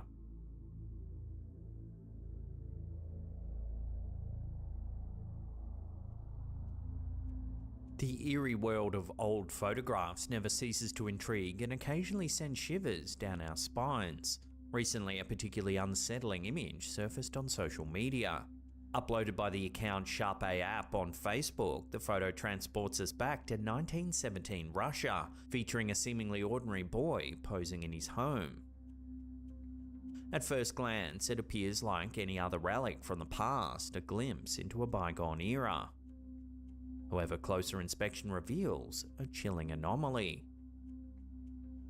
In the background, a mirror casts a haunting reflection of the boy. Yet it's not reflecting what it should be. Instead, we see the boy looking straight at the camera, when in actual fact we should only see the side of the boy's head. True. Since its emergence, the spectral snapshot has ignited a frenzy of speculation. Some are quick to dismiss it as a clever manipulation. Others, however, find themselves drawn to the mystery, contemplating the inexplicable and the realm of the supernatural. It's a lot more likely for it to be a manipulated photo because if you look at the coloring in the hair as well as the shadows on the side of the face, it's pretty much a direct match to the actual photo part. Like, it's practically exact. Like, if you take a look closely, except for like right here, this is slightly lighter right here than it is right here. So I can't really say for sure if it's just an edit or not. It's also the lips. Lips are slightly different in the reflection. Looks like there's a slight smile. I could be wrong. But that's how I'm seeing it.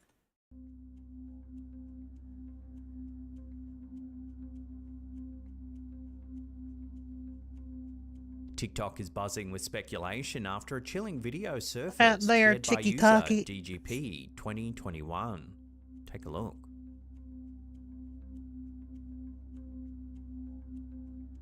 Well, that door done gone opened itself. Watching that again, the glass door opens, seemingly all on its own. Glass doors are heavy too. Then a strange-looking apparition drifts by. Yeah, I saw that. The video's viral spread has ignited a fervor of theories, with many pointing to the paranormal as a likely culprit. Weird. But what do you think? Is it just Thank a you for trick the of lurk light? swag. If so, how does the door open all on its own? Love to hear theories on this one in the comments down below.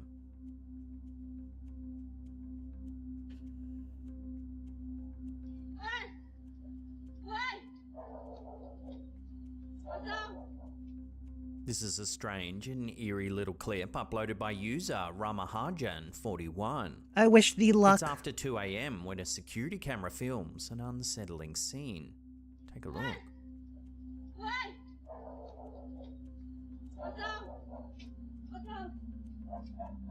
The woman appears panicked. Then a strange-looking person appears at the end of the driveway.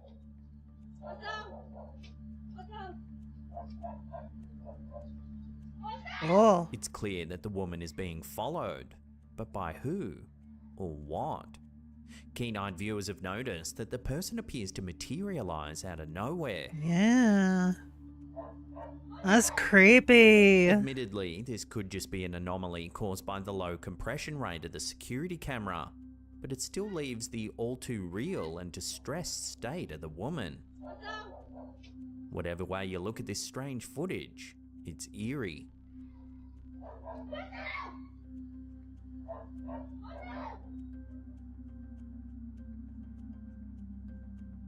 A recent post on our Slapped Ham community Facebook group has sent shivers down the spines of camping enthusiasts everywhere. Mike Collins, a member of our group, shared a bone-chilling image captured during a camping trip to Edinbridge in Kent, United Kingdom. According to Mike, the photo was snapped around 3 in the morning after his family was abruptly awakened by eerie noises just outside their tent. The image, taken by a family member, reveals a disturbing sight.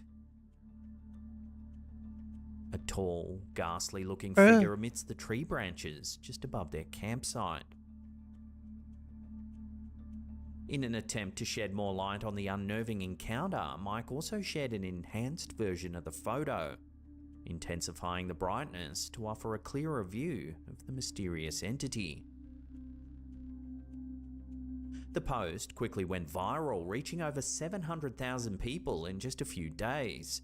Many viewers were disturbed by the sighting, vowing never to go camping ever again. So what do you think this is? Pareidolia or something a little more sinister? It's your mom. I joke. A wild video is currently captivating Instagram users, courtesy of a user known as Mindu Space. This footage captures a breathtaking spectacle. Oh. Lightning strikes illuminating an erupting volcano nestled in Achatenango, Guatemala.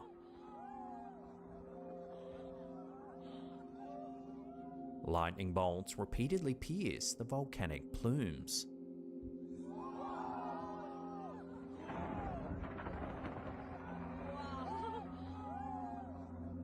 Comments on the post reflect the collective astonishment at witnessing such a rare phenomenon. So beautiful.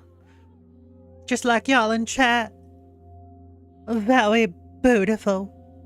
These awe-inspiring occurrences are termed dirty thunderstorms, owing to the collision of particles within volcanic ash clouds.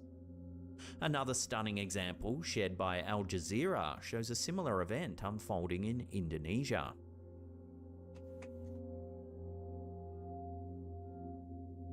Oh. Yo, chat. If you lick a pile of ash, does that make it ash to mouth?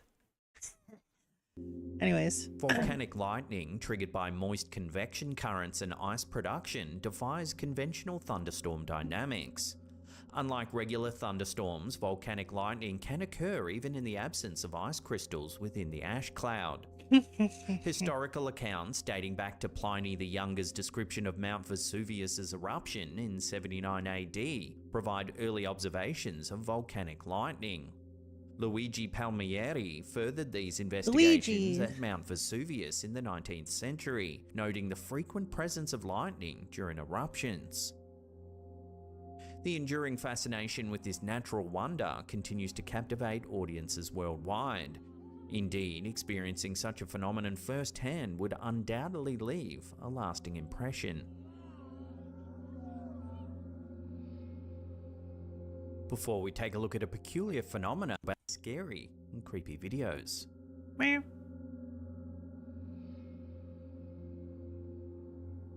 In the vast, uncharted waters of the Gulf of Mexico, a strange phenomenon was recently observed by a research vessel studying bioluminescence. A bright, unexplained light emanating from the ocean depths, challenging the current understanding of water phenomena. This incident, shared on the Facebook page Chilling Scary, has reinvigorated interest in the study of unidentified submerged objects, or USOs, especially in the context of maritime security and scientific inquiry. Around 11:45 PM, during a routine research operation, crew members noticed an unusual light about a quarter mile off the stern of their vessel. Despite initial speculations of a sunken ship or navigational buoy, closer investigation revealed that the light had no identifiable source or physical shape detectable by either visual observation or sonar technology. This mysterious light, clearly visible from a significant distance and brighter when viewed from an angle rather than directly above, was positioned on the ocean floor at a depth of around 60 feet. Intriguingly, it didn't move with the current, indicating that it was anchored to the seabed. So why didn't they get a shot of it underwater? EK-80 sonar systems capable of imaging small objects and even those partially submerged in the seafloor mud, but the object producing the light remained invisible. The sighting aligns with concerns expressed by Rear Admiral Tim Galladay, a retired US Navy oceanographer. In a recent white paper published by the Sol Foundation, Galladay highlighted the lack of research in transmedium unidentified aerial phenomena, UAPs, or USOs. According to Galladay, these phenomena not only pose a real threat to international maritime security due to their undetected presence, but also represent a critical area for scientific research. Galladay's report calls for these underwater anomalies to be elevated to national ocean research priorities, given their potential impact on maritime security and the opportunities they present for advancing our understanding of the marine environment. He pointed out the strategic disadvantage posed by our relative ignorance about the global ocean, emphasizing the need for increased study and transparency regarding these underwater objects. The recent Gulf of Mexico incident adds to a growing list of similar unexplained underwater phenomena reported worldwide. These incidents often garner significant public interest and speculation about their origins, ranging from natural underwater phenomena to more speculative sources. As global attention turns to these mysterious occurrences, the call for more robust research and exploration of our oceans becomes increasingly urgent. The deep seas hold many secrets, and phenomena like the one observed in the Gulf of Mexico are stark reminders of how much remains unknown about the watery depths that cover a vast portion of our planet. Whether these lights signify a natural, yo, you know what else monetary covers a or other vast phenomena, portion of one the thing planet? is clear: Your the mom. depths of our oceans are as rich in Got 'em. mystery as they are in life, demanding further exploration and understanding. I win. Well, that's the end of the episode. Thank All you right. so much for Birds. Raven singing trio.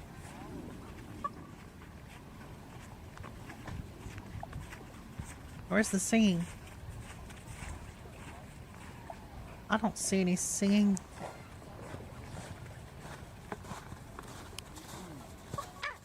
Oh, there it is.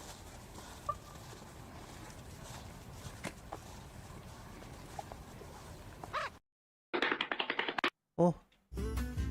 Alright, y'all. If you laugh, you lose. You don't want to lose, do you? Not funny. I'm powerful. Then don't laugh. What is going on, my dudes? Welcome back to another episode of This is If I Laugh, 117. the video ends, where if I laugh, the This video is will end. I'm July here live 20th, at 2022. twitch.tv/Jimmy here with my chat going absolutely capybara mode. Guys, spam capybaras Capybara now. mode? As they usually Nice. are. Join us on the Discord, discord.gg/. Capybaras are There pog. you can hang out with the community and submit If your you disagree, videos you're once wrong. a week for absolutely free. Guys, the Couchcast channel, the new group. Blah, blah, Thank you, blah. editor. Blah, blah. There we go. Saul Goodman? Is this what hell is like? That was Bruh. awful.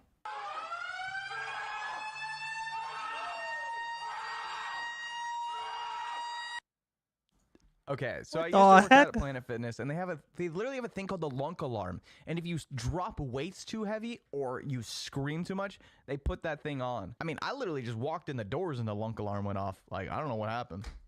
Bruh. Okay.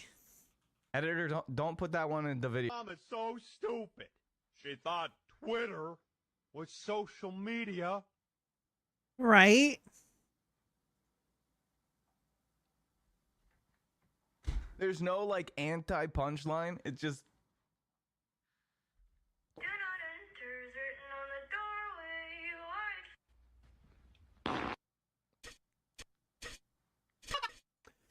I see. it's like a Jimmy here YouTube poop. Hey, what? Hey, don't you can't Hey, have yo. that clip in, bro. What was that? Who put the Mario clip in, man? And you guys think I'm bad with putting the mic in my mouth. I only did it once.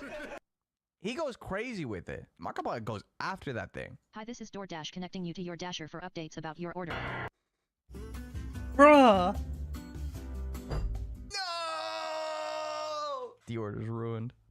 Bees. Bees. I see. Are we getting to that point where this like obscure meme is now having even more obscure mini memes made about it? Because I'm on board. What the heck? It happened to me last week. I'm over here stroking my dick. That part didn't happen last Uh-huh, week. This is just too much for my right. brain to handle. Like, simple math is too much for my brain to handle. And then you put this in front of me, I'm like, oh, hey, you got an A though. Whoa. Hey. You got it. Oh. R/vexillology. The flag in Japan, but it's actually this hand towel with a perfectly placed water stain. Oh, I just peed on my towel accidentally. Better turn this into clout. It was a water stain. I had an ice pack and it leaked onto the towel. I didn't pee on it. Well, am I excited for VCAT? Not really. I haven't been excited for VCAT since like 2020. Mostly because it's all horribly optimized. So I feel very little point in looking at any of this stuff because I'll just lag out. I think he's a little pee-pee boy. Like the only thing I'm ever excited for VCAT is like the Avatar stuff. Like the following Avatar Museum or whatever. Just got rolled and smoked, dude. He's dead for real.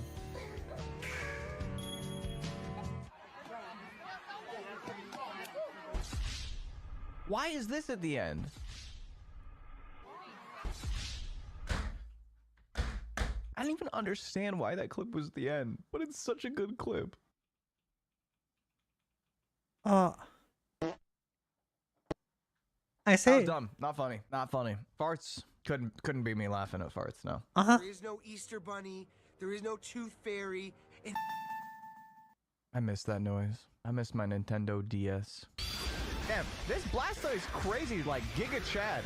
Blastoise would date your mom and you would thank him for it. Great battle. What? Huh, what? What? What? What is going on here? With these I am Pokemon so clips confused. Dude, is this like a new meta for memes? Just set them up with the crazy Pokemon clip and then... I see. Chat, your alarm is going off. This was my alarm for a long time, so don't worry. Alarm's I'm going here in the off, pain chat. zone with you guys. Who found all this? Who found this? Stop! Do something else with your time.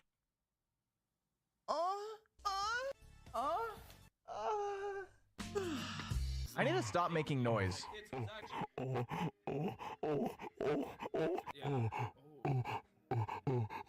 I'm doing the rest of the You Laugh, You Lose. I'm doing every single live stream ever, just muted from now on, man.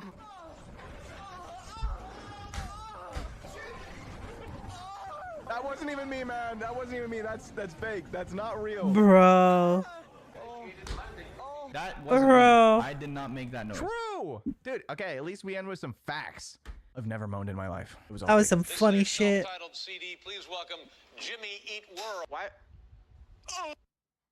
Dude, come I on. see. I wanted to listen. I actually love that band. Jimmy Eat World has some crazy good music, man. They do, actually. You guys just looking for excuses for me to eat the mic these days. Next up.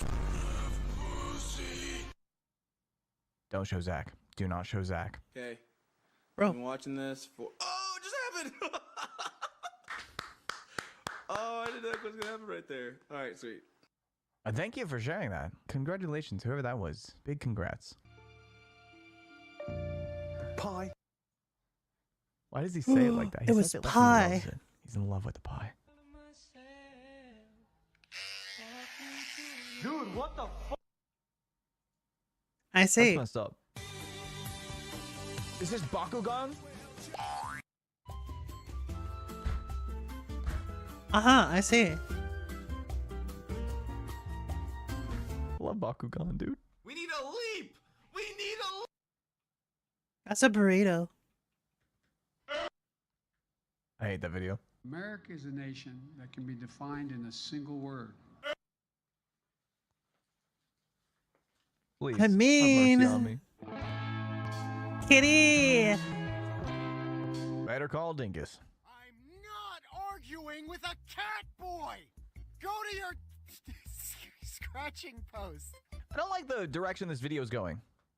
I don't have one. Also, I don't even have cat ears. I'm not a cat boy. Why not?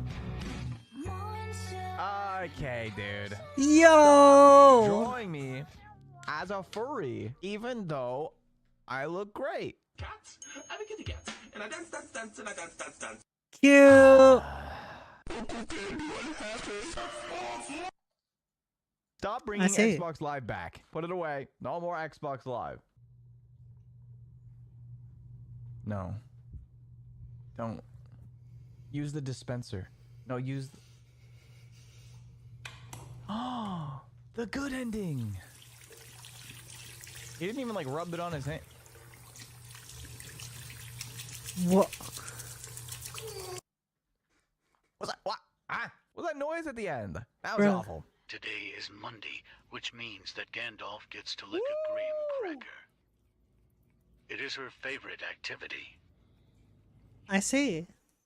I mean, the simple things in life, you know what I mean? This is gonna be one of those car crash things, isn't it?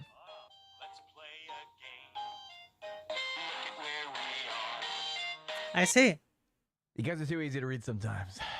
Next up. Where's Batman? Running late.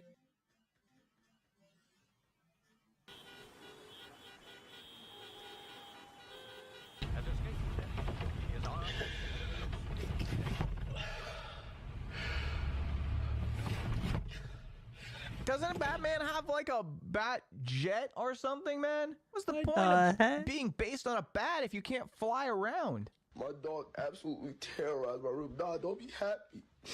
But the thing is, bro, how did you put the TV upside down, bro? That's a good question. It was actually just an Australian TV. Those things come upside down. 'Cause they're all upside down. How you spell official? So does Spider-Man. F-O. Zero. I mean, What? Is this dude all right? To be fair, What the heck? I've probably said some dumber in the past. I do it all the time. Yabba-dibba-doo. Yeah, I guess when you're put on the spot like that, you say a lot of dumb shit. That's fair. Oh. Fine, I'll say it. Mood. Me when your mom. I'll take my comedy award now.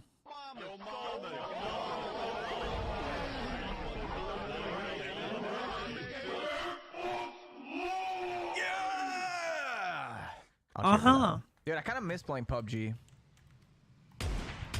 Oh, damn. What the hell? Action is coming. Action is coming. Action is coming.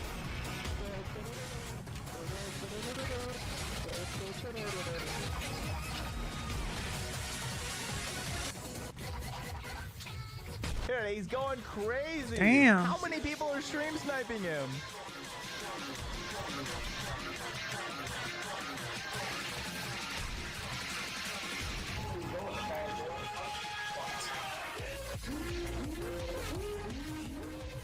Holy crap.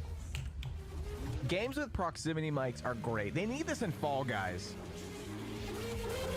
We absolutely need this in Fall Guys. Please, Epic Games, please, we need this. Thank you. Hey, yo. Why Baby Patrick? Oh, because baby. That's why. I have intellect. Big intellect. Can I have the fruit pancakes, please? The what? There's nothing on the menu called fruit pancakes. The fresh fruit pancakes. Huh. Oh, it's going to be some goofy name. Say it. What? Say it. Uh-huh. I'd like a Rudy. Say it like you mean it. I want a Rudy. Tootie. This is intense. Fruity. It just ends. I went to IHOP and they had the Minions menu. I looked the waiter dead in the eye and I asked for the cold brew coffee. The cold brew. I love this movie, man. It is Wednesday, my dude.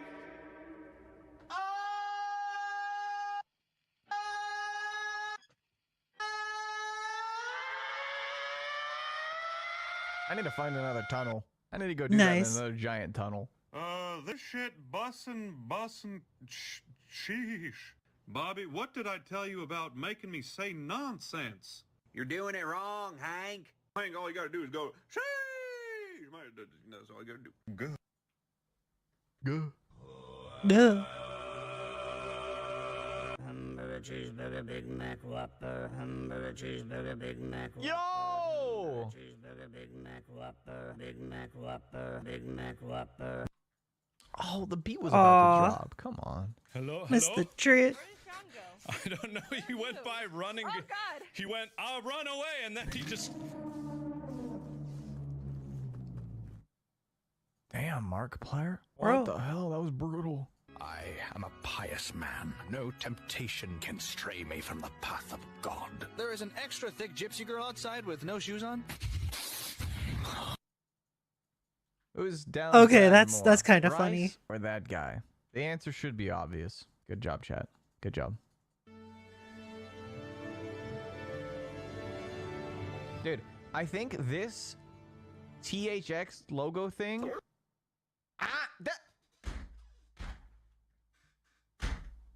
Come on! I see. I was gonna say, you know that loud THX logo that would happen before the movies, and it just kept getting louder, and you thought your brain was gonna implode? I think that's the first time I experienced anxiety. Adam Sandler? What are you doing here? Waiting for them to play Gangnam Style. I That see. should be a real clip. Lord have mercy. I still want to know why he did that. Like, That's a good question. how have I never seen that until now? How has that not shown up until just recently? I was like, OMG, it's Jimmy. I've only put my mouth over this mic once on stream. On stream. What is this, man? Meanwhile, I've done I it don't like even look like that. That's not real. 10 times. Okay.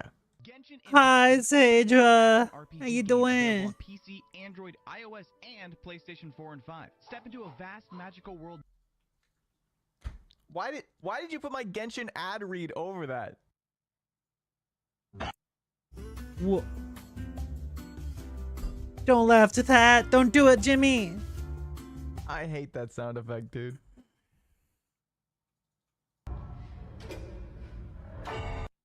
Oh. What is that cursed Fall Guys lobby, dude? They're Uh-huh. done falling. They're done.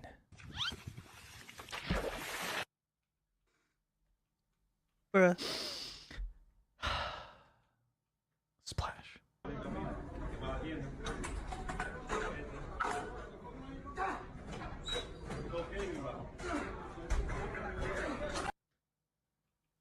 That remind me to never move to Chicago. Bro. Thomas, what's wrong with you? Do you want a little taste? Well, here. I want a little taste, but not of the cake. Hey, yo. Well, I mean. Mm-hmm. Yo, same bird. Find me that bird! So I can give it to a loving home. Because obviously his owners mistreat him.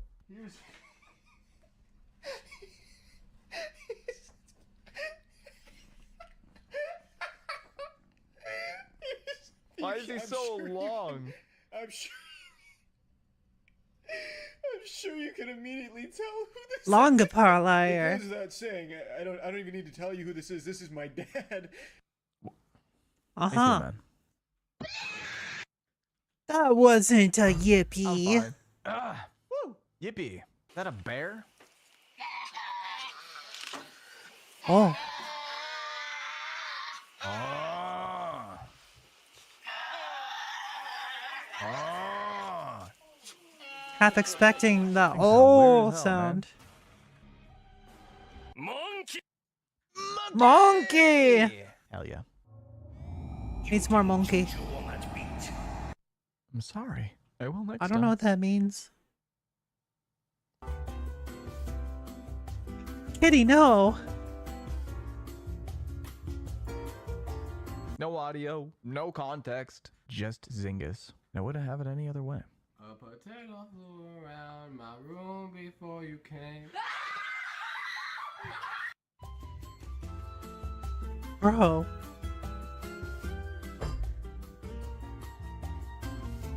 That is true fear. How do you stop it? Sage, you're cute. I'm not gonna say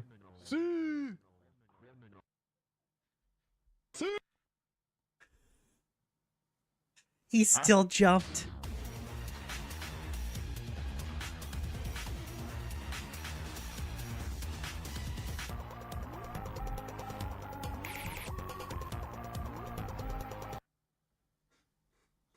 It's a living.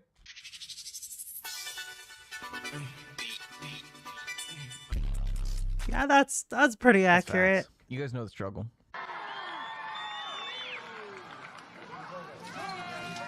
Mercy. Bruh. No mercy. Devastation. Oh. Oh, we saw this in the media share. Nah, we saw this in the media share. I didn't see the thumbnail though, dude. Dude, well, hang on. Who made this thumbnail? Hey, yo. Stop. Make more. Stop. Don't This is stop. Not a good thumbnail. It's a wonderful thumbnail. What do you mean? Dude, these little guys are they're freaks, Hey, yo. man. Oh. Well, they get it. Whoever did that, they get it. Those little guys are freaks. They go crazy with it. They have no shame. They licking each other. They biting each other. They straight up devouring each other. Need me one of them.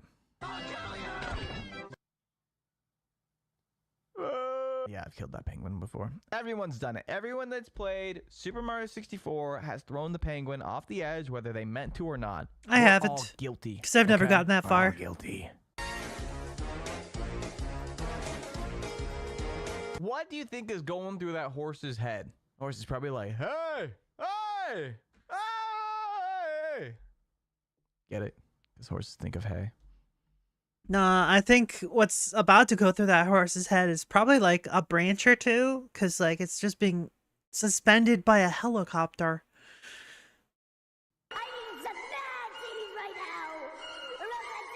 Hey yo! Hey yo! Try to help Save that me. video. This doesn't actually work. Wait, will it? Will it actually work?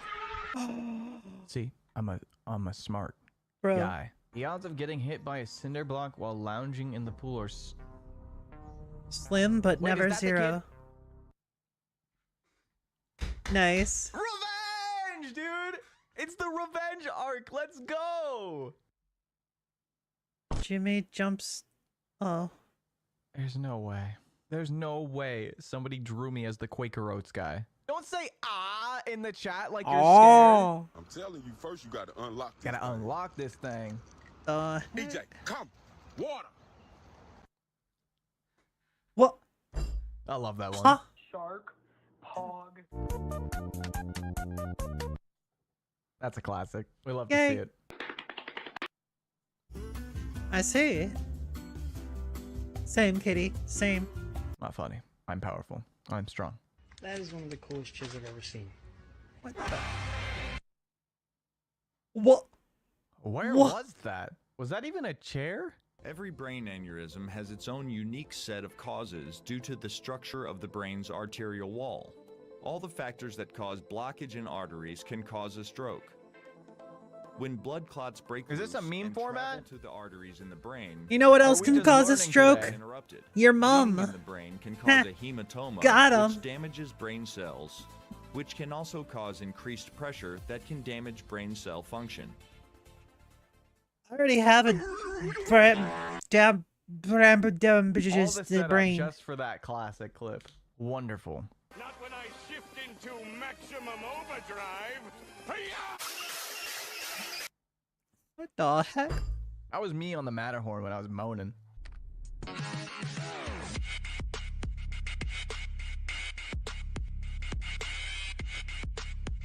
Uh-huh. Not the Five Nights at Freddy's Trap remix. Yeah, I'd like to solve the puzzle. All right, go ahead. Yep. That's it, yeah. I see. Yeah, yeah. What? The janitor's closet's closed? Man.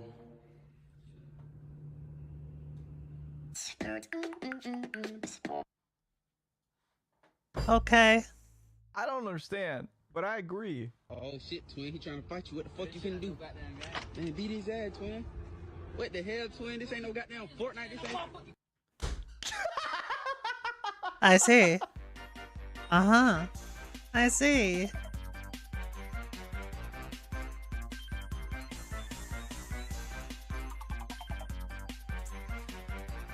Uh-huh.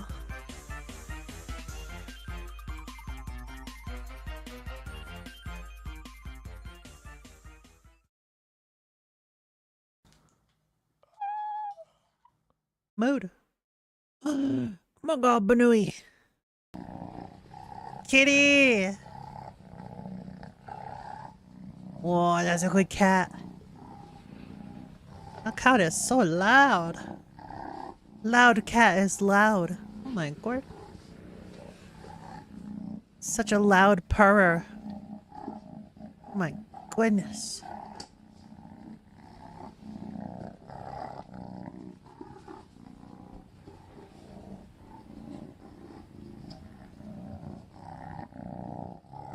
Yeah.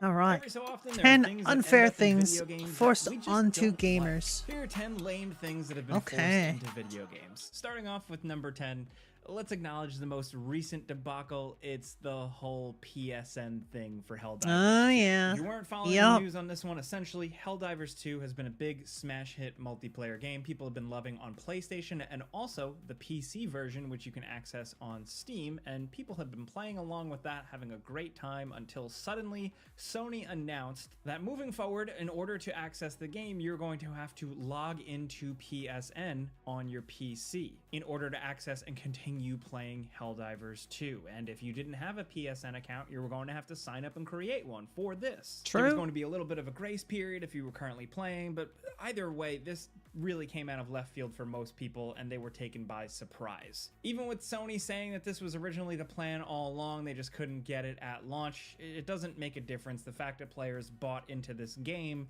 not expecting to have some extra account sign up thing, that's where the problem lies. It's a transparency thing, and that's what people really took issue with. The discourse for this one over the course of a long weekend really heated up, things blew up, and ultimately Sony very quickly reversed course on this action. Of course, they want everybody logging into their service because they want the data, they want complete control, they say it's for player security, but you know, it was just something that people really didn't want. Even though they did go back after the Helldivers 2 backlash, it looks like for games moving forward, it's not going to be the case. So Ghost of Tsushima is releasing on PC. This PC port of the PS4, PS5 game is going to require you to log in to PSN for online play to access the multiplayer mode, of course, the great Ghost of Tsushima Legends. So that's annoying. I don't know how many people are buying into Ghost of Tsushima on PC just to play multiplayer. It's still primarily a single player experience, but the fact that they're shoving this in here does suck. It kind of all comes back to the age-old PC problem of too many launchers. Every company, every publisher, every software company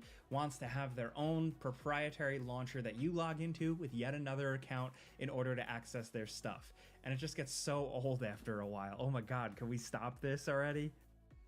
Now, next over at number 9, we got something way weirder. It's the Xbox One. The launch of the Xbox One, when it was revealed in 2013, their whole thing was centered around Kinect. Oh yeah, I remember this. Sensor device that was everyone kind of hated like this. Add-on thing for late 360 became the full-on strategy of the Xbox One launch, and it was a core part of the entire console use experience. Kinect would be a required part of the console. It would come with the console, and you couldn't use the console unless you had this thing hooked up. There were so many concerns for that. Number one, I think a lot of people just didn't want like a peripheral add-on that still ultimately felt like a gimmick with motion sensor tracked games that never really proved their worth. But also, some people were just really not comfortable with having this weird motion sensor camera pointed at them all the time just for them to play Xbox games. It never really made any sense, and with the backlash, with the privacy concerns, Microsoft ultimately did go back on that decision, but it did not stop them from including a Kinect with every single Xbox One. At launch, when you bought an Xbox One, it came with a Kinect. And it was just a weird time for Xbox and Microsoft. I feel like they were having such a rough identity crisis with this thing. It was supposed to be more of an entertainment TV box, as much as a gaming box. People didn't really like that. Then it was all in on this whole Kinect thing. People didn't really like that. They just wanted a plastic box that played games, damn it. And ultimately it ended up being that. But it feels like it took a long time for Microsoft and Xbox to really pivot and reorient with that. I mean, they eventually totally pivoted away from it to the point where later like updates and revisions of the Xbox One console didn't have that dedicated Kinect port. And then eventually all production of Kinect units ended in October of 2017. So RIP Kinect. We dunk on Kinect, but Yeah, now the only thing Kinect is used for is ghost hunting. I know some people out there, like I literally know people out in the real world that did use it sometimes, even though it's still kind of like a silly gimmick. Either way, the Kinect being like forced into the launch of a new console, a whole part of it, just felt so strange, just a weird idea. I'm all for innovation and trying new things, but there's also reading the room and understanding what players want, and this just felt like a huge miss. Next, over at number 8, here's the thing that really grinds some people's gears. It's paying money to upgrade a console generation. So say you own a game on PlayStation 4, you want to upgrade to the new PS5 version. That too, Dragano, that too, yeah. Usually with first-party games, you need to pay up $10 in order to get the playable PS5 version of the game, whatever bells and whistles that may come with, or regardless if there even is any bells and whistles. Now, this is a case-by-case basis. There are plenty of games out there that got a free upgrade from, say, you know, Xbox One X to Xbox Series X, or PlayStation 4 to PlayStation 5. But then there are some of those games that it costs money, and $10 is usually the going rate for this type of stuff with certain things, and it's really annoying for a lot of people who feel like they bought a game they shouldn't have to double dip, especially when you're trying to upgrade to a newer version where there's not a lot of features. Some games try and justify it with enough upgrades that it makes sense, where $10 is warranted. It's not so bad. I remember happily buying into the Ghost of Tsushima PS4, PS5 upgrade because it netted me some goodies that I was at least interested in, but that's not always the case. And sometimes the stuff even on offer may not interest you, or you don't think it's worth 10 bucks. Price and stuff like that, $10 is very subjective to everybody. It's only a banana, Michael. What does it cost? $10? I will never stop quoting that, I'm sorry, but yeah, chances are, like, if you were getting a first-party game, you were gonna have to pay up for the shop. See, the best part is, if you play on PC, you basically get all of the consoles in one. And then some, because there's a lot of PC exclusive games. And all of those old games you can't play anymore, guess where you can play those? That's right, PC. Pioneer new console generation version. How is this going to work in the future? I don't know, but the transition from Xbox to Xbox Series X and PS4 to PS5, the early days, this was a thing. Next, over at number 7, overpriced proprietary storage expansion cards. We're looking specifically at Xbox. They make not wrong, Mr. Jiggle, not wrong. Replace internal hard drives, and they want you to buy these overpriced memory card things to increase storage. It's solid state memory, it's super fast, but it's essentially a weird new modern version of a memory card that will greatly, to be fair, expand your console storage, and that storage will still have the capabilities of the internal speeds, yes, but those things at launch were expensive and kind of hard to come Holy by crap. they were only made by a few manufacturers. It was just an odd choice. That is very Stuff always expensive. gets tricky. I always think of the proprietary media, like UMDs that Sony used for their handhelds. UMDs, and then for the GameCube, it was the mini disc. Weird proprietary memory cards as well, if memory serves correct. Just Gross. less of that stuff. Being able to access and use whatever you want is much better. It's why some people gravitate towards PCs, but either way, I digress. Let's move on. Now over at number 6, here's another big problem. Microtransactions that are added to games after reviews for those games drop. To a lot of people, it seems like a direct move from the game publishers to avoid negative attention right before the game launches and hurts some sales. Tekken 8, I believe, did just do this recently by adding a microtransaction store, but this is becoming a more common thing. We have seen it before. Crash Team Racing has done it. A couple of other examples to varying degrees, some more egregious than others. But I guess as the person who makes the before you buy videos, I speak at this from a certain aspect. My job is to look at a game, play through a game, and just tell you what's up with it, tell you what I like about it, what I don't like about it, what's in it, and what you're essentially getting for your money. And if the version that I am not playing is not the same version that you are playing, if the developers gave me something else and didn't let me know so I couldn't give you guys the heads up, that's a problem, because you might watch and read some reviews from people like me or whoever and then have an idea of what the product is that you're going out to buy, and then you go out and buy it, and it's not at all what was represented, not only by the game makers, but also by the video game critics you may trust. It sucks for everybody, it's a stupid move, and we hope that publishers stop doing this, because transparency in all of these situations is key. Next, over at number 5, another thing added to games that people really don't like is always online DRM. DRM, of course. Oh my god, can DRM just go away? DRM is literally killing games. Like, it's gotten to the point where if a game has DRM, it plays significantly worse than if it doesn't have DRM.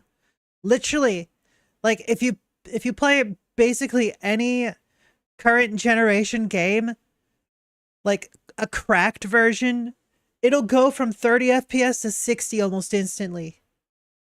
It's so awful. About this just get rid of DRM. At this point, I don't know what else there is to add, but for me personally, as someone who's not really a multiplayer gamer or anything like crazy like that, it just always drives me nuts. True, swag, true. Specifically, like always online. Any DRM that has kernel level access to your system, nope, that's a no-no. Requirements for single player games, it just feels like such a pain in the ass. It makes it feel even more like I barely own this thing. Like, I already know I'm at the point where like I paid for a digital license to have the right to use this digital download product. But oh yeah, EAC is hot garbage. To the internet constantly. That's just so much more annoying. It really pisses me off, and I know I'm not the only person. Now over at number 4, time-limited game releases. This is something we don't see too often, but it is a weird and frustrating thing. You can also couple this in with, like artificial scarcity or hardware manufacturers that only make a handful of things so that people go crazy for them. But limited time game releases really sucks. The last example I can think of is Nintendo with Super Mario 3D All-Stars, which like they were straight up saying, hey, we're not printing this game physically forever, so you better come and get it when you can. Of course, causing a mad dash for people to buy up these games, and that sucks because it's a thing that you want people to have access to at all times. And now if you want Super Mario All-Stars, nobody likes artificial scarcity. On eBay for 90 Stop it bucks, with that shit.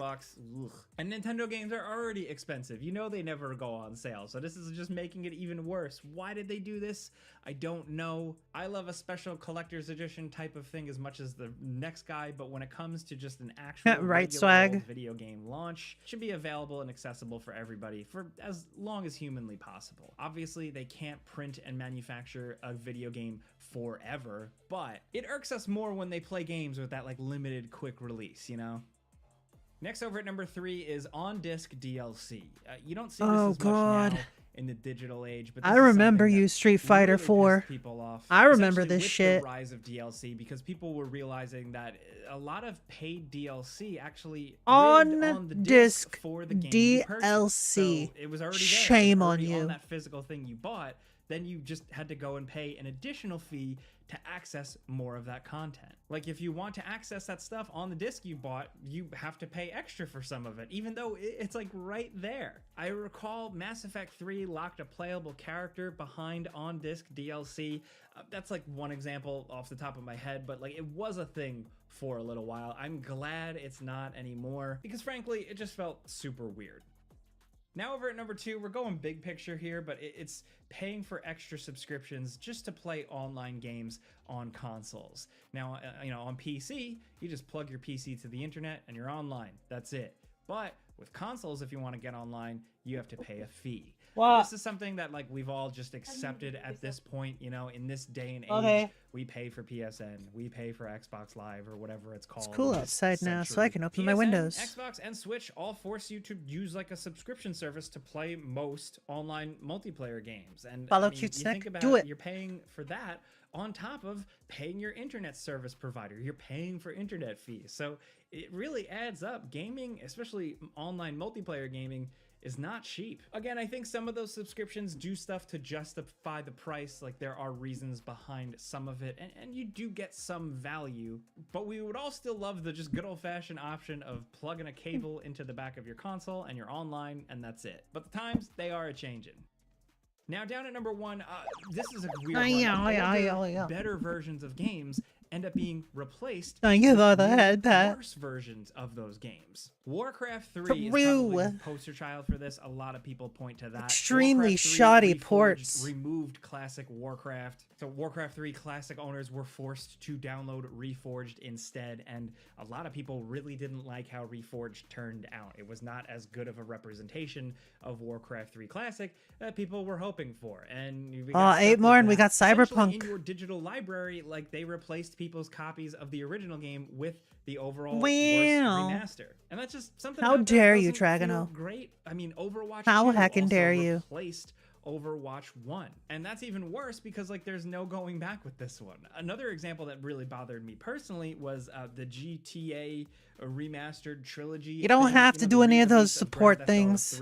I appreciate it if you do, but you really don't have to. Completely borked. They made some weird decisions. They did not give that game, that re-release, that remaster, whatever you want to call it, the love it truly deserved. And the nail on the coffin with that was that Rockstar was making those the definitive versions. There was a point where you weren't able to access classic GTA 3, San Andreas, Vice City, which were also available digital previously. So it just felt like you were stuck with the crappier, worse version, and that sucked. Thankfully, they did eventually go back on that, and both versions are available out there in the wild as they should. I think this is all just kind of like a thing that we should pay attention to in terms of like this new trend of the erasure of old video games. Ah, yes, they have a term for this. Enshittification.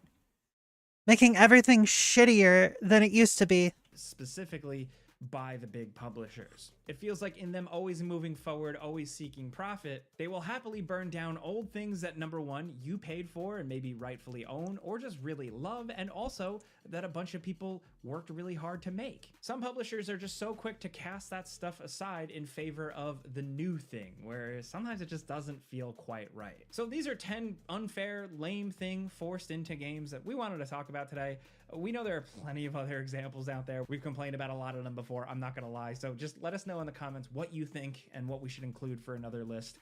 Either way though, if you like talking video games with us, we do talk about them every day. So all you gotta do is come by, click the like button. It does help us out. That's Thank not you. all they talk But about. as always, They talk thank you for about watching. days We'll nuts. see you guys next time. Got him. Meow. Meow. Meow. Meow. Meow. Meow. Meow. Meow.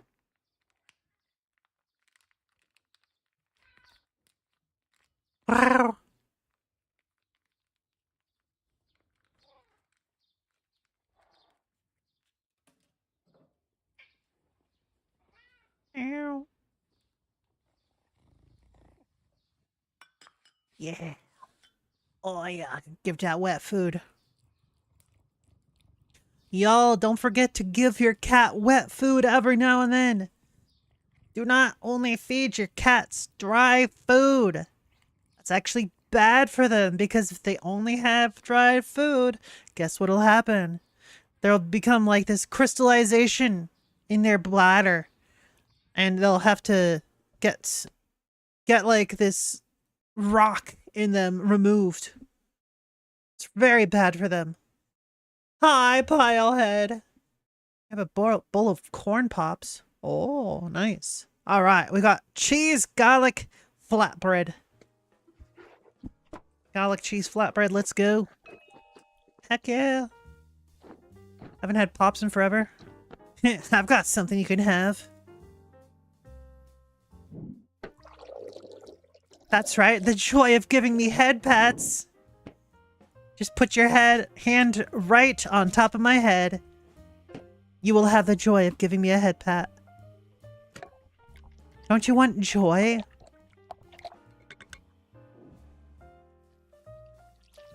Basically the cat version of kidney stones? Yeah, kinda.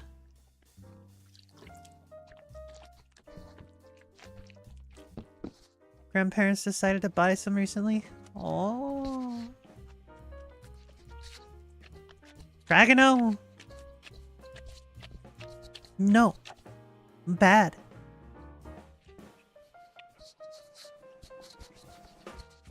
Just had a realization. Whoa. Congrats.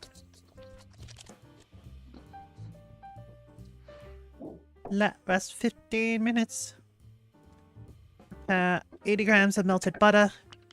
Tablespoon of minced garlic. 120 grams of cheddar cheese. About that much. That's about 4, maybe 6 ounces. Roughly a cup.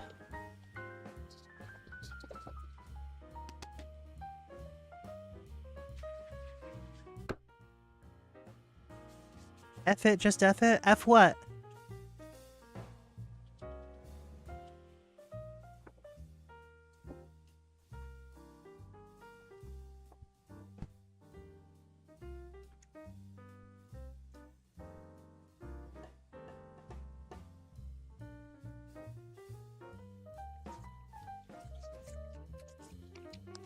True, Mr. Jiggle. True. Alright, so far this isn't all that dissimilar to, making... whatchamacallit? Tortillas, as well as flatbread.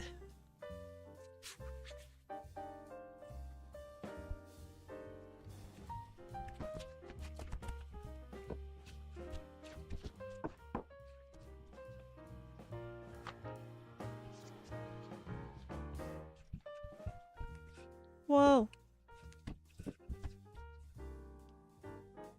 Alright, here's the part where it differs. Oh.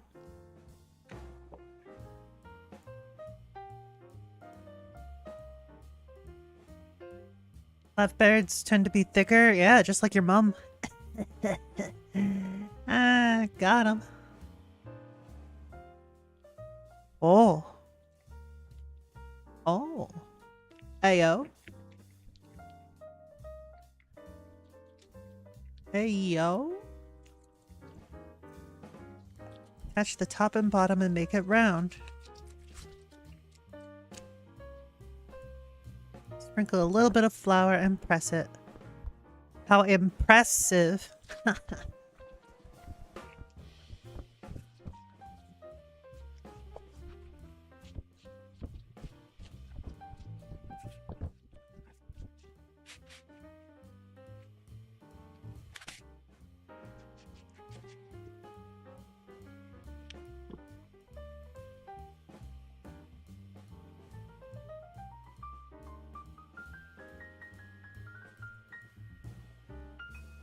Yay!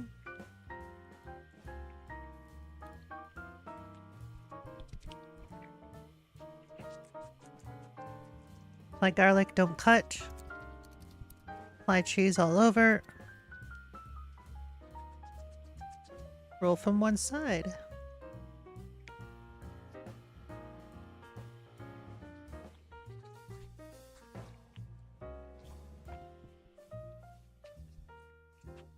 Re-roll the long rolled strip.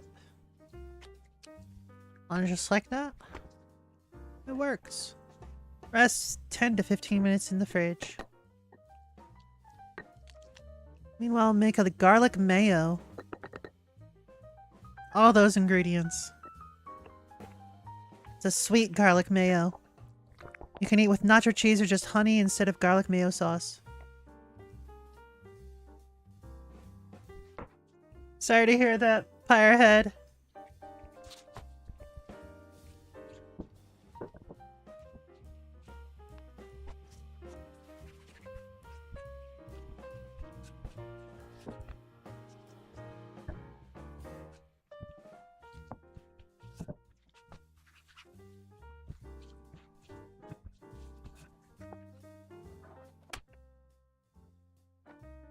Between medium and medium low.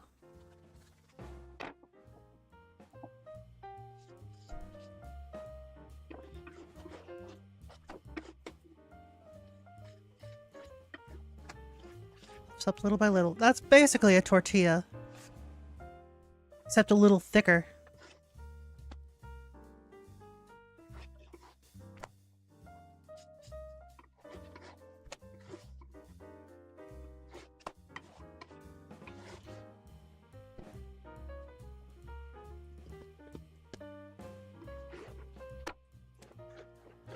Fragrant, buttery, garlic scent.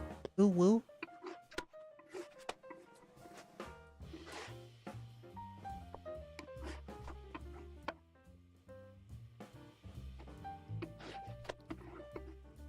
I'll turn you into traditional flatbread. I'm gonna eat you. Nom nom nom. Oh. That's the kind of ASMR I like.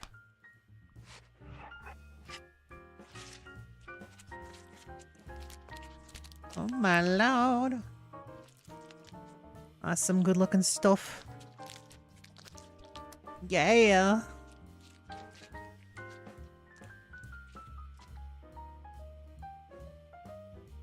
Garlic mayo. Just dip it in there.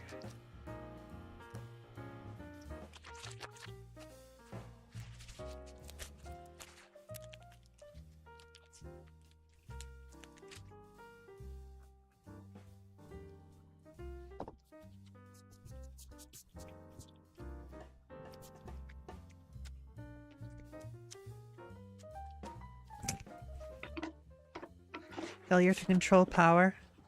Ah, yes. Fair.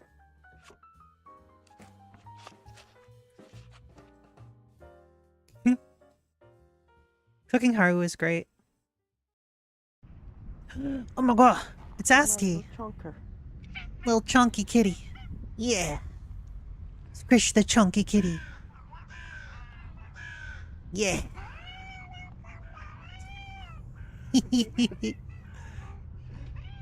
Cute. Wow, wow, wow, wow, wow, wow. Adorable. Wow, wow, wow, wow, wow, wow. Try making this without the garlic or cheese and it would make a great base as an unleavened bread. Yeah, probably. You don't have to have leavened bread. You don't need yeast in your bread. You can make crackers, you can make flatbread, you can make tortillas. Soda bread is good. Yeah, well, you know what else is good? You are. Got him. Look at them birdies.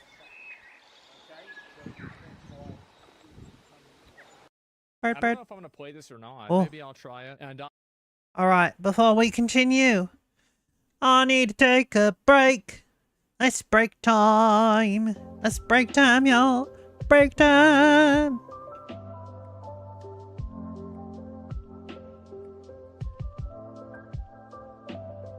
Also, Dragono is smelly.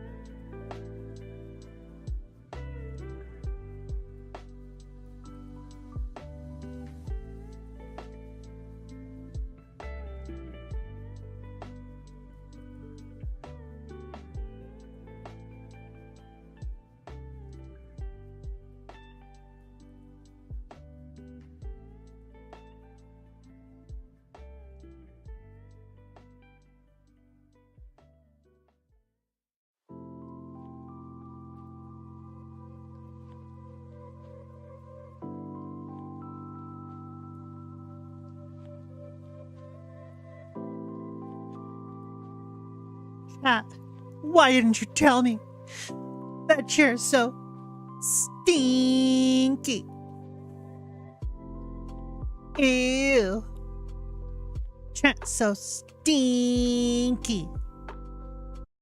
Oh, smell like a baka. Ew. Thank you for the welcome back. I don't know if I'm gonna play this or not. Maybe I'll try it. And I do really hope that, you know, if I Thank do you, play thank it, I hope you. I'll enjoy it. Oh yeah, Mr. Pandaria remix. Yet nostalgic and epic journey through the legendary Mists of Pandaria expansion in this limited time Oh, event, that's a new where mount. new loot and gear mechanics, economies, and adventures await. Open to both World of Warcraft and classic players, There it is. re-experience Pandaria at an So you accelerated don't have to like own like Dragonflight or something. pace from level 10 all the way to 70, while earning new class-altering upgrades to give you godlike strength. At the conclusion of the event, your character will leave Remix and be enabled to join the rest of the server population geared and ready to go for the forthcoming expansion, The War Within. Wow, okay, so these, alright. I That's see. crazy. This is World of Warcraft Remix, Mists of Pandaria. It's like a Who it's did like it? it's for cosmetics. Anonymous. That's why they're doing it. Why isn't it showing in They're adding a ton chat? of Play to cosmetics play, in. but just need an active WoW subscription. Bruh. For those just wanting to Thank you try for the it 25 out, they can play up biddies. to level 20 for free. Upon logging into World of Warcraft, players will be greeted with a new button to create an event. Why can't they just do it like how Final Fantasy does it now? Like, you know how Final Fantasy 14 does the free trial plus like it's the first expansion, right? You can play totally free up to level 60. Why don't they just do that? Like, isn't WoW something ridiculous now? Like 110 or some bullshit? That's a lot of levels, dude. That's a lot of levels. Because money, probably. Time Runner. This character starts at level 10, and after an introductory quest in the Timeless Isles, sends you off to the Jade Forest to start your journey. Players will be earning experience at an accelerated rate as they adventure. They'll constantly be unlocking new scaling dungeons, scenarios, and raids to conquer. Oh, Normally, that players ventured cocksucker. into the Mohushan Vault's raid at max level, but instead now it unlocks at level 25 and the content Whoa. scales so you and your friends can experience it no matter where you The are content in your campaign. scales. As you Don't get unlock too more excited, raids, dungeons, and Scalies. scenarios will become available to play at your own pace. As Wow. players defeat enemies and complete quests, they'll earn new gems that contain powerful new spells and abilities. From damage dealing Why to is he a bird? That's a good question. Why is he a healing to bird? utility and more, every item slot from head That's to feet new. will have a unique identity, which will ramp up Oh, complexity as dinos. players progress. Players can socket a spell gem into their items, which will unleash some devastating powers, while giving the Okay. opportunity to introduce new ways Wait, to there's play your gems class. now? Take the head slot Bruh. meta gems, for example. The Yeah, I Life remember Storm that. ability summons a storm, calling down 5 bolts of lightning every So it's Season of Discovering Mists of Pandaria. I get it. Okay. Uh-huh. second, dealing nature Yeah, damage to Mob enemies Sod. within 30 yards. It also grows flowers around the caster which bloom, restoring health and granting haste to allies. Or the Tinker Gems, which give passive-like effects to go Wow. on shoulders, wrists, hands, and belts. The Oh my god, that's a lot of stuff. Sunstrider's Flourish Tinker Gem causes your critical strikes to erupt in a fiery explosion, inflicting damage to all enemies within 15 yards of your target. There are over 60 different Yo, I remember that Warlock thing. Remember that whenever Warlocks could do Incinerate on any amount of targets that they wanted? That was fucking crazy.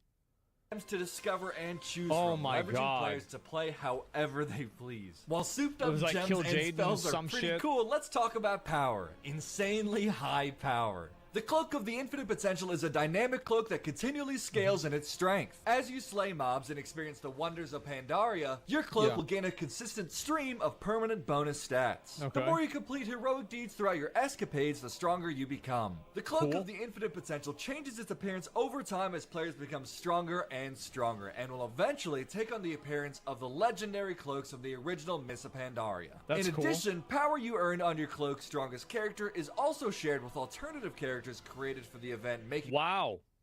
That's actually just a really good thing that is a universal W. Great. That's awesome that Blizzard did that. Wow. Yeah, Fuck it's yeah. basically heirlooms. leveling even faster. Great loot can come from anywhere, and there's no bad loot thanks to the bronze economy. Any drop players get can be converted into a new currency named Bronze. Welcome to the new Bronze Age, where your Bronze can purchase upgrades and cosmetics that span across your entire World of Warcraft account. In each zone, head to the bazaar to purchase class transmogs, mounts from Mrs. Pandaria, toys, pets, and even unreleased color variants of older mounts that have never been this is a store mount. Seen before. Players will be able to purchase items that were previously unobtainable, difficult, or required I a don't dash know of luck about from that. the RNG gods by Oh, simply that's the son of Galleon. spending this new currency. When the event draws You to can get Tusk of Manaroth from this, by the way. close and Pandaria has become free from the influences of the Shah once again, your character will join the rest of the server population in I don't know standard about World this. of Warcraft realms. At any time throughout your stay in Pandaria, all transmogs earned, titles unlocked, and mounts obtained are instantly available for your other World of Warcraft characters as well. All you need is an active WoW subscription to dive into this truly legendary and memorable journey. Or if you just want to dip your toes in and see how you feel, play for free up to level 20. Get ready to spring through time on May 16th, and we'll see you in Pandaria. How did they not advertise? I feel like they should have advertised. I feel like it hasn't been advertised. Like, I didn't even really know they were doing all this crazy shit. I don't know about that. Yeah, I think I might actually just play this tomorrow. I'm actually pumped. Yeah, it's in a few hours. No, it's not in a few hours. It's tomorrow. But, yeah, this is actually kind of cool. I think I'll probably play this tomorrow. Like, I don't really think I have anything else I need to do tomorrow, so I might just try it then. 10 a.m.? Okay, that's not happening. I'll play it when I get up, okay? Yeah, I'm not going to try to wake up early for this shit. I'm just going to play it whenever I wake up. 10 a.m. Yeah, that's just, yeah, timing is perfect. Season 4 is boring for most people already. Oh, new Diablo season? I feel like they should have spaced it out at least a couple more days, but... You know, like, what's so weird about this is, like, Cataclysm is coming out 4 days after that. Like, his Cataclysm is on May 20th. Wow, Hollow. How dare you? Yeah, investors call, that's why. Stinky You think so? fuck. Good for them. Who cares? Yeah, I feel like I might even play this more than Kata. I feel like I'd probably want to play it more than Kata. Fuck. I'm gonna have to decide. Bruh. There's so much going on, man. It's crazy. I haven't played Cat. Pandaria's back. Time be to honest, lurk and like, you watch really wanna get anime. me All excited, right, good call it WoW luck. Remix Legion. And then I'll, I think Mists of Pandaria was over-designed, personally. Like, I think there was way too much stuff in Mists of Pandaria. It was, like, way too complex. I thought Legion was way better. But, you know, this is still really cool. Fair enough. Fair enough. I've already seen that one. Not interested.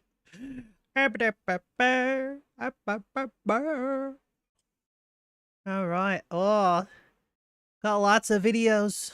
Oh my god. All right. We'll start with Banoi. Quails. This. Let's go with Rev. Not gonna watch that. Kitty cat. Then we'll go with that and that. This. I'll rearrange it after. Cheeseburger chili, sure. Add that. I'm just adding stuff I would watch anyways. Whether I'm online or offline. Cat versus dog. Oh.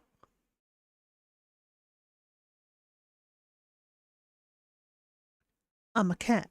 I'm a kitty cat. I go meow, meow, meow, meow, meow, meow.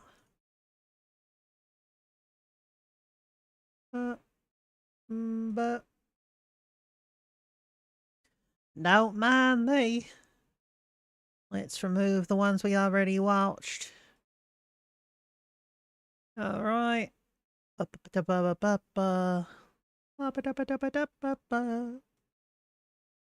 that there. Put this here. Put this here. Wait, no. Right there.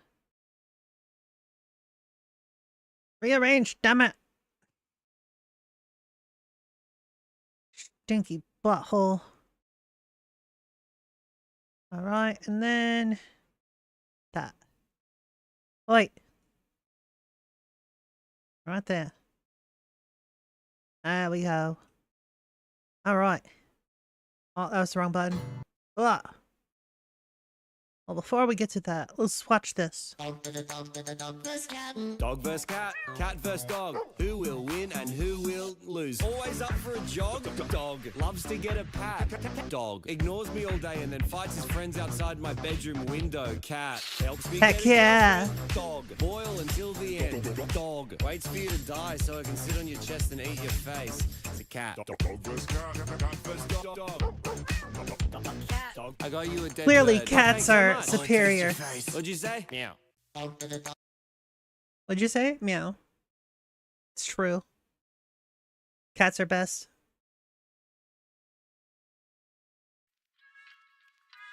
Bunny! It's a bunny. Bun, bun, bun, bun, bun, bun. California quails. Oh my god. Oh my god. They're surprisingly fast on land. Look at that. Look at them go. Wow.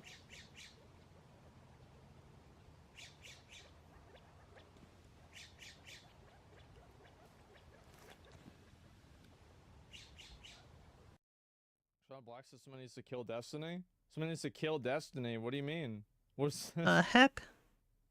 Like, it would just be so easy to just, it would solve all of our problems. Like, we would have socialism now at this point. We would have socialism at this point if someone just went out of their way and it would be so easy. This is what happens when you don't kill every single slave owner after slavery. That's what you get. When you don't murder every single slave owner, every single Ku Klux Klan member, and they have children, and those children have accidents that should have been aborted, you get destiny. Did Destiny have slaves? Like, I don't even understand. Yeah, What, what is this? Like, this is nuts. Is this I guy am down? confusion. No? That's crazy. If they don't ban this guy, that would be nuts. Should be a perma? Of course it should be a perma. It's not even a question. You know, usually it would be easy to say like, oh, well, that's not really what he's doing, right? But that's, he's saying it. Oh, he says he never wished harm on Destiny. My Twitter mentions going crazy, but the weirdest part is like I never wished harm on Destiny. You know what I mean? I think they took the censored part where I censored myself and were like, oh, he's wishing harm on Destiny. When I censor myself, I don't say anything. I don't say anything. That sounds like a very convenient excuse. I think that would work. Like, his argument would have worked if he didn't go on right after that to say that you should kill a bunch of other people. That's what you get when you don't murder every single slave owner, every single Ku Klux Klan member, and they have children, and those children have accidents that should have been aborted. You get destiny. Yeah, so he's clearly implying that somebody should do X to Destiny. Very much Nobody knows implying what X that. is, right? Then he says somebody should kill all slave owners because if you don't, they have kids and kids, then they become Destiny. If he had said this about another group of people, you know, it was a white guy saying this about black people, he would be instantly gone. Instantaneously. It's not even a question. For good reason. This is like Frogan. Yeah, like Frogan's the same thing. This is a cracker take. They will say these things that are just like completely indefensible, awful things. There's no justification for it. There's no context in which it would be okay. And then they're not being punished in the way that every single person that has a brain knows that they should be. There's no universe where saying this on Twitch should be okay. It is embarrassing that Twitch hasn't done anything already. It really is. Hey, what's up, guys? Rob here. So yesterday we got the official world premiere trailer for Assassin's Creed Shadows, and a lot of people have been talking about this, mainly criticizing a lot of aspects of this trailer. So you can see right here on YouTube, it has reached over 300,000 dislikes and has a like-dislike ratio around 30 or 40%. It's not very good, and there is a long list of reasons as to why people are criticizing this trailer. And let's begin with the most talked about point, and is the choice of the main characters. Now, there are two main characters, and remember, as stated right here, this takes place in feudal Japan, and yet the main characters are a woman and a black man. That just seems like a very odd thing for a setting True. in feudal Japan. A lot of people were expecting, at the very least, a Japanese set of main characters, but that's not what they got. Instead, they got the character based on a real person called Yasuke, okay? So looking into this character, we've seen other people try to raise whataboutisms, saying when Shogun came out, they're asking, where is Yasuke, the first Japanese samurai? And people, of course, were getting their historical timelines wrong in that case. But here, we see them claiming that Yasuke is a samurai, when that is not true. It is not supported by any historical evidence. You can see from a quick search that he was a servant and a retainer. This was not something that was considered a samurai, so people constantly trying to claim that have been wrong, and it's been a big point of misinformation for months now. And also on that Wikipedia page, people are fighting for their lives to revise and re-revise this page over and over again to try to label Yasuke as something that he is not. And of course that shouldn't surprise you, because a lot of the people defending and supporting this choice of a main character are relying on historical accuracy that is not there. So they are quite literally trying to change history to support their own narrative and how they support this choice of a main character. Now going forward, again, the whataboutisms continue. A lot of people are pointing out that, well, okay, in previous Assassin's Creed games, we had a game set in Italy. You played as an Italian man. Game set in France, played as a Frenchman. And a game set in America, you played as a Native American man, and so on and so forth. So people bring out Assassin's Creed Black Flag, and they're like, wait a second, this game was set in the Caribbean, and you play as a Welshman. Again, quick Google search will show you that most pirates of that era were of Welsh or European descent, so that doesn't really work. Now, people moved on to a different argument, saying a double standard. If you are criticizing Assassin's Creed Shadows, then you also should have been criticizing the game MEOW. And you can see right here a large post with I mean, let's be honest. MEOW was a long time ago.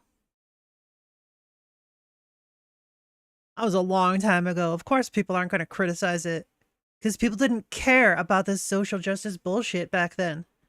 31,000 likes, saying everyone complaining about Assassin's Creed Shadows having a black samurai also had a problem with this, right? And it's of course a white samurai, but the difference is this was a historically accurate representation of this person in history, unlike how they're trying to portray falsely Yasuke as a samurai when he was simply a retainer. It's also made by a Japanese company. William Yeah, Adams. This that is the too. person that MEOW is based on, and And you can see Ubisoft he is a arrived French in company. Japan in around the year 1600, and would achieve nobility and a lot of respect, and would eventually be named a samurai. He was actually a samurai, unlike Yasuke. And moving forward, you're probably asking yourself, how did this happen? Why are they pushing this so hard? Well, it makes a lot of sense when you start digging into the people who are responsible for this game.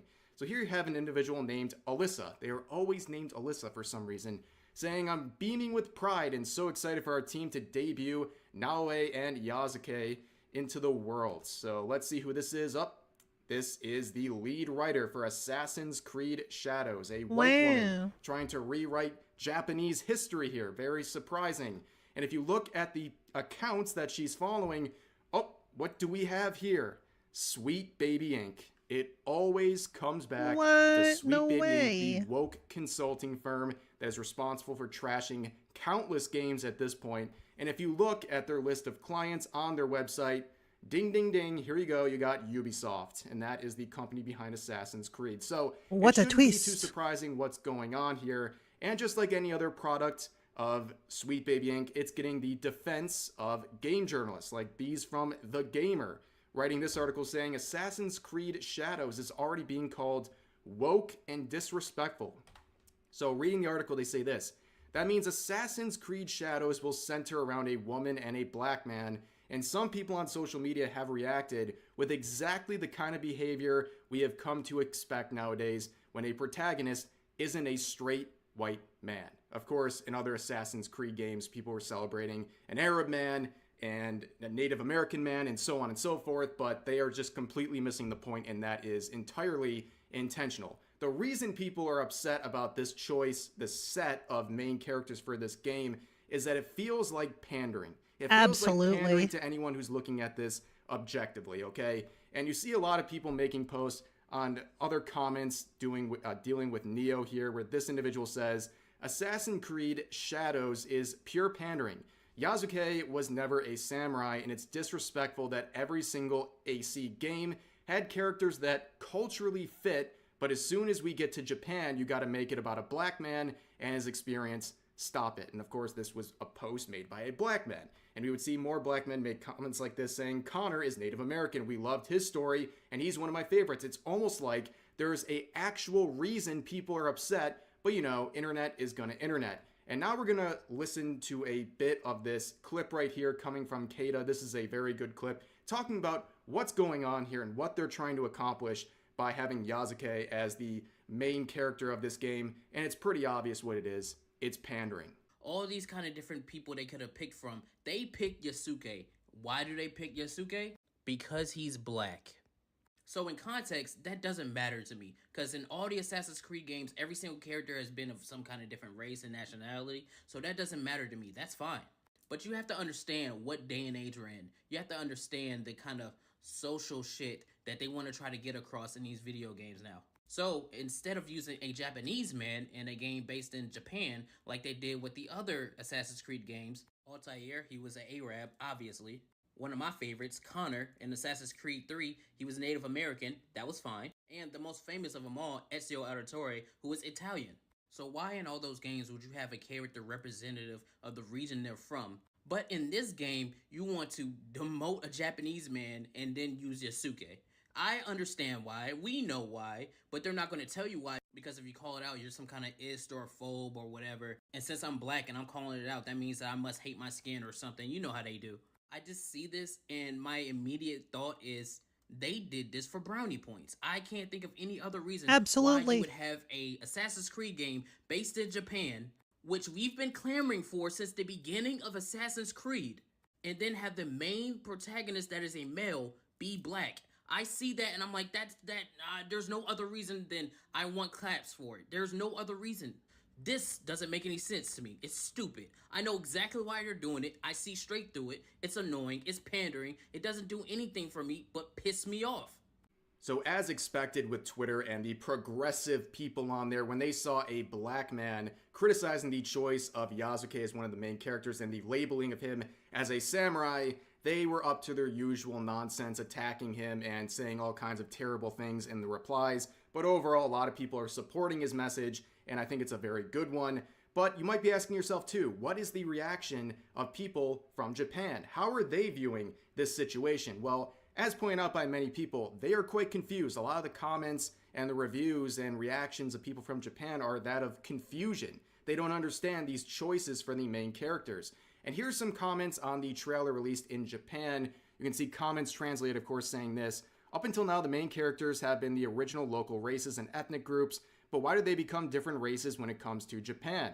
Why do they go out of their way to use black people even though it's set in Japan? If they wanted to use black people, they could have just changed the setting, but it's too mysterious. And then down here, this user says, if you release a work with a Japanese protagonist in an African setting in the future, I will forgive you. And here's another one saying, for the first time, I understand what cultural appropriation is. And here's some more comments from Twitter. This user saying, a game where black people massacre Japanese people in the Sengoku period is a perfect example of Ubi. Is this what happens when political correctness is taken to the extreme? Yo, that's a really good point. That is an absolutely great point. Remember all of that drama about Resident Evil 5? Oh, it's a bunch of white people killing all these Africans in Africa who are infected with this virus. Notice how they're not saying anything about Yasuke being a black man killing Japanese men. Huh. Is that what we call a double standard? Oh my goodness. Why does this one get praised while Resident Evil 5 gets shit on? Yeah. Think of that. The sword is in the wrong position. It's no good to have it open at your side. I wanted Yasuke to appear as an ally. Are they mocking Japan? They should have just made someone like Saizo Kirigakure as an assassin. and people saying it's a bit disappointing. I wanted to play as a Japanese ninja. It's my favorite game since I started with Syndicate, and I have played everything, so this is sad. Yeah, I absolutely agree with that. Like, from the inception of Assassin's Creed, I kept thinking to myself, yo, wouldn't it be cool if there was a Japanese version playing as a ninja, doing ninja shit, throwing kunai and, like, assassinating dudes? That would have been dope. But we get this instead. Thanks, Ubisoft. I don't think there are any Japanese people supervising with architecture. It's Chinese and filled with lanterns, torii gates, and paper lanterns, so it doesn't feel like this. I think the Shogun stands out after the good examples in the drama. So I think this point up here about Yasuke potentially being like a side character, an ally in this game, I think that's what people might have expected, and I think it would have been a really cool thing to happen, but to make him again as one of the two main protagonists in feudal Japan, it just seems a bit odd. And again, like I said, they're relying on historical accuracy to buffer their arguments, but it doesn't work out when they falsely claim that he is a samurai when he was not. And going forward, if you're an Asian person trying to complain about this, don't go to Reddit, because you're not going to be supported anyway. So we have this person leaving a comment saying, any other Asian people disappointed that we don't get an Asian male main character? This person would be banned. Yes. You can't even express your disappointment in the choice. Oh, I could join a VC if you wanna talk about it. Alright, I'm in VC. Pop in when you're ready. Pretty sure you have permissions. Hello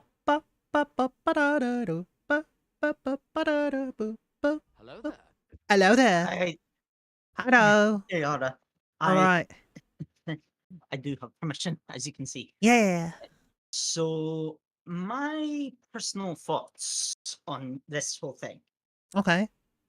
Right. Well, first of all, the side that's defending it, every one of them that is saying, oh, it's historically accurate. Well, first of all, they need to get whatever head they've got shoved up their ass out of that ass, because that's completely wrong. True. Yeah, there's barely any mentions of Yasuke even existing. Yes, but he's still actually a historical character. Yeah, but we don't know anything about him, like, other than, like, this one or two documents that said, oh yeah, this dude existed. We don't know what he actually did. Yes, he was a retainer for Oda Nobunaga, but, like, aside from that, we don't really know anything about the character. It's very vague. Yeah. Now, but to me, though, that is a good opportunity. Like, here's... Uh-oh. What? You okay? Yeah, just fucking ghouls attacking. I thought I'd... Mm-hmm. Okay. Problem dealt with.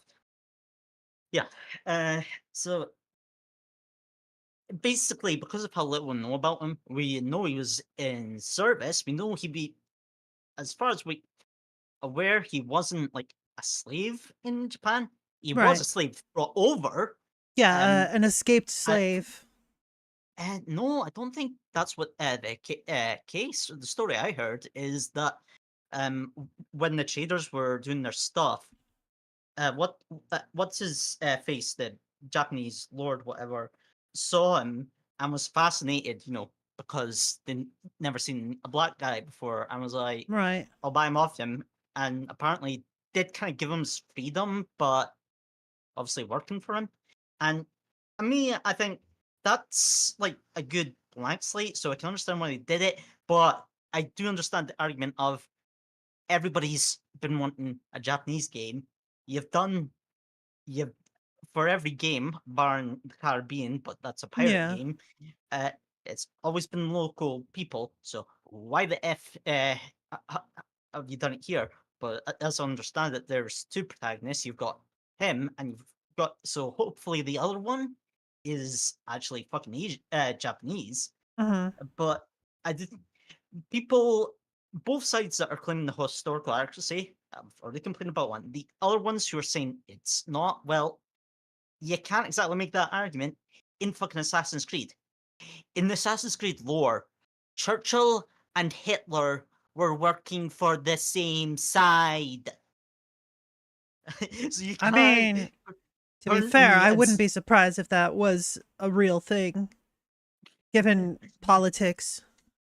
Okay, fair. But they were both Templars, and the things that happen in the games, and it's like you can't really say it because a lot of things differently happen. Like the take Assassin's Creed Black Flag.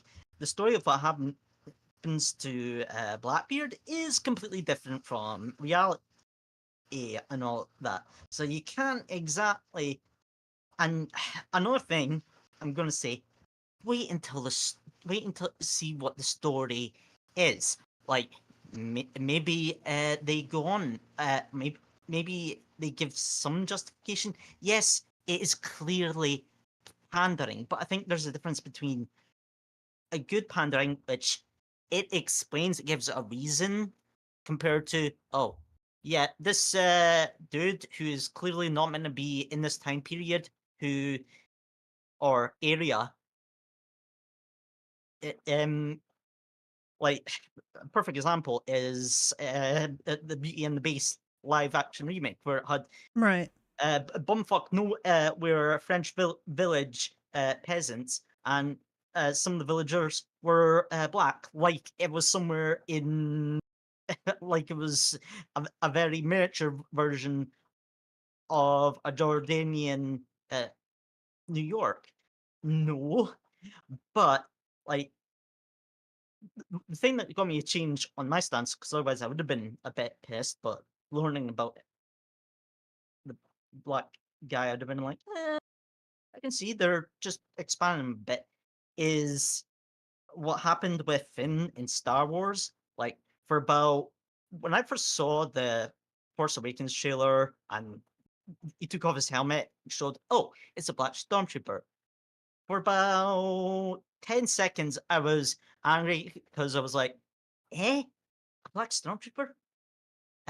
Where the heck's, I've forgotten that actor's name, but the dude that played the clones, played Jango Fett.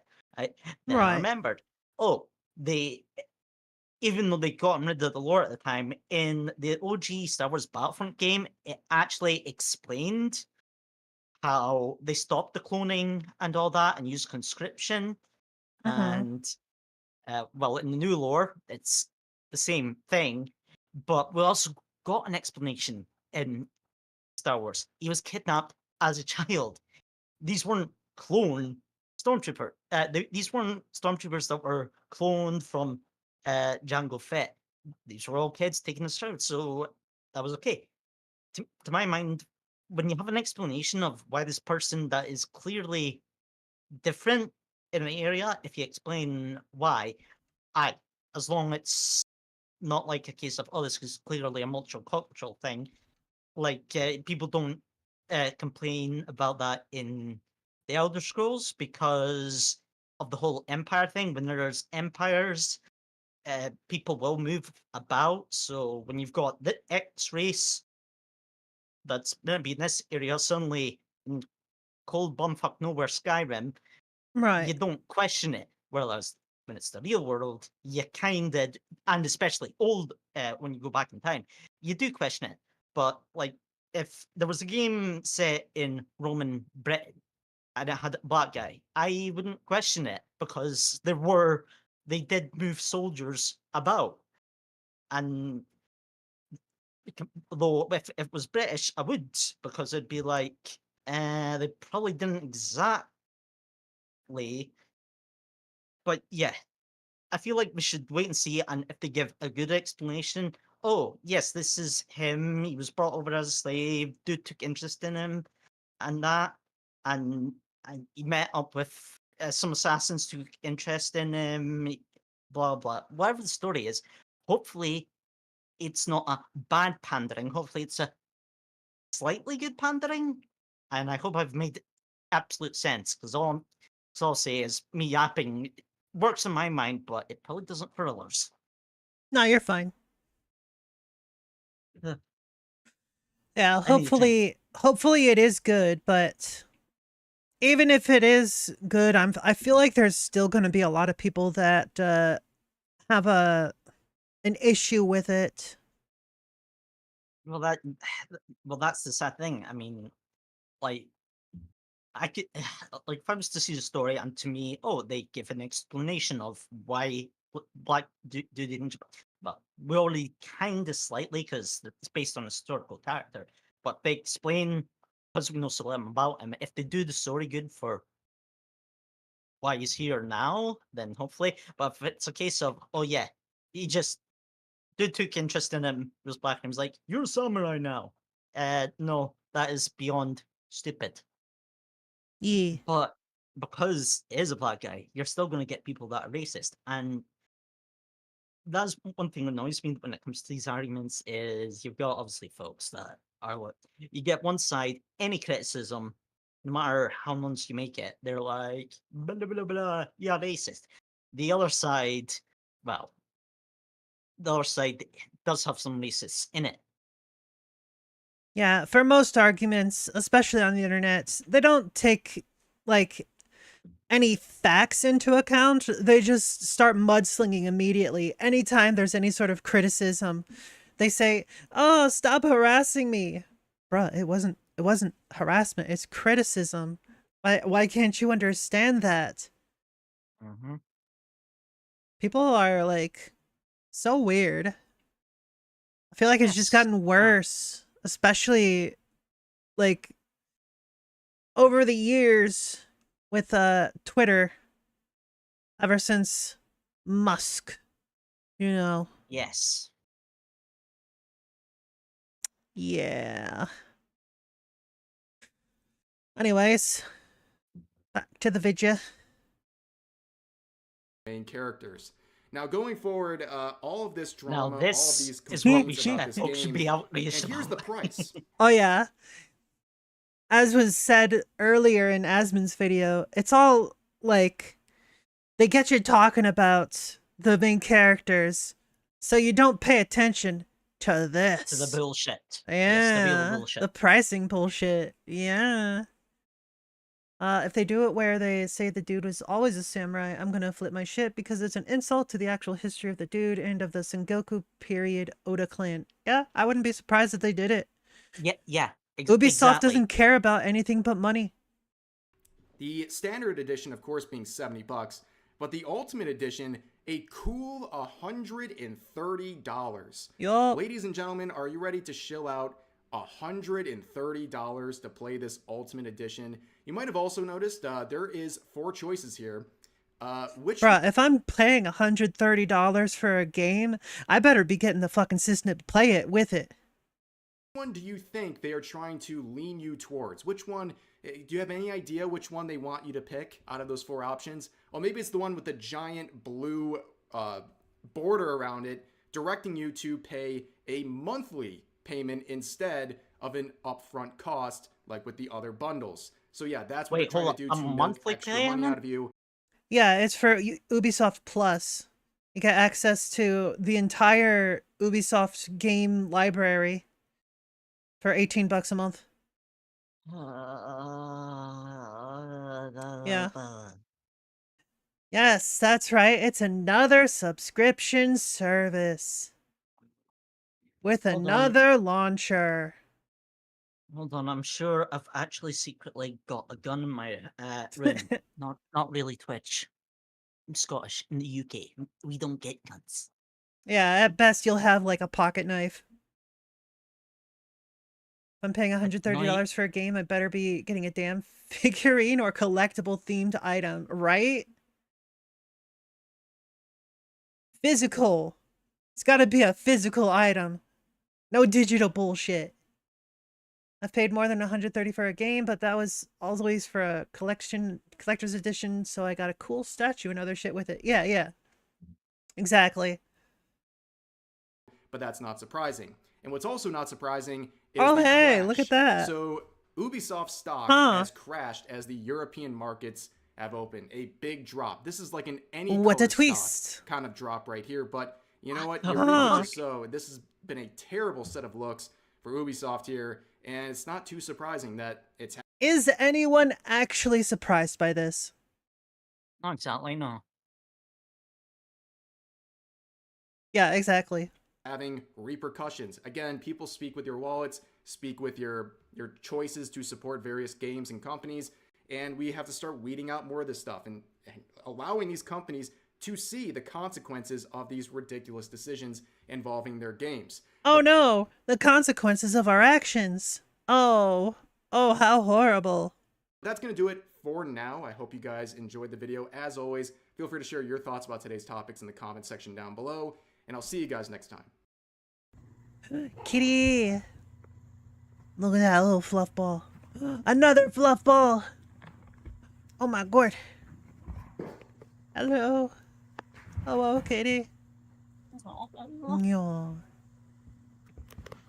That was young. It's time to All pay right. it back. That as today we turn to MSM Talent, also known as Mad Scientist Media Talent Management, self-described Okay. here as slightly unhinged, but in a good way. This being a talent agency representing over 40 different independent VTubers, but again is a talent agency, not a VTuber agency, such as Hololive, which owns all of the intellectual property rights to their VTubers, or even like VShojo. Instead, MSM operates like Mythic Talent, this being a talent management agency that I myself am associated with. Mythic Talent oftentimes helping independent VTubers such as myself secure not only various sponsorships, but also assisting with other goals for their VTubers, such as last year helping to produce the VTuber Awards. MSM Talent in the past weeks now receiving a number of allegations, allegedly not fulfilling a number of promises given to their VTubers, promises such as offering Hollywood connections, healthcare benefits, What the and heck? equity in their business. Did they actually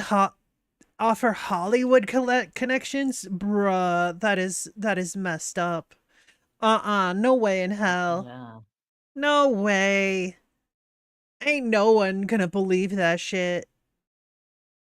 But further MSM Talent receiving Probably further somehow. scrutiny in the past weeks due to VTubers outside of the organization alleging that they have been defamed from the owner of MSM Talent. That being Seth W., as self-characterized here, an individual who I myself can confirm, going back to late 2023 and beyond, has approached various business entities and other mutual VTubers to disparage me. This becoming serious enough that I since had retained legal counsel to better understand my own options. And this not being any legal counsel, but legal counsel based out of the state of Maryland. That being the same state that MSM Talent is incorporated out of, or so we thought. Our legal counsel confirming what is available in public records, confirming that Mad Scientist Media LLC, that meaning limited liability company, appropriately filed articles of organization back on September 15th of 2019. But as of October 15th of 2021, this business, as listed under the courts of the state of Maryland, has been in the status of forfeiture. The reasoning for this forfeited status being the failure to file property returns for the year of 2020 or any year since. That's right, Wow. Mad Scientist Media MSM have not been filing their taxes or been granted any tax extensions. As made available by VTubers on Twitter.com, sections of MSM's talent management agreement contract have been made available, confirming they are listed under the Mad Scientist Media LLC and out of the state of Maryland, while other contracts would list themselves as being under Mad Scientist Media Talent. Mad Scientist Media Talent never being formed as an LLC, and as a talent agency based out of Maryland, would also not be recognized by the state. This meaning that numerous contracts, both with VTubers and artists alike associated with MSM, could in no way be enforced through the courts, as any case that MSM could bring to the courts would then promptly be given a motion to dismiss. This forfeiture status occurring on October 15th of 2021, well before the vast majority of talents were ever associated with MSM. This once again meaning the vast majority of contracts that MSM Talent has with their VTubers and artists could in no way be seen as legally valid. This potentially being a major issue with sponsors who would want to know that their sponsorships through MSM talent could be valid and enforced. But it does not end there with Seth. As also confirmed through our Maryland legal counsel, Seth has opened up a number of limited liability companies, 2 others of which have also been closed for forfeiture, that being Idea Hackers LLC alongside Quick Press LLC. These 2 businesses, once again, also being closed for forfeiture for not filing taxes. What a twist. So while Seth himself, in separate court documents from the year of 2018, had been ordered through the courts to pay debts numbering in the tens of thousands of US dollars. And no, it does not end there for the owner of MSM Talent. Seth angering colleagues associated with him even before the current roster of MSM Talent was onboarded. This profile page being taken over and being given the intro of, "My name is Seth and I'm great at taking people's money under false expectations," giving the website of scamartist.com and being given the location of "I will F you over." And all while these revelations were being made wholly public in the past weeks, further business connections with Seth had been revealed. One of those being with the Grinding Coffee Company, Seth having operated as the COO of this particular business, originally opened up through a successful Kickstarter, advertising itself as being owned by a LGBTQIA+ person of color. This then leading to older tweets of Seth being made public, stating what many consider to be slurs, alongside posting pictures as this one seen here, joking Mouse, about you right. consent. I am cute The AF. Grinding Coffee Company now having since gone offline, having officially closed as of March 31st of 2024. The owner of this company stating, "We are excited to announce that under new ownership, with familiar faces among the team, we will rebrand and launch a new company called Based Coffee." The Twitter account for that company being opened as far back as January of this year, and further associating with numerous other streamers. And no, the business connections do not end there with Seth. That, as most recently launched alongside Seth, is Saucy Biz, a drop shipping company for numerous hot sauces, these being relabeled existing hot sauces and then given a proper markup. The website for Saucy Biz at this time being recognized as fairly bare bones, simply labeling itself as a hot sauce company, and further along on the privacy policy page, leaving up various pieces of the unfilled Shopify-powered site template, and further on the terms of service page, not listing their trading name, business address, phone number, registration number, or VAT number, but confirming the email address of seth@msm.gg. This being the same email provided on PayPal transactions with Saucy Biz. Saucy Biz, like the Mad Scientist Media talent label before it, having at the time of launch not being registered as an LLC. This being the continuing story of other businesses that Seth has associated himself with, that including I have no idea, Mouse. Glitchless.gg, registered under the Perfect Presence LLC, which, you guessed it, is also in forfeiture. And no, it does not stop there. Wow, it's almost like this dude is a con artist or something, huh? It's almost like he's a professional scammer.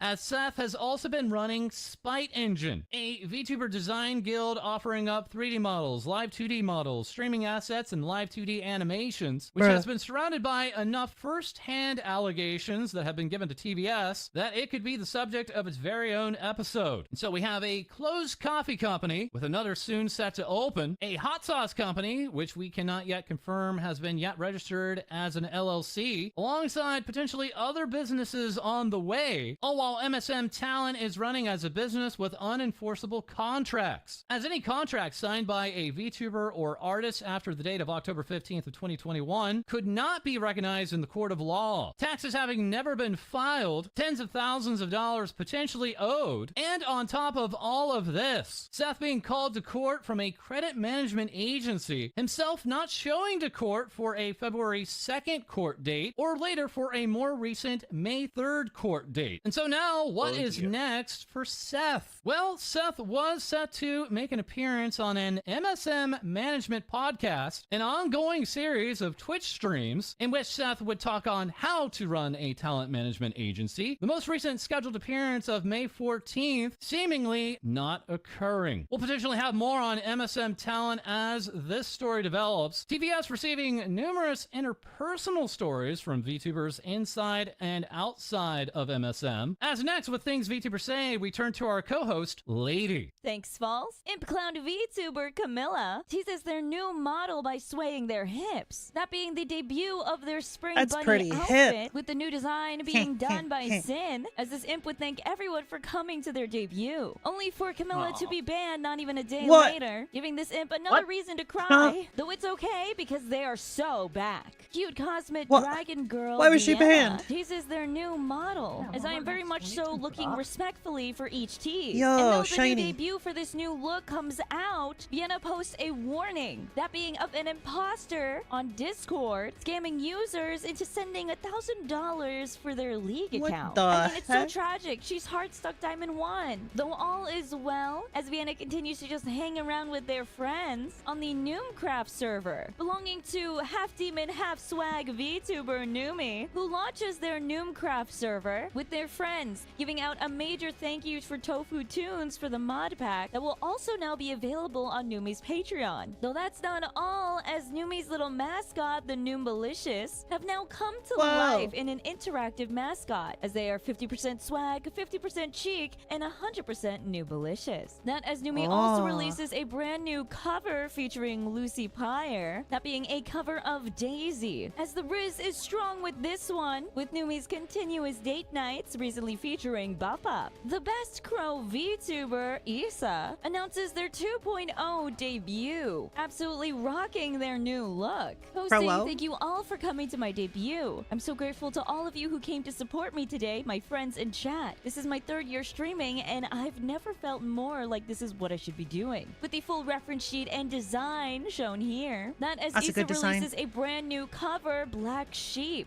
along with a huge announcement for some limited available merch. Whoa. VTuber Bond asks if all of you are gonna be their drinking buddies. That as Bond celebratorily shares that they've been invited to the Twitch Partner Program, posting, everyone, thank you so much. Goddess cult leader Ayuchi celebrates their birthday with some live cake, along with a birthday subathon. That as Ayuchi gets exposed on their virtual crushes, quoting, I am deceased to look at my taste in men. But like, honestly, very same though, very same. As this co-host has a similar obsession, that currently being my fixation on Has Been Hotel, as we are getting closer to reaching 100,000 views on my cover of Hell's Greatest Mom, to which I absolutely thank each and every one of you for checking it out. But that's not all, as I've also recently celebrated my birthday in the form of a weekend streamathon, where lots of uncursed has-been fixations were totally not happening during my stream. Absolutely none. I was completely normal. I was behaving. So genuinely, thank you to everyone so much for an amazing B-Day weekend, along with a huge shout out to my mutuals and friends who were able to join me in What do you collabs mean? and ended up turning my sign-up birthday sheet into this. We are truly people of culture. Though that's not all, as I've also released another new cover for this month, having done the art and animation myself once again, that being the cover taught Musica. Feel free to check it out. Yochi announces a teaser for their new VTuber outfit, with a reference to the new full design shown here, illustrated by Nanolus, and rigging done by Twin Tails. Posting, in a bright moonlight, you see a beautiful demon appear. As this debut came with lots of new assets and animations, with this animation coming from Huffy, illustrated by Bayumi, this one coming from VV Star, and music done by Versus. Though that's not all, as Yoshi has premiered a brand new cover song, that being of Amir Zankyo Sanka, with the team behind the music video being Sakura, Kingcraft Kingu, and Momotex. Posting, I hope we get to cook again. Congrats on the awesome debut. That as Yoshi announces their Daki merch, along with the announcements of this professional Stinky Oni's attendance to Offkai Expo. Posting, I'm so excited to see you all at my panel and meet and greet. I will create a character design together with you live at Offkai. Jiggly Whale Girl Bao is congratulated on reaching over 1 million views on their original song, 52 Hearts. That as Bao releases a new cover of Idol, with the art coming from Yukiko. Voice actor gone VTuber Sayu has now reached over 1 million followers on TikTok. That as Sayu is still haunted by Peppa Pig, featured in this animation by Okarma, while also being doodled as a little guy. Sarue debuts their teen Sarue model, with their debut also including a brand new animated stinger, with the full model showcased here, rigged by by Kevin X. Asari also releases an announcement for new merch available. Fertility goddess VTuber MEOW announces their GoFundMe in order to raise funds for the rest of their cancer treatment, having been blown away with not even 48 hours later fulfilling the goal. Posting, I feel like I'm dreaming right now, truly in a state of shock, and the W's just keep coming. As MEOW has also been accepted into the YouTube Partner Program, along with reaching over 7,000 followers on Twitter and reaching over 90,000 views on their cover of Unholy. Posting, even if it's after a year, I never expected a cover I produced to reach these numbers. Bow before your Empress Rhea and Lilypad. As Rhea created an interactive theater play featuring the VTuber Hampon, as this entire stream was a live interactive theater play where a dice is rolled in an RPG-like manner to decide the outcome of choices, and Chad, represented via computer avatar,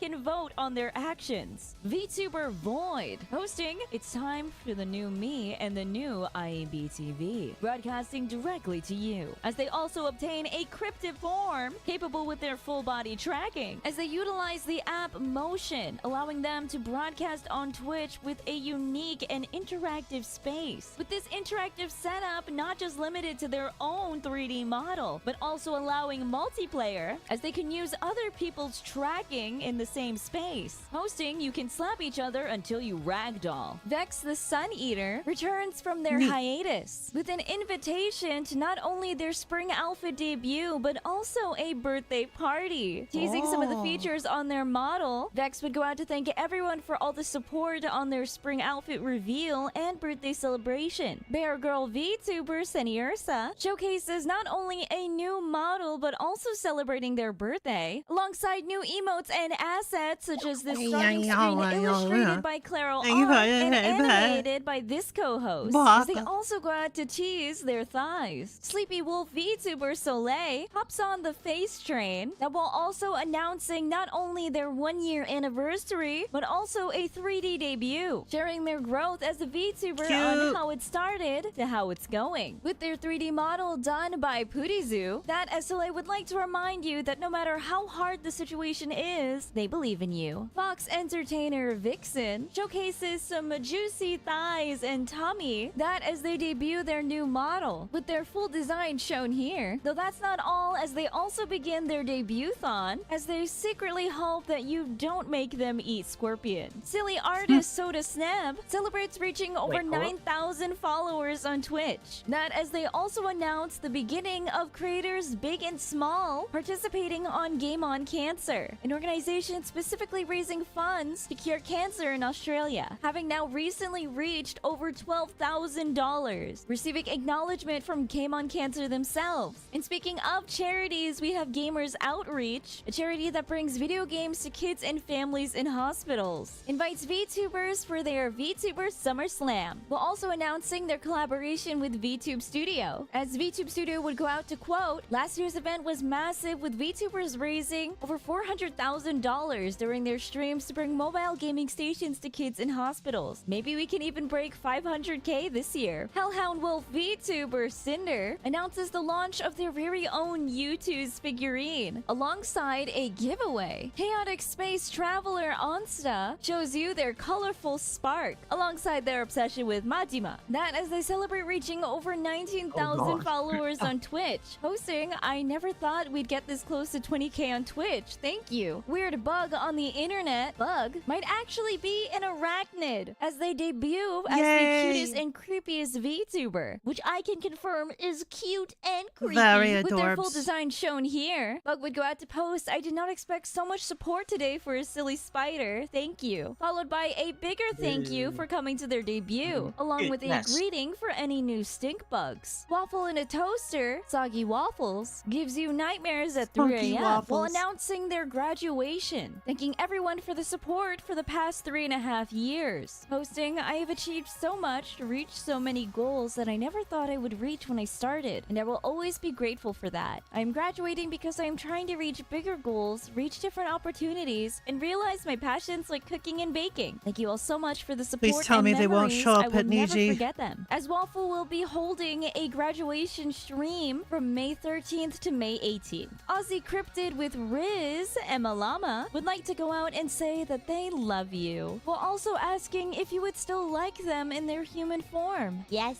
I would. That while teasing certain assets of a potentially new model. And now back to you, False. Thank you so much, lady. As that is all for this episode. As always, feel free to like, comment, and subscribe below. Send in your VTuber stories to our Discord, as we'll have more things VTubers say for you soon.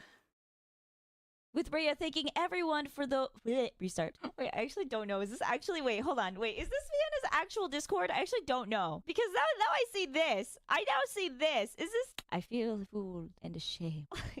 What? Restart. Just, whatever. Whatever. Restart. I have no clue what that means, by the way. As Numi would go out to quote, so much emotion in his little face, I love forever. As we are getting closer to reaching 100,000 views on my first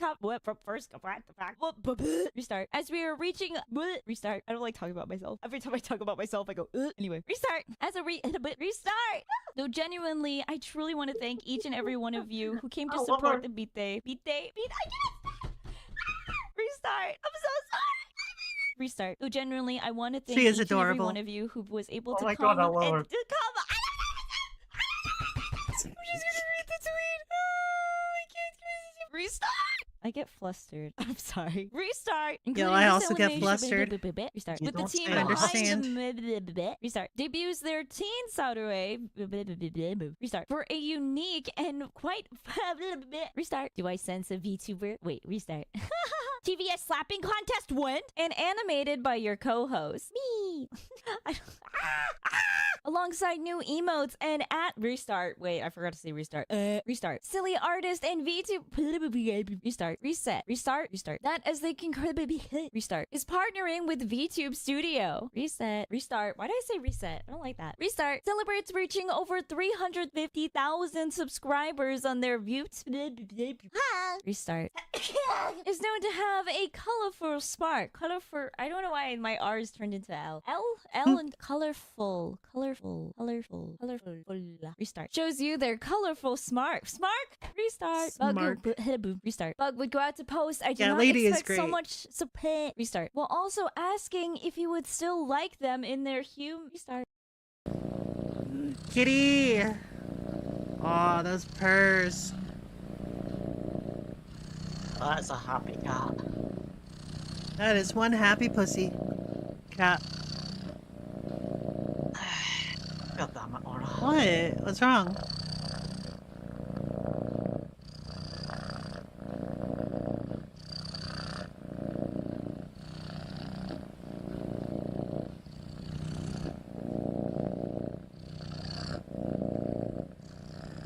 Yay.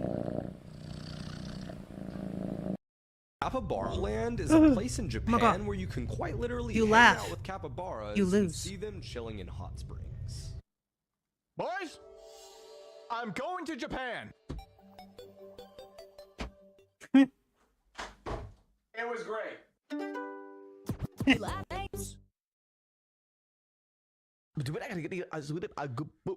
What is going on, my dudes? Welcome back to another episode of If I Laugh, the video ends, where if I laugh, the video will end. I am live here at twitch.tv/Jimmy here with my chat going absolutely bananas.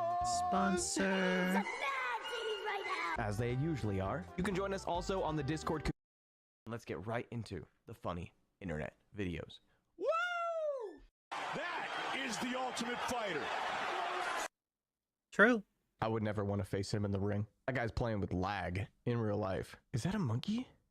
Monkey. That he wishes I wasn't related to him because he wants to see me bounce my ass in his face with full capacity. No way. What? Where's the... What happened to the Ozio? There's only one thing I can say about that. Monkey! Nice. Then there's Chunky. He's dead. He's dead. Chunky's dead. His poor flat face. Lots of monkey videos to start off today. That's a good sign. Working for Hollander now? What is it you're after? The tiger poster. That's not even funny, man.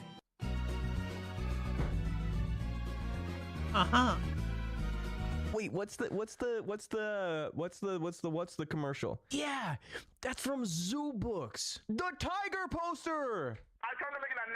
Yeah. Impact is an open world action RPG game available on PC, Android, iOS, and PlayStation 4 and 5. Step into a vast magical world. Here, I now. thought Shadow the Hedgehog was a bitch-ass motherfucker. It sounded like I recorded on a that baked pissed on his potato. wife. Dude, also, stop memeing my Genshin sponsor.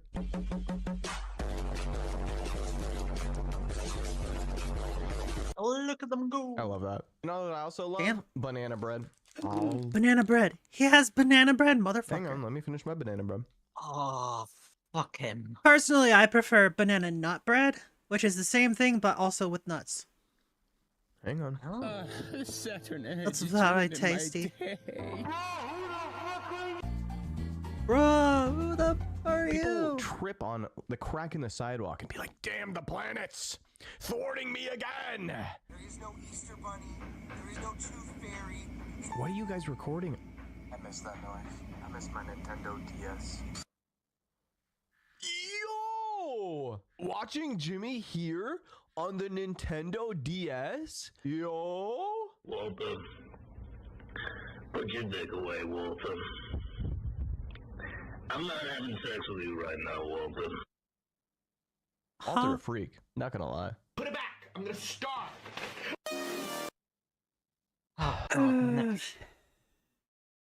All of those Nikocado avocado memes are just cringe. So cringe. I just don't understand the appeal. Why do people like them so much? Yeah. You may both. Huh?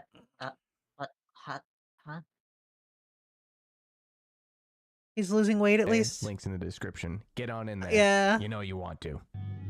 I'm confused. My brain's messed up, man. I'm confused. In my mind, the I'm mosquito Aura. is down for it. It's all fair game, dude. If you're gonna suck, never mind. Hey yo, if you're gonna suck, what are we talking about, Jimmy? Huh? No.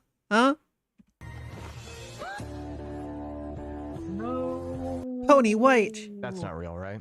It is. It didn't look like. It is. Oh, look more cream. Yay! The screaming bird is gone.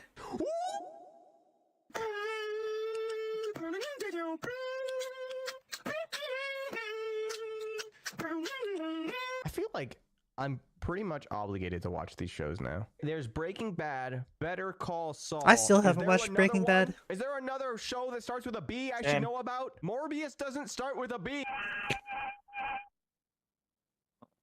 Kitty. Oh. I haven't What seen was that? that pig in the Ring doorbell. That was in a so pig? long. Please don't make him come back. It would be so awesome. Okay, dude. Be so cool. When did that happen? When I was pissing, did you guys tell Alana to eat the mic? You're all banned.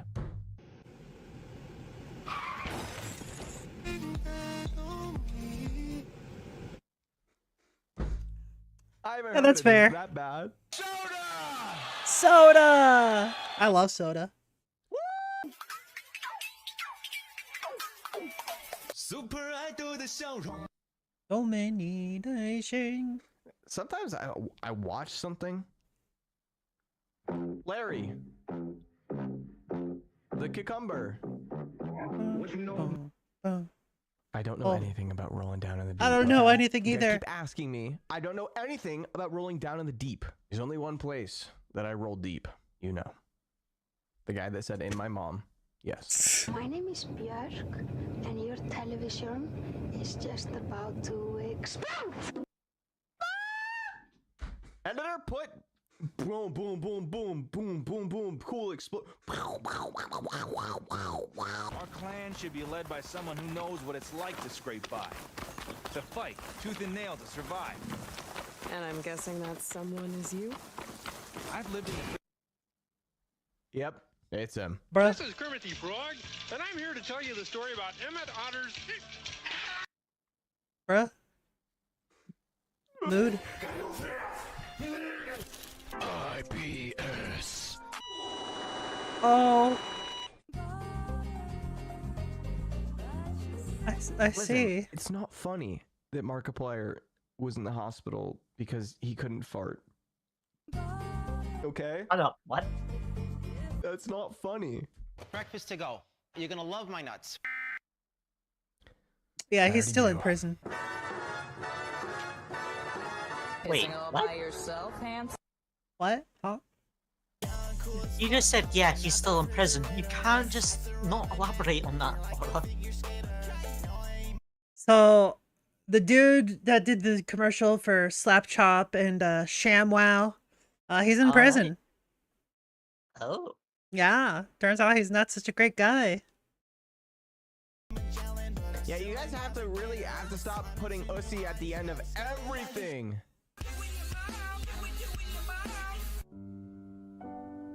Line too long. Oof. Got fast pass. Gotta wait till 6:15. You can't have a... No one's enforcing the fast pass. Longer than regular.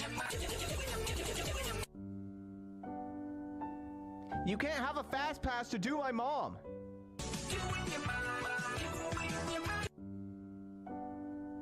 Huh? Some fatalities. What the heck? That was a lot. That was quite the ride. He got nipples. Oh. And neck boob. I saw somebody at Disneyland. I mean, if I had like a chin sack like that just expanded when I made weird noises, I would absolutely do that.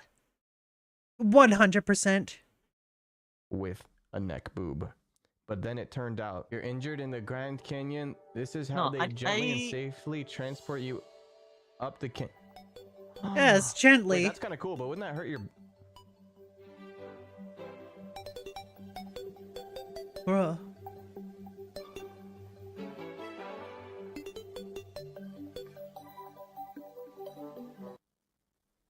It's just a free roller coaster, dude. It's just a free ride. Wait, talk with his a QTE? What? Is it saying come? No! What? What is this game? I need to play this. What? What a game.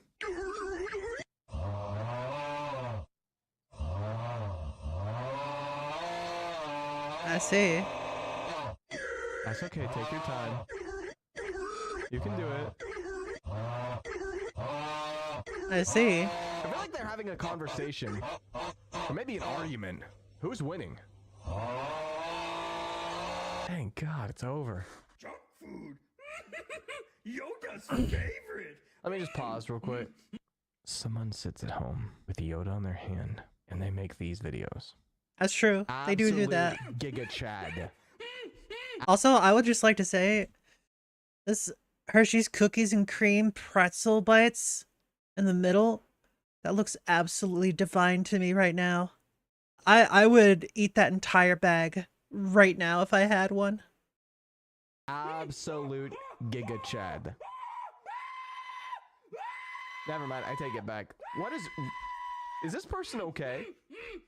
Excited? No. I am. No.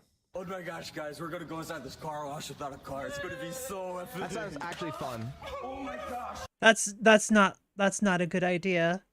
The manual car washes like that, those are very high pressure hoses.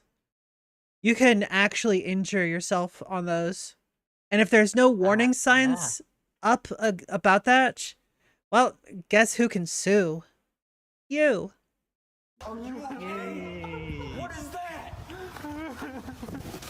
Oh my gosh, guys, we're going. Oh my.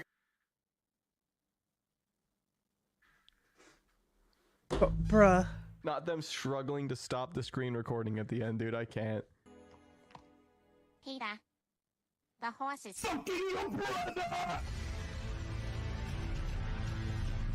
Elgin guy? I don't get it. I don't. What even?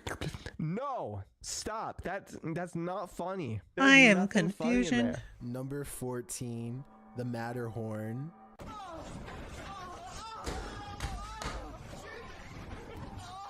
Man, I don't know who was riding that ride, but they were having a good time. Next up.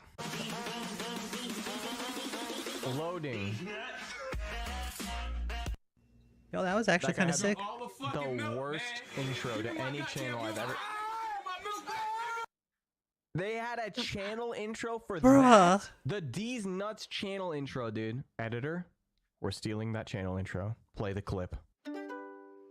You laughing? Excuse me? Are you British? No. Oh no. Oh no, no, I'm no, not. no, no. What you make us not talk to British people. We are outside, we are in your room. Hey! I'm not British. Mood, kid. Mood. Her, dude. Wasn't this what the point of a crib is for? Bro. It's just, dude, he's trying to suffocate her. Wait, she's in the crib. That's deserved. You in the crib? Straight kick in her face. That's a base baby.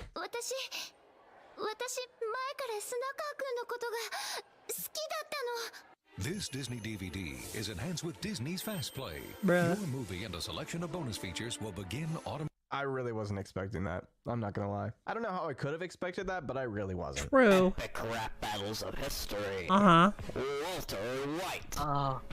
Tell me now. Yes. We'll just get the meth. We're gonna blow this horn.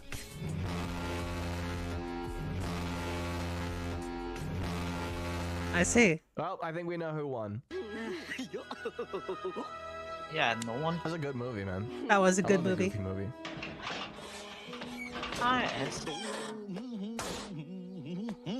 Just a little dent in the back. Oh. Huh. That was not And that's how he Goofy. did. That was not certified Goofy, man. Imagine having beef with me. I'm just a little jokester, a silly little guy. You know what? You don't have beef with I a do silly have beef little with guy. him. Yeah. For shame. Ah. Yeah, I'll share some beef with that little guy. Get your pickle chin that boy. Hey, go that concrete here that boy. Oh, hit on your dirt that boy, stink that boy. Bruh. And the CGI in the new Thor movie, that's pretty crazy, man. We've come a long way. Some days I don't know if I want to be cute and cuddly or I don't know which one was What? worse. I'm gonna be honest. What? I don't. Nice rock. That rocked. No, that wasn't a chicken nugget falling. It Chat, was a rock. are you okay? Bum, bum. Doo-doo-doo. Why does that exist? Hey yo. Meow. Meow. Stop, dude. Okay. He actually Listen flinched. up. Why? Stop it. Okay, hear me out. These are cheese balls, right? Oh, this is dangerous. Don't do this. Standing on your ball. I hope he fell hard. I hope he landed on those balls, and I hope those balls busted all over the floor. Okay? Давай, в микрофон, парень. Thought we were gonna get a normal ass meow. Coming up on Cartoon Network. Okay, it was better Nice. than the YouTuber intro. Capybara Land is a place in Japan where you can quite literally God. hang out with capybaras and see Yes. them chilling in hot springs. Boys, I'm going to Japan. Fucking a doggy. It was great. Don't look at my shoes. I summon salt. What? Summoning salt. What? Man, that guy's got some good ass YouTube videos. Good morning, everyone. Would you be so kind as to give me all your money? Certainly, sir. Dude, if only it worked like that, man. Yo, wait, does it work like that? Hey, No, yo, it chat, doesn't. Can somebody use their Twitch Prime sub right now? Oh, it works!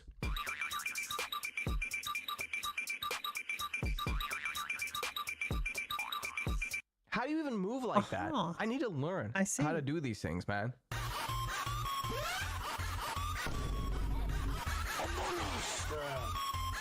Okay, listen, there are some good Friday Night Funkin' songs, but that's the best of them all.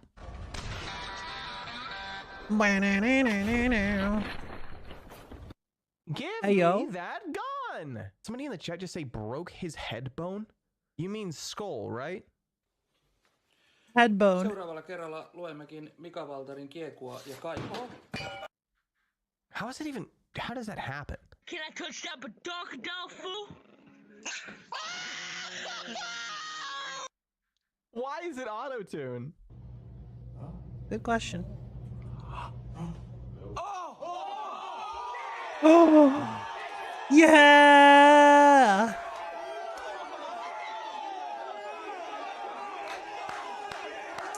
Well done. Well done. God, dude, that's an absolute dub.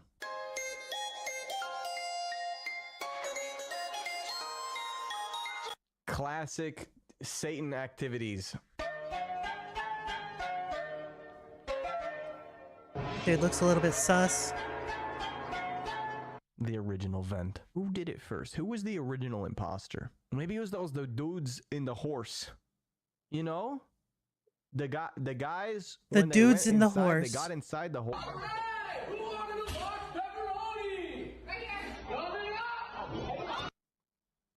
I would go to that pizza joint. I wouldn't. If I could sit there and watch a guy body slam a table with my pizza, like, hell yeah. You guys won't believe what I'm looking at outside right now.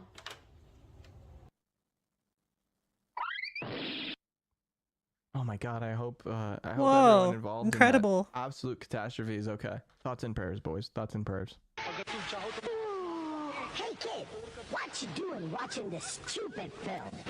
Don't you want to have fun? This is the playing worst Sega? Sonic voice I've ever heard. Sega? Sega who? Wrong answer, pal. Show him. Bro. They killed him! They killed him because he wasn't playing Sega! Seeing if my hamster cares about me. Yeah, good luck with that. Okay, first the hedgehog kills the person, then the hamster tries to kill. Dude, the Eminal Revolt is here. The Eminal Revolution. Oh, I forgot to rewind that. Let's do that again. Nah. Oh, Sejo lost. Not today. This baby has been called. Oh.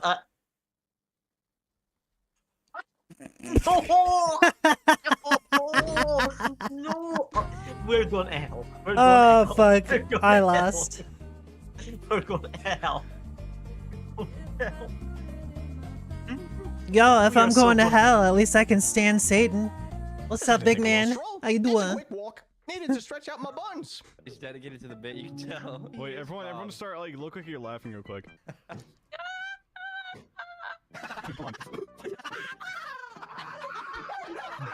Bruh. Please do anything, Minions dude. were a fucking mistake. Bello? Bello? Bruh. Those guys are way too funny for their own good. Oh fuck, the dog's gonna get us. That is a rabid dog. Somebody in the chat said, for free? Yeah, I guess so. Oh. We're good. Real. Oh. Okay. Real. Hi, ladies. Hey, bro, no, bro, What? Wait. Among Us. Among Us. Among Us. Oh my god.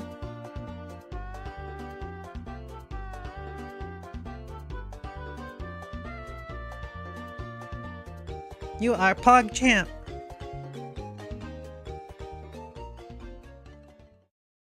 Hi, Mom. I'm live on stream and you're on speakerphone. I'm so glad you're live on stream. Yeah, I just did the YouTube intro. Do you want to say hi to YouTube? Hi, YouTube. Thanks, Mom. That was cute. Kitty. Cute.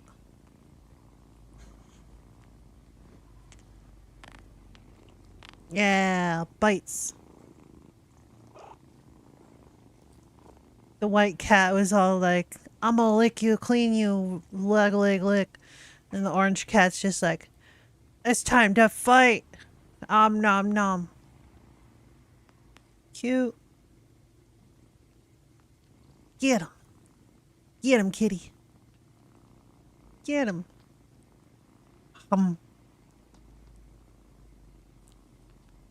I do that to people too. I play bite people. Meow. Meow.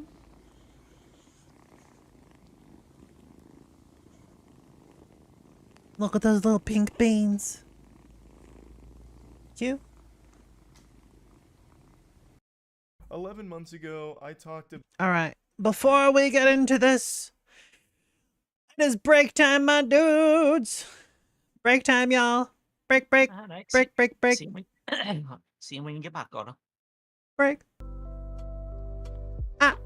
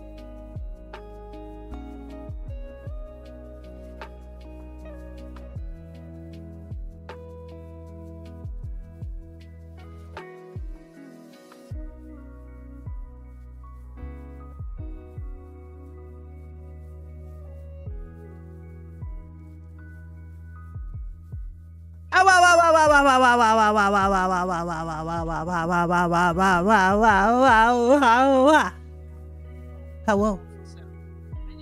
I has returned. Meow. Baka. Anyways, what is this update? Sadra. Yes. Welcome back. Whatever you're watching, I can hear it. Oh, for fuck's sake! See that stupid headset. Clearly, this is all chat's fault. See what you did, chat. Heck you. You hacking hackers. Anyways, 11 months ago, I talked about a touching story between man and alligator. A bond that I think is probably one of a kind, where a man named Joe Hinney had an emotional support alligator named Wally. That combination sounds like something out of a Saturday morning cartoon, but it was real life. Wally was by all definitions not aggressive, docile, and pretty sweet. So much so that he even served as inspiration for one of the Loki variants in the Loki television series. No one, not even God, knows why Wally refused to bite anyone or show any signs of aggression. He lived on a diet of Cheetos and chicken legs, not too dissimilar from just your normal everyday gamer diet. Another spot in the wild. Joe agreed to take him in. Today, Wally lives on Cheetos and chicken legs in Joe's house near Hershey, Pennsylvania. He just chills hard as fuck. Joe would take him on walks, even took him around for people to pet him and meet him. And Wally never once lashed out or anything of the sort. He would take Wally to nursing homes. He'd have kids hang around Wally, like hugging him and playing with Wally, and no issue ever. It truly goes against the very nature of an alligator. He reportedly spawned in at Disney World, and I have no doubt that Wally probably came out of the pussy of Mickey Mouse himself, so was given this gift of pacifism and just magical jubilation, I guess. And Joe ended up with him, and they had a great bond. And I'm using the past tense because the update to this story is a really sad one. Wally got kidnapped. I'm not making that up either. Apparently, a prankster came and took Wally from his pen, dumped Wally into one of the neighbors' backyards, who obviously panicked because it's a fucking prehistoric killing machine out there.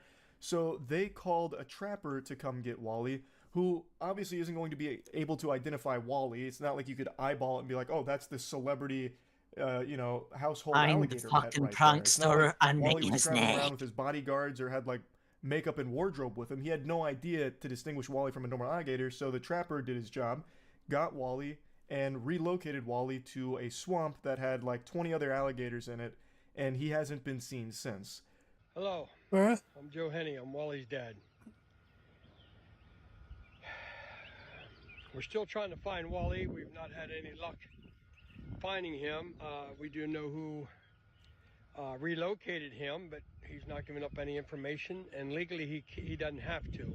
Yeah, but why wouldn't he just tell you where he dumped the alligator? So I'm going to go into the more nitty-gritty here, get into the weeds of this situation, but I'm going to play a couple clips from stream where I went over more of the basics about how this kidnapping went down and the douchebag prankster motivation behind it, I suppose.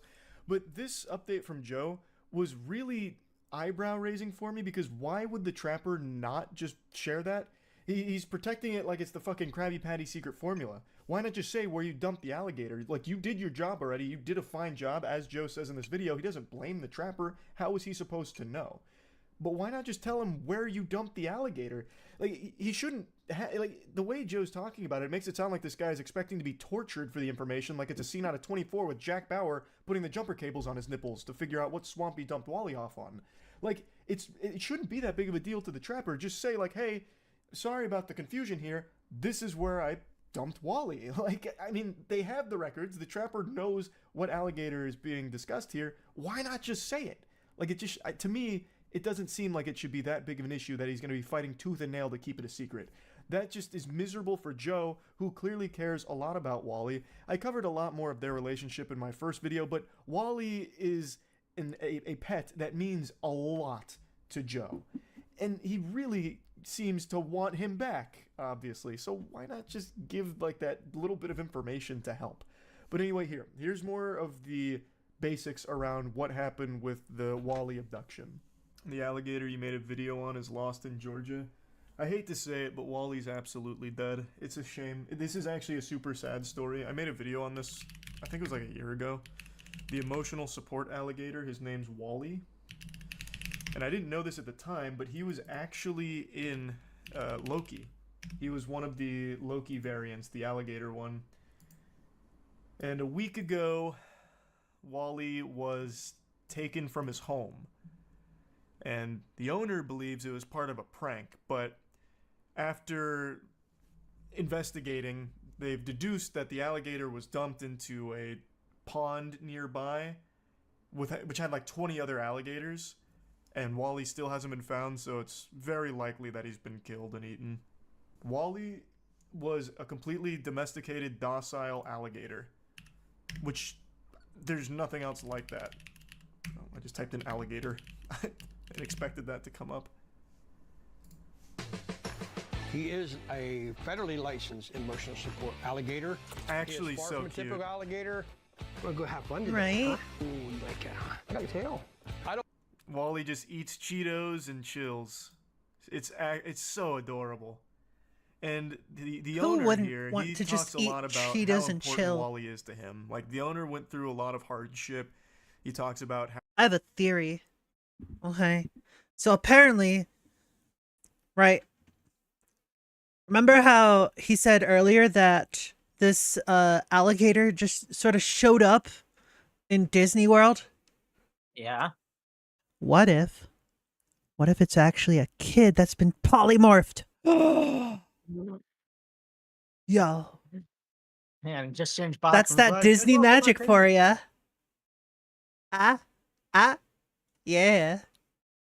how down he'd been for so long, having very bad thoughts, and then Wally stumbled into his life, and it really helped turn everything around for him.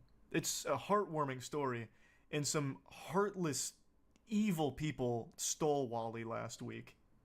All visiting nursing homes and splashing around in Philly's Love Park fountain, meeting with the mayor, and smiling contently in his red harness. Aww. Henny and Wally were visiting friends in Brunswick when someone took the gator from his pen in the early morning hours of April 21st. Wally was stolen by some jerk who likes to drop alligators off into someone's yard to terrorize them. Once discovered, they called the Department of Natural Resources and got a trapper. The trapper came and got Wally, dropped him off in a swamp with about 20 other alligators that same day. It's not gonna I got face my any details wrong. consequences. So the Yeah, probably prankster not. dropped Wally off into someone's yard to scare them. What a fucking scoundrel. And then a trapper was called, and the trapper got the alligator, not knowing it was Wally, obviously, because you would never expect an alligator to just be like a pet, and put it in a swamp with 20 others. So it's what usually happens, like a domesticated animal getting put back into the wild, it doesn't survive. Just to further explain what happened here, so Joe was on a trip with his friends, and he returned to his friend's house where Wally was pinned up there. And when he got home, he checked on Wally, said the gate was secure. Wally tried to follow him inside, but then told Wally to stay outside. And so he did. Apparently blew some bubbles, according to Joe. And then 3 hours later, Joe woke up and checked on Wally again, but this time, Wally wasn't there. He said there's no way he could get out of the enclosure. He checked the latch on the gate, and it wasn't completely latched. He walked around the enclosure to see if there were signs that Wally had escaped, and there were no tracks whatsoever. There's some tall grass, and there would be tracks. He would have left the track. He's almost 70 pounds. And since he didn't see any tracks, and he saw no signs that Wally had scaled the chain link fence, he said Wally was too lazy for that. He eventually started to gather through reports in the area that what happened was a prankster had grabbed Wally and dumped him in someone's yard to scare them. That is a fucking unhinged prank. I don't know who is so confident and comfortable around alligators to just approach them carefree and use them as a prank prop. Right. This is a creature that has barely evolved in millions Same of years fuckers because that it flew an excels alligator, at killing a in wild its one, environment. in And yet a we have fucking some Wendy's. fucking milk-drinking goober I believe that it. had no problem picking it up and throwing it in someone's yard just as like a ha-ha. Especially if they're from gut-busting Florida. comedy routine, probably for like a TikTok challenge. That blows my mind. not even Steve Irwin, the fucking crocodile hunter, would be that confident around an alligator, I imagine. But anyway, the story continues to get odd. The neighbor who was on the other end of this like Call of Duty kill streak alligator No surprise there, Mr. Jiggle. actually fucking wrangled the alligator herself as well as another person and secured Wally to a truck. Now, keep in mind, they had no idea that this was the friendly alligator. For all they knew, this could have been the most vicious alligator that had ever infiltrated the state.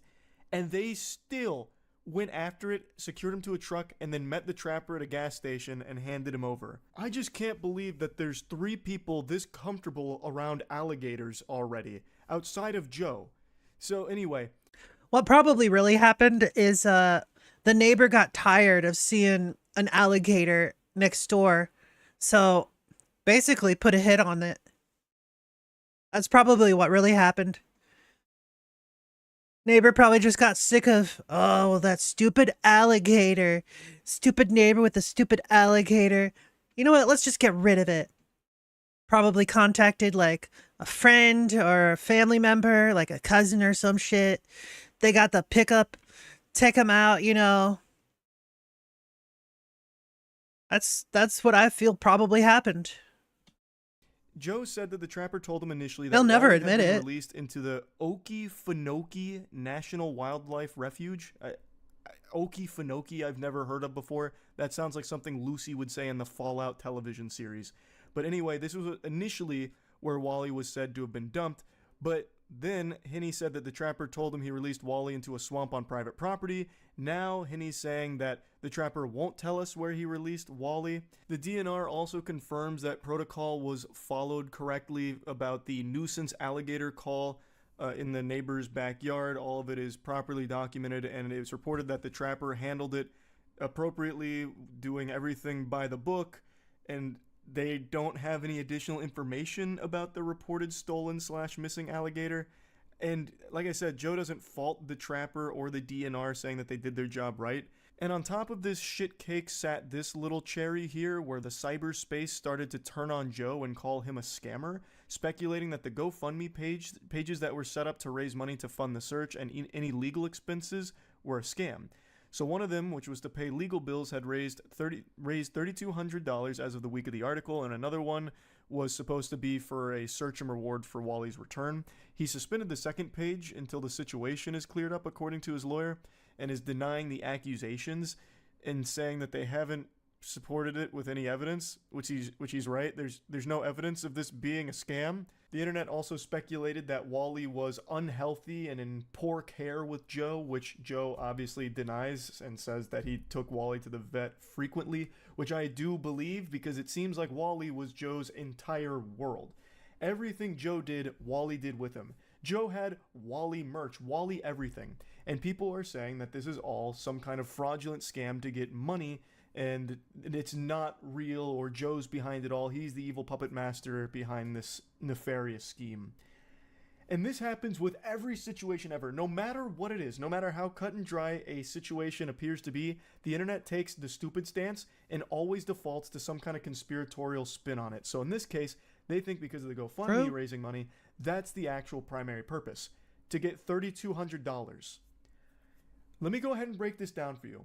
Joe was earning far more than $3,200 by having Wally as the emotional support alligator who was landing fucking Hollywood roles. Why would he do this and fucking phone in Wally for $3,200 through GoFundMe? Right? That is nonsensical moron brain take right there. That is so fucking dumb.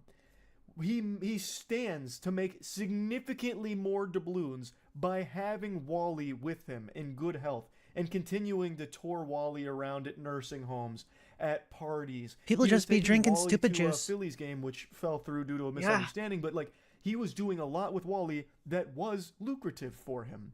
So why the fuck would he do something like this for $3,200? That's pennies compared to what he stood to continue making with Wally. That is, I highly doubt there's any type of fishiness afoot here with Joe behind it all. That would be the craziest fucking plot twist of all time, and as of right now, there's no evidence to support that theory, even in the slightest. What it seems to be here is that legitimately just some stupid asshole came into that property, took Wally out of the pen, dumped him into the neighbor's yard, and eventually that trapper got a hold of Wally, following protocol, dumped Wally in a swamp, and since then Joe has been feverishly searching for Wally and trying to get him home, doing everything he can, posting updates. He hired a lawyer to help deal with this complete mess of a situation, obviously, and this whole thing does not appear to be any deeper than some douchebag took Wally, and now Joe is desperately trying to get his emotional support alligator back, who has been his best friend for a long time. And it's just extremely sad, it really is. True. But anyway, I just wanted to give an update to this story.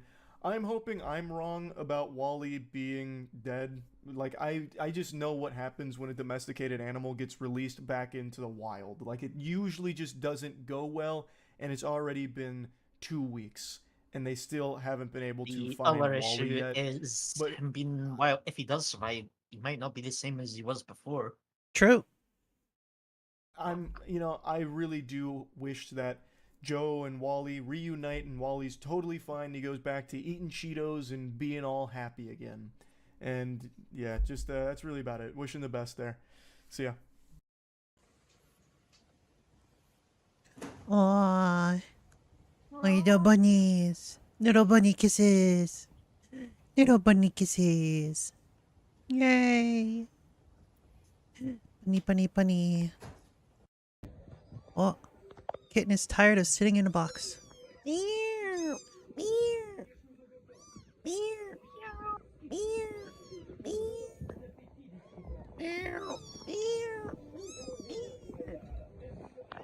Meow.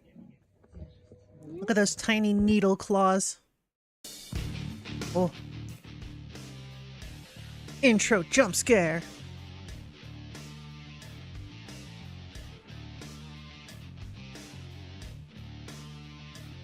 Barbecue Pit Boys.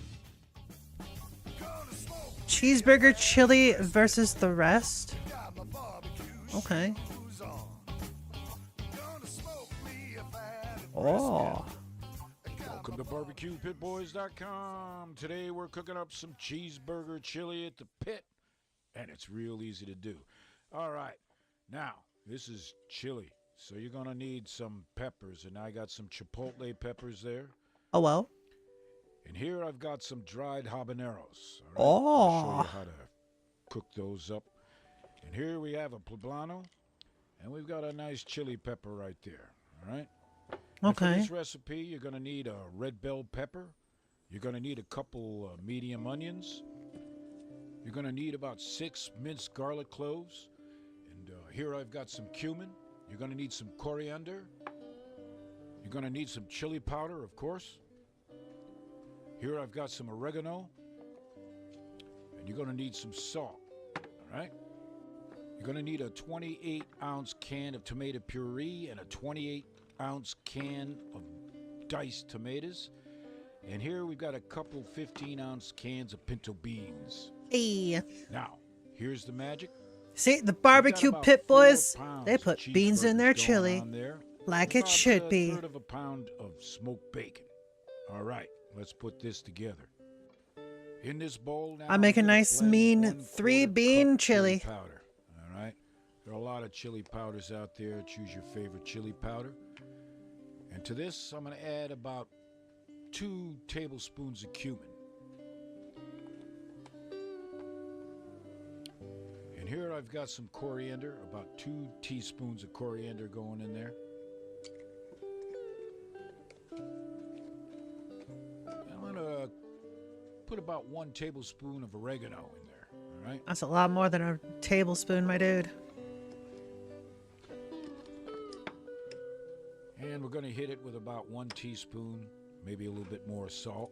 Oh, it's gonna need a And you lot mix more it salt than together that. any way you want.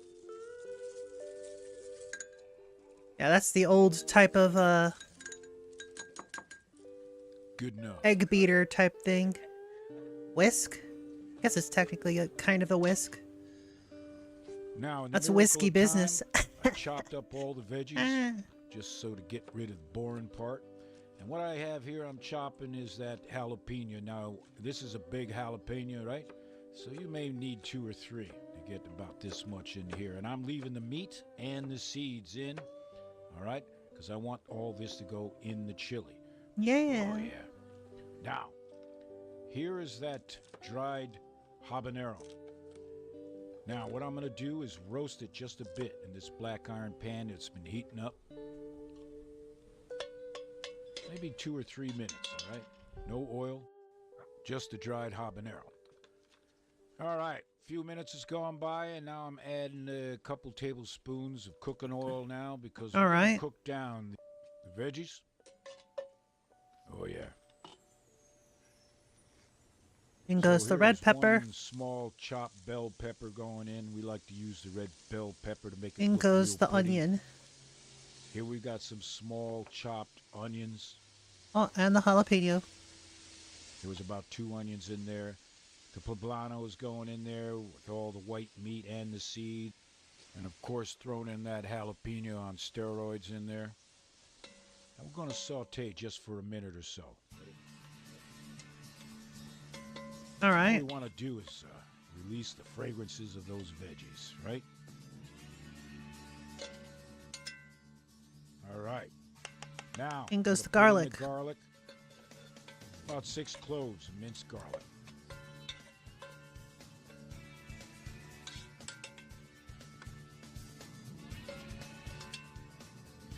Now I'm going to add about 2 or 3 chipotle peppers and adobo sauce in here.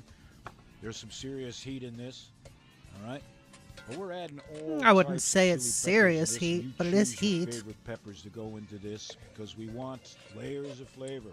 And using several different types of chili peppers makes it good. Now I'm going to add those spices we just mixed up, right? And this is the way I like to add them. Right to the oil, right to the veggies cooking in the pot. And release some more Fair enough. fragrance and good taste, man. Man, it smells good. All right, this is what it's about. We're throwing in these cheeseburgers into the pot, just like that. Now, these cheeseburgers are about medium rare. There's a lot of that smoky flavor in these burgers. That cheddar cheese on there. Yeah, I figured as much based on the what it's called. You want to take your Cheeseburger masher chili. and mash it up good. Now, doing your chili this way is going to add a lot of that smoky flavor, man, into this chili. Oh, yeah.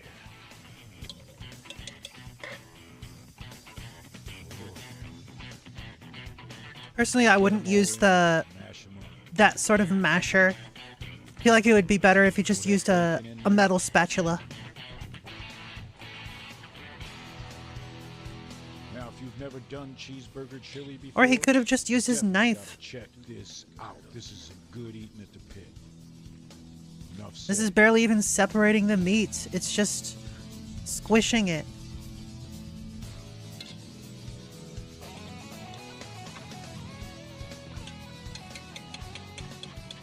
Those burgers have been mashed.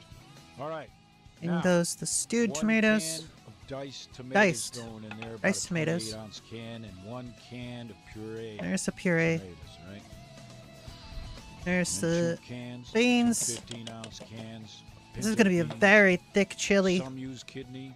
I prefer the pinto beans. I usually Much use, lower taste. Doesn't overpower your chili. for my 3-bean chili, I like to use, northern beans, black beans, and kidney beans. Usually I don't have pinto beans in them. After all, this is meat chili here, right? I mean, I could make it 4 beans. Now we'll give it a good mix. Seems like a bit much, though.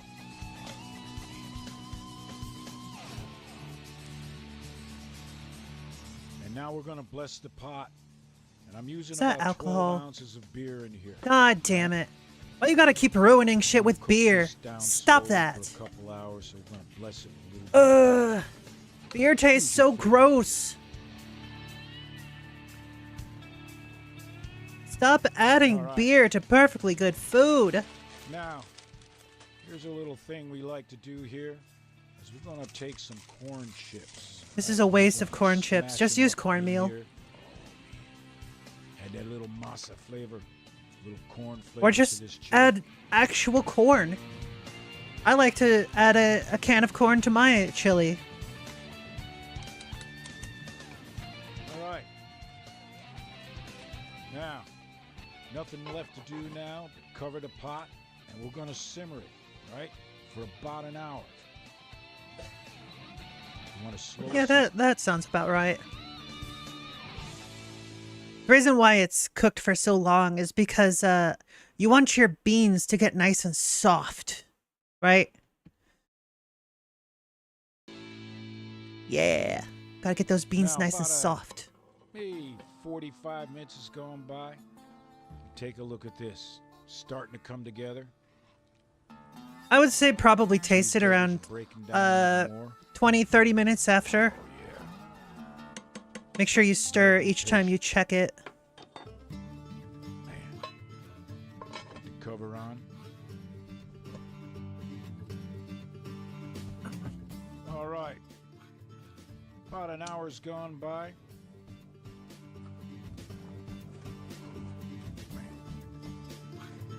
Let's take a look.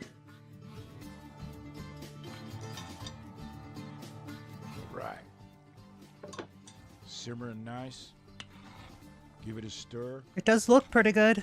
Now this whole Minus the whole cook here is gonna beer take part. a minimum of 2 hours. You can go longer than that.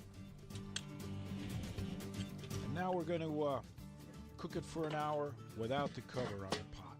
All right. All right. That should evaporate a good chunk of the All right. alcohol. It's time to eat. Now take a look at that. This is about 2 hours into this cook, maybe 2.5. Oh man. Yeah, with the chili, you want it to be a nice long cook. A good slow cook. Otherwise, it's just Now, not this, as good. This chili will serve as a good dip too. In terms of flavor-wise, it's technically done after 45 minutes to an hour, but given that extra time, makes it so much better. Right? Yeah, definitely got to check that out. Absolutely. Oh yeah, a little bit of sour cream. It's good. But we do apologize for eating in front of you like this, as you know. It's We pitmaster call this privilege. Pitmaster privilege. Yeah.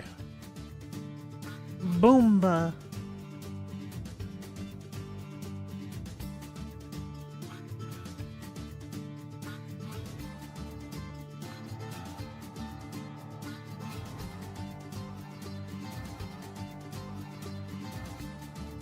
So the next time you're looking for a chili recipe for your barbecue, you check out barbecuepitboys.com. Yay! Might have to make some chili sometime soon. Oh my god. Look at that bird. Oh, That's a bird. that's tough. Perhaps.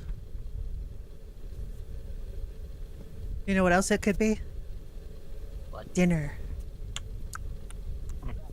Nom nom. Delicious bird. Is Diablo 4 saved? Is the game Let's good find out. now? Did they fix Diablo 4? Is Blizzard finally I'll eat my listening? shorts. I don't know, but I did see earlier that Asmongold had a Diablo 4 video out just recently where he played some more of it. It was about 5.5 hours long. So What the fuck? yeah. I didn't watch it, obviously, because I've been here this whole time. But yeah, I know that he's played about 5.5 hours at least of the new update. So it's good enough to play for that long. I don't know if he'll go back to it.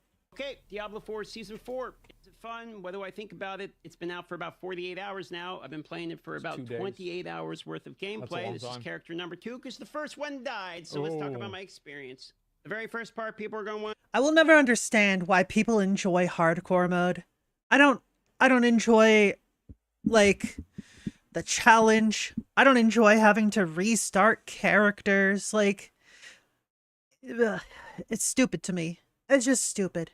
I know is the Depending on the itemization. game, It's I can literally see the called loot. appeal. depending on the game, I can see the appeal, but yeah, I'm very much with you. Yeah. This definitely does not seem like the type of game that would be enjoyable to play in hardcore mode. Like, the only things that are like hardcore that I believe is acceptable to be hardcore is like the survivors type games. The roguelikes, you know? Because you start a character, you go through with that character like 30 minutes to an hour, maybe 2 hours at best. And if you die, you die. That's it. That makes sense to me. But for a longer experience like Diablo or some MMO, nah, fam. I ain't about that shit. I only got so much time. I ain't gonna spend all that time re-rolling a character. Heck that. Reborn because it's focusing on the items. They have the tempering, they have the master working in it. How does this feel? First thing to talk about is the affixes. They have removed a bunch of the annoying affixes and replaced them with common affixes. So now, more or less, almost every piece of gear you see is going to be like your main stat, max life, percentage damage, or resistances, life per second if it's a defensive item. They're going to repeat the same stats, like willpower, life per second. Okay, willpower, max life, life on hit, willpower, life on hit, vulnerable damage, willpower, maximum life damage percentage, willpower, maximum life armor. You're going to see a lot of the same stats now. Does this feel easier to better roll than seeing items. a lot It's definitely a lot easier to roll items now. of really weird long name stats? Yes, actually it does. For the most bit, I just want stats that I know are going to be good anyway, so it removes me farming through and destroying items that are basically just garbage, and most items tend to be usable. Since there's only 3 stats now, and you can enchant one of them, the odds are 2 of those 3 stats are probably going to be pretty good because there's not really that many affixes. What about the tempering? Well, the way this works is you have with an ancestor item at the end, and that's all that really matters, because let's be honest, leveling is super fast now. You're going to get to ancestral gear very leveling is quickly. crazy you can equip it fast. as soon as level 55, and you can also basically beat the capstone at level 55 anyway to get into World Tier 4, because the dungeon bosses for the capstone, at least right now, are kind of a joke. You can walk through them. They're not tuned properly. Like, you shouldn't be able to go at like level 30 and beat the level 50 boss without any degree of like real skill or planning. That's not the way the game should work. Like, obviously, it's like, yeah, left 30, why not? Because it doesn't make sense. That's the reason. It doesn't make sense that you could just go and do that. It's a game for dads? I guess so. Your power is so inflated. So you can get to tempering 2 affixes on an ancestor item, 1 on a sacred and standard item. And how does this work? Well, you can only pick certain 2 recipes. For instance, if you are a glove, you can do offensive utility. If you're boots, you can do mobility utility. If you're a defensive item, it's defensive utility. And if you're a weapon, it's offensive and weapons, for instance. You can re-temper an item. So let's say I wanted to put on like a storm, it's like re-rolling gear. All right, and I didn't get the one I want. I got wind shear projectile. It's the power creep? Yeah, it's a massive amount of power creep. I think that's really the big issue. It's the power creep more than anything else. If the game gets difficult in the end game, yeah, I mean, it definitely does. I think that's fair, but I just don't think that, like, logically you shouldn't be able to go, like, I don't know any game really where, like, this is the norm, where you can just beat monsters that are, like, 20 levels higher than you at like level 30. I still want that one, so I can re-roll it and try to get a different one to get the one I want. Chance for Wind Spear again. You can re-roll the same one. Didn't want that one. Re-roll it again, and this time I get, again, Wind Spear. Okay, so we go one more time, and this time I got Wind Shear one more time. We're going to go again, and now we got Hurricane Duration. There it is. Let's say I like Hurricane Duration. So yes, it can be a little annoying because you can literally re-roll the same one over and over again, and you only get 5 temper re-rolls. But for the most bit, you can get a stat that you want on most of your items. This feels fine. Then you can add on your secondary stat. There you go. Tempering, Hurricane Damage. Now I have Hurricane Duration, Hurricane Damage. Tempering feels fine for the most bit. Yeah, sure. I do find myself mostly using and liking tempering to add on resistances. For instance, resistances actually work now, and with armor being 9,230 is the cap, getting your defensive layers are pretty easy. So you just put this in here, you go to defensive, you go to natural resistance. And yeah, I think they made it pretty easy to get gear. Like, overall, they definitely did. I think they'll probably need to add in more stats to where people don't finish their entire gear set very fast. But the other issue is that what they really did is they just moved the difficulty and the complexity from, like, getting the gear and, like, being able to reforge it. And now the difficulty is at masterworking the gear and getting the elevated affixes. So it's like for casual players, it's not as big of a deal. Add on your resistance you want. It's going to roll up to 50%. That paired with the fact Imagine playing games casually. Who does that, right? You can put on a pair of these here, No, go to you don't enchant have to tell me. item, and re-roll this. And then and you can still enchant and do all that stuff anyway. So now you can get resistances pretty quickly. AKA, getting the defenses you need is pretty fast to do. Tempering's also got some pretty cool stats, like Hurricane Duration's an interesting one, because I can just keep my Hurricane up for longer, or Hurricane size, for instance, but, you know, chance for tornado projectiles to cast twice, considering I'm using the Werewolf Tornado build, is actually That's pretty really good. Yeah. So some of these are actually like kind of crazy, and flat damage is even better than it ever used to be. They buff flat damage in the game, and you can see there's actually like chance to deal flat damage on this one too. Sure. Some of these are actually really crazy with the utility. Like, a lot of your items going to have utility on them, because, for instance, these defensive items can only have defense and utility, and that's only 2 of them, and you can have 2. Yeah, I'm glad that they gave you the option to always add utility onto pieces of gear, because I feel like usually people don't go with utility unless they have to. But utility usually makes the game more interesting. So I think that the way they've added the tempering affixes is definitely a good solution. Anyway, so you're going to have a utility, and one of the utilities on these is either like thorns, crowd duration, etc. Wolves attack speed. Yeah, these are these cool. ones are cool. Yeah. Worldly Fortune. You have a chance to slow, immobilize, stun, or freeze enemies. And you can have this stacking on multiple of these, so you either have a chance to slow, immobilize, stun, or... I think the lucky hit system is stupid, by the way. It doesn't make sense. It's like a secondary critical strike, effectively, but it doesn't do more damage. Like, I don't know. It's like, what is this? Freeze them, and you can have one of each of them, meaning that if you have something that makes it where you do bonus damage based upon if they're crowd control, like I do here as a druid, you can actually use this as a way to sort of pseudo ramp your damage. So that's actually pretty cool. Masterworking's also pretty simple. You go in there, you get your 5% affix every time. You get that from just leveling up it, doing the pit over and over again, which is greater rifts, and blasting through greater rifts is actually pretty fun. We'll talk about the greater rifts here in just a second, or the pit as they're called in this game. Masterworking feels fine. This is where you're going to get your dopamine in an attempt to hit exactly the one you want, because there's now greater affixes in the game, and the greater affixes are your dopamine drops when you actually receive them. This is probably my favorite part of the itemization change, which is that the greater affixes make it feel like when you get an item, you're like, you have that, oh shit moment, that one's got double greater affix or whatever, and they can He's right about this. The greater affixes are good. Somewhat pseudo rare, so this actually makes you feel like every now and then you're looking forward to looking at an item, like you're about to hover it over in your inventory, like, oh, what actually is it? Oh, it's damage, greater affix, or what have you. So the items, to wrap up the item conversation, the items feel better than they did before. It is much less annoying, is the way that I would say it, which is going to be a key word. They cut out a lot of like the annoying stuff in the game, which we'll talk about. I think he's right about that, actually. Yeah, because like you used to always get affixes that are garbage and like stupid things like, oh, you deal more damage to frozen enemies or something like that. And yeah, he's definitely right. A lot of good changes. I think so too. In a moment too. So itemization for me, yeah, that's a W. However, they did add one more annoying thing back into the game, which is that getting your sockets on your gear here is very hard to get. It's very expensive. These actually prism pieces, at least early in the game. Okay, I want to add a socket. Guess what? I got 2 of these things. So you can get them from World Boss, etc., but you have to be very careful about actually adding your sockets, because those materials are fairly rare. At least in my 28 hours, I've had a combined total between all my characters of acquiring 3 of these. Wow. So they simplified gems, but then made it like kind of hard to put the gems in the actual gear. Yeah. Not a big deal, but something I noticed. Also, extracting gear is way simpler now. You just salvage it to actually be able to extract. So if I just go like this... Yeah, I think they've made a lot of actual W changes like this. Like, this has been great. Being able to just salvage the gear and not even think about it.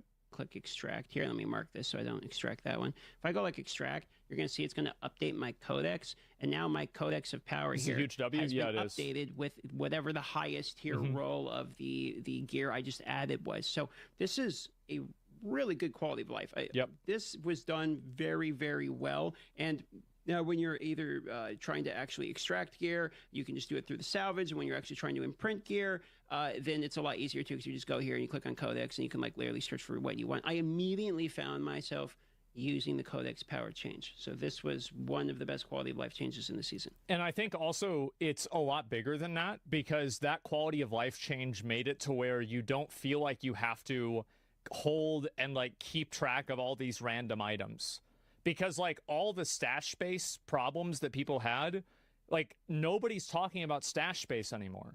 Because the only reason people had stash space as a problem was because of the codex. If it wasn't for the codex, nobody ever would have cared about stash space.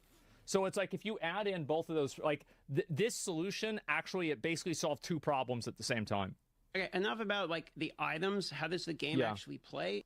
Well, if you're like everyone else that's playing the game right now, you're going to spend all of your time in the Hell Tide from about level 1 to 70, just leveling as fast as you can. That is because they have cranked, jacked the tits out of the amount of monsters that are available in the Hell Tide. So it is very fast experience. Now, you might be thinking to yourself, isn't this quite literally what we've been doing for 4 seasons, just killing monsters and leveling up? Weren't people saying the level 1 to 100 was kind of like a boring grind? And I would answer, yeah, you're right. Like basically this is more or less the same thing we've been doing, but now why are people enjoying it? It's because what happened was, 1, they shrunk the grind, so it's not as long. But 2 is the gaps of time that you're spending that are making it annoying to do the grind have been shortened. So before, going from world tier 2 to 3 took a while, from 3 to 4 took a while. Yeah. But that grind is much, much faster. So the amount of like, okay, I need to get to X level and then I can do this thing has been shrunk down. So you're not getting as annoyed because you're kind of distracted from the fact that you're basically just grinding again. On top of it, the grind itself... I think also the Hell Tides feel better because there's a lot of mob density. And you're AoEing down a bunch of monsters and it feels good. Like, the problem is that... And this is kind of like one of the issues where, like, Diablo 4 kind of falls off towards the end of the gameplay. Is that...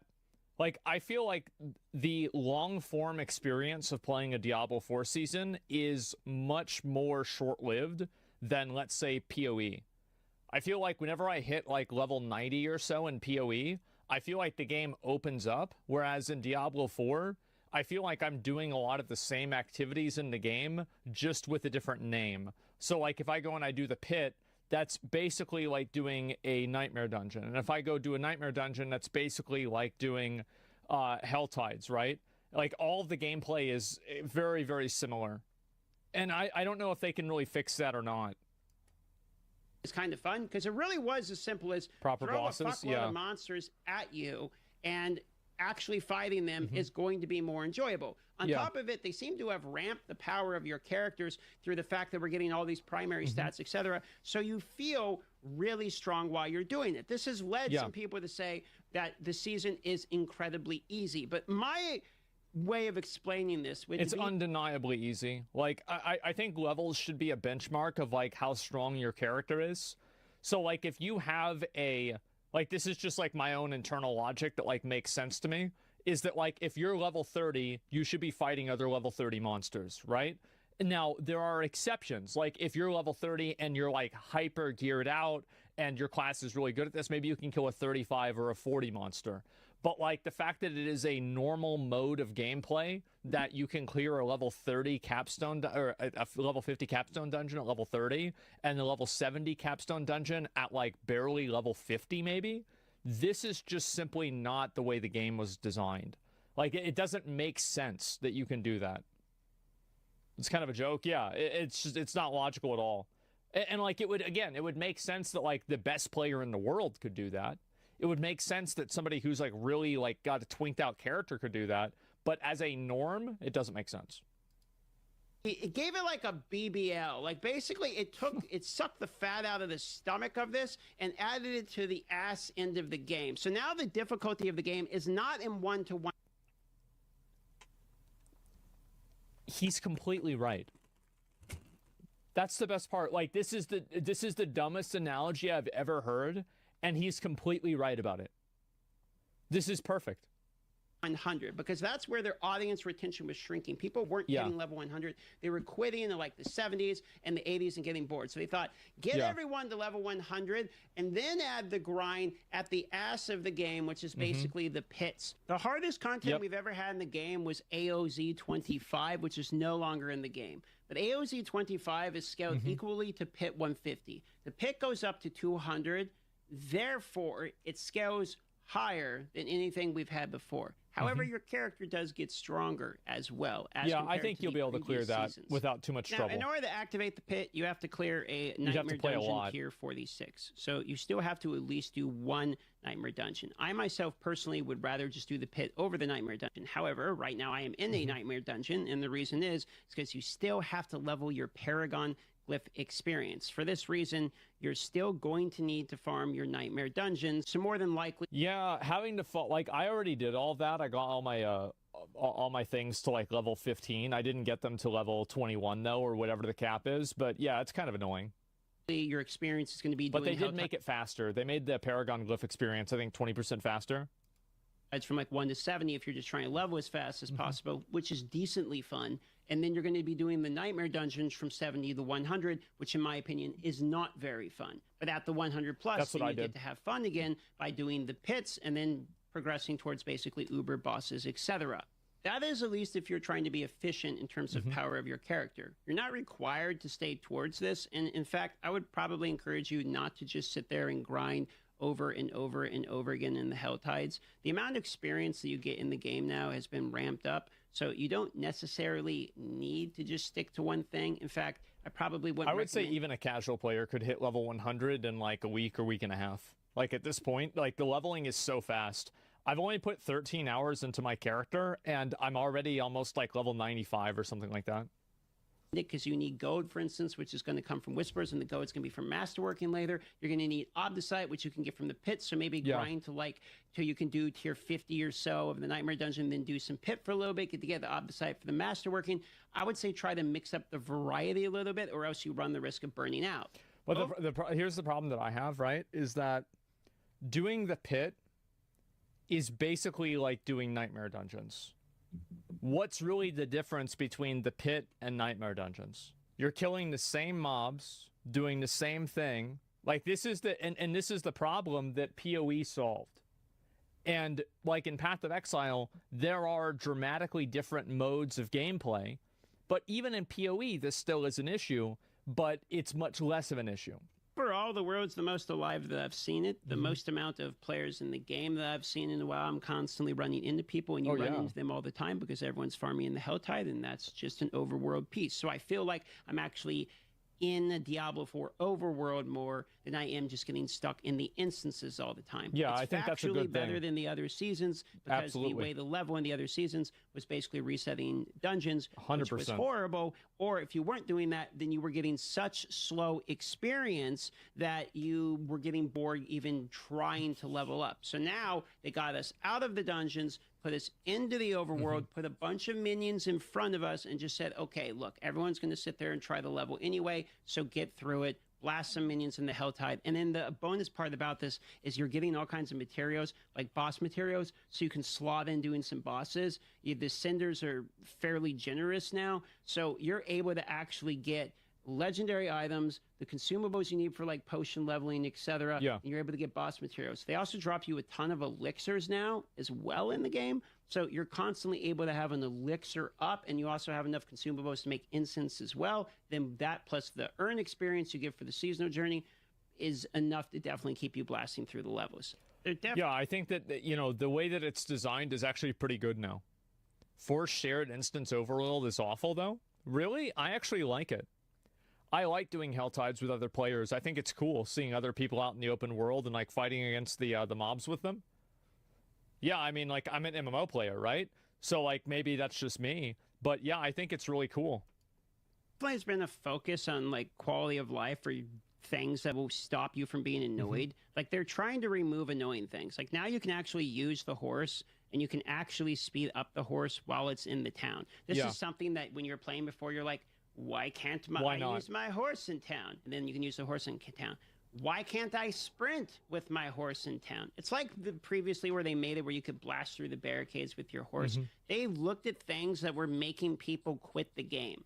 And they basically said, we've got to remove the things that are pissing people off about the game. And this is something that, like, I don't know why a lot of developers do this, is that they kind of hold on to ideas in games because, like, this is the problem. And I think it's like the big difference between like good developers and bad developers is that a good developer can add complexity and, you know, like kind of add in hurdles to a game that make the game more exciting.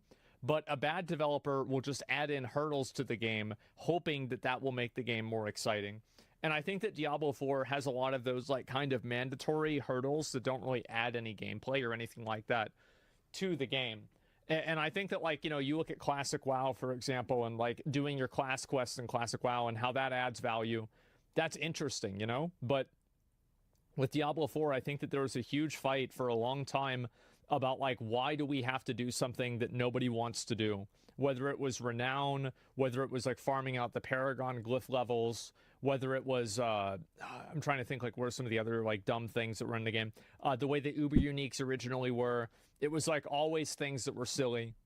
Yeah, generator spenders, why quit the dog shit game? The fact that that Diablo isn't even in the game. Yeah, I don't know about that. I mean, I think it's silly that like every class is designed that way, but good design is removing 80% of the complexity while only losing 20% of the depth. Yeah, exactly. Minimum before we make the game have tons and tons and tons of content. We at least have to make the game stop actively making people want to quit. And that's really what the season feels like. They went through, they found the moments. Yeah, I don't know why so many game devs do this. They have like these pointlessly annoying things in games that just make the game worse and don't add anything into it. So like, I'm very, very glad about that. I just wish they would have listened earlier because I feel like a lot of people have kind of already made up their mind about Diablo 4. And now, like, people already have that sour taste in their mouth from Diablo, and they've already decided that D4 bad, so they're not even willing to come back until probably the new expansion. And then I worry about the new expansion, because what if they add more of this stuff into the new expansion, and then they don't listen until Season 4 of the expansion? That's the way I'm thinking about it. Retention where players were dipping down in boredom and they gutted those moments and squished them together. Okay, then they threw it on the ass end of it with the pits, etc., and then jacked it up to give you something to do at the end of the game. Then they looked at things that were pissing people off in terms of annoyance, like the codex or inventory space, or the affix is not making a lot of sense, and they think this is making people quit too. In my opinion, this is Season 4 audience retention reborn, because they looked at everything that was making people quit and making people mad, and they addressed those things. I'm not going to pretend that the game has like the most in-game content or anything out of any ARPG, but it's fun. It's the best season that Diablo 4 has ever had. It's the best one. And I think they've improved the game in a lot of ways that are tangible and obvious. Does that mean that the game is good? I think that for a lot of more casual players, Diablo 4 is indeed good. To play now is the difference. Like now you can log on and actually slay some monsters and have a pretty decent time. When you're at the end of the day, you don't feel like the game was actively trying to make you not enjoy it. You felt like you just played a game. So it's actually fun now. I don't think you're going to get like months and months. Like I don't think you're going to play Season 4 all the way to Season 5 comes out. Yeah. Okay, I don't think that.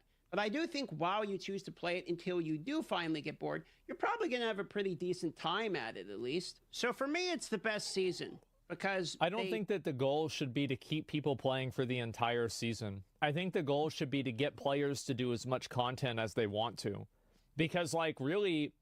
There's a lot of people that like they don't want to do that. That's not like keep them. Yeah, if you can get people in a season for 2 weeks, like for example, every single PoE season, I have never played an entire PoE season. I usually stop like 1/3 of the way through the season, or maybe like 3 or 4 weeks into the season, and then that's it. I stop playing, and I have a great time. I said this was super fucking fun. This was awesome. I finished my character, and now it's ready. You know, I'm ready to do something else. That's normal. Alright. Like, people shouldn't... What? Okay, I was just making sure because I saw on your stream that MEOW was opening, and I was like... Sometimes I just, like, don't always have my mouth closed. No, I'm just Yeah. worried that your mic may have put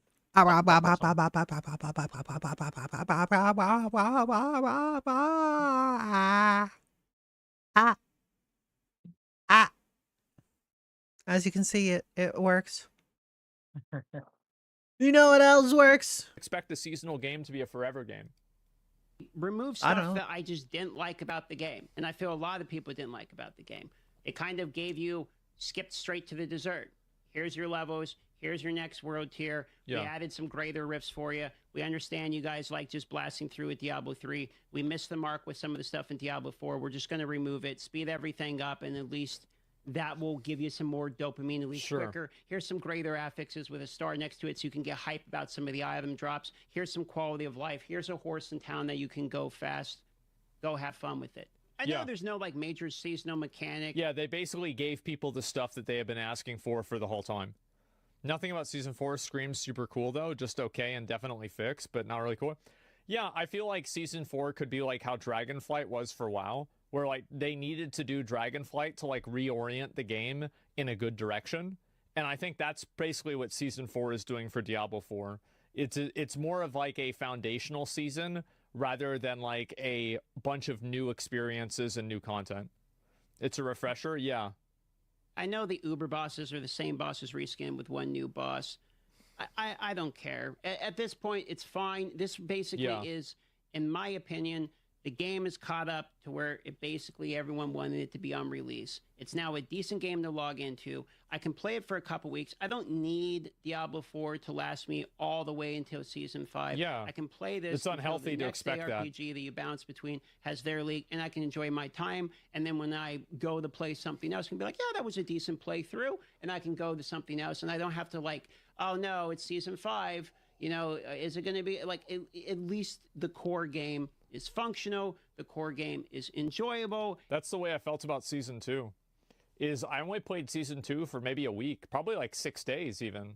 Like I hit 100, I killed Duriel, and I was like, cool.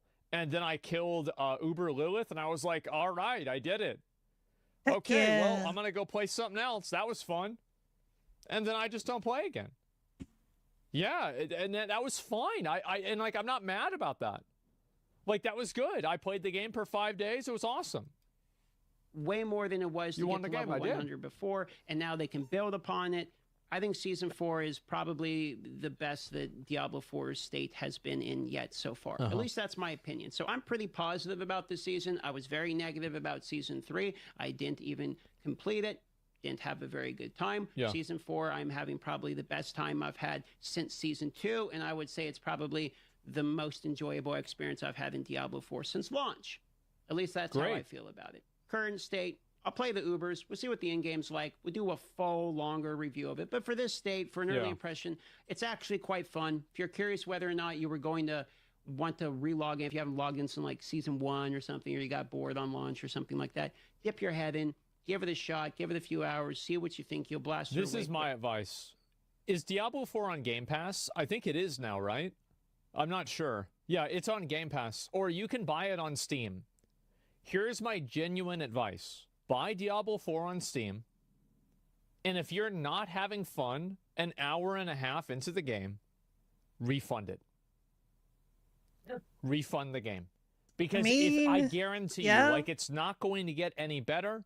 Like, the beginning experience is going to be good. And if you don't think it's good, if you're not enjoying it, then just instantly refund the game and you are done. I mean, yeah. It's free trial. Yeah, that's bad advice. No, it's not. Oh, that's good advice. I would say for most games on Steam, like, that's why there's refunds available, right? Because very few games these days have like actual demos.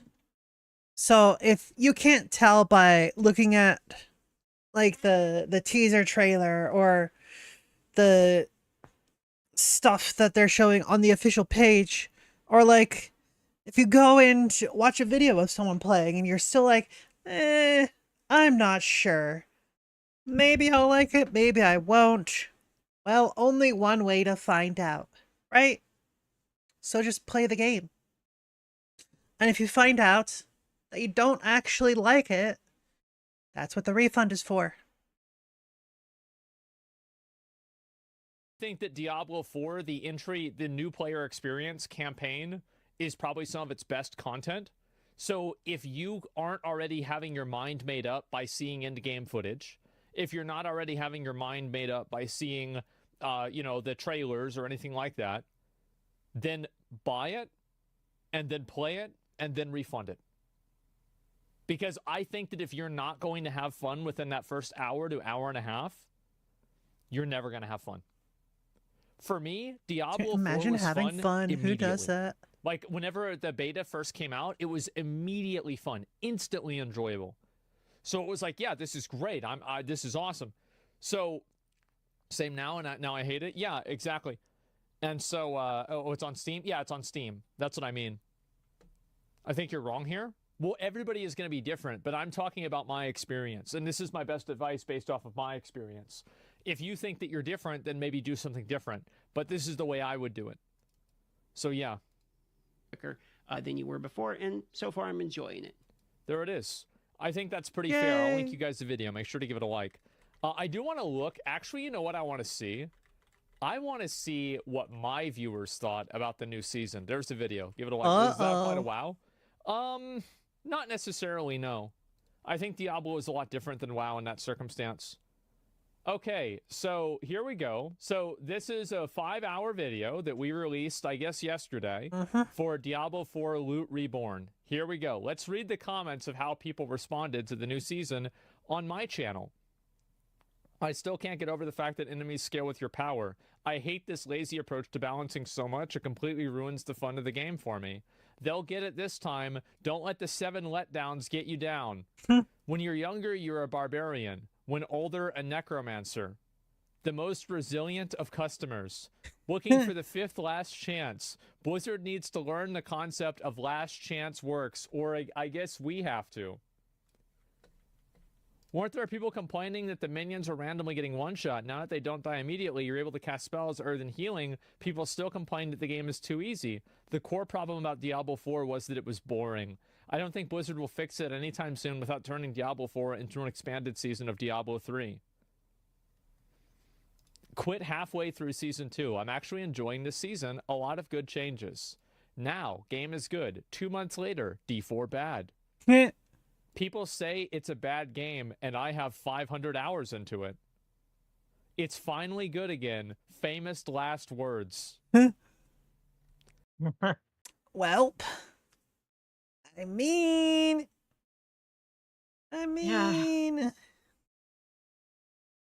all right. We are just shy of 10 hours. Oh my god. Hello, Laura. Let's go ahead and snooze these ads in case it wants to complain while I'm doing an outro. That's right, it's outro time. But I am ending stream. Oh my god. Let me see if anyone I want to raid. That's the word. Is online. Oh, do I want to raid? We could raid her. She's pretty nice. All right. Today we are raiding a lovely individual called Blanche Fleur, which I believe literally just translates to white flower in French. She is a former teacher. She recently had to quit her job because of it not being sustainable. Like, fuck's sake. Yeah. She's currently playing Monster Hunter Rise. And she's a very nice lady. Anyways, if for whatever reason y'all would like to see more of me, feel free to follow me on all the socials, you know. Make sure you're following me on Twitch and YouTube as well, so you know when I'm going live. Or you could just like see that on Twitter because I post every time I do go live. Anyways, I don't really have any special raid messages. Just let her know that that I said that she's nice. I don't know. Cause she is nice. Okay. All right. Oh, and on YouTube, if you're watching this on YouTube, you could find all of those links in the description box down below. Like, favorite, subscribe, hit that bell, and I hope to see you guys next time. Bye-bye, everyone. Bye-bye. Bye. VOD King, I love you. Bye. Mwah, mwah, mwah.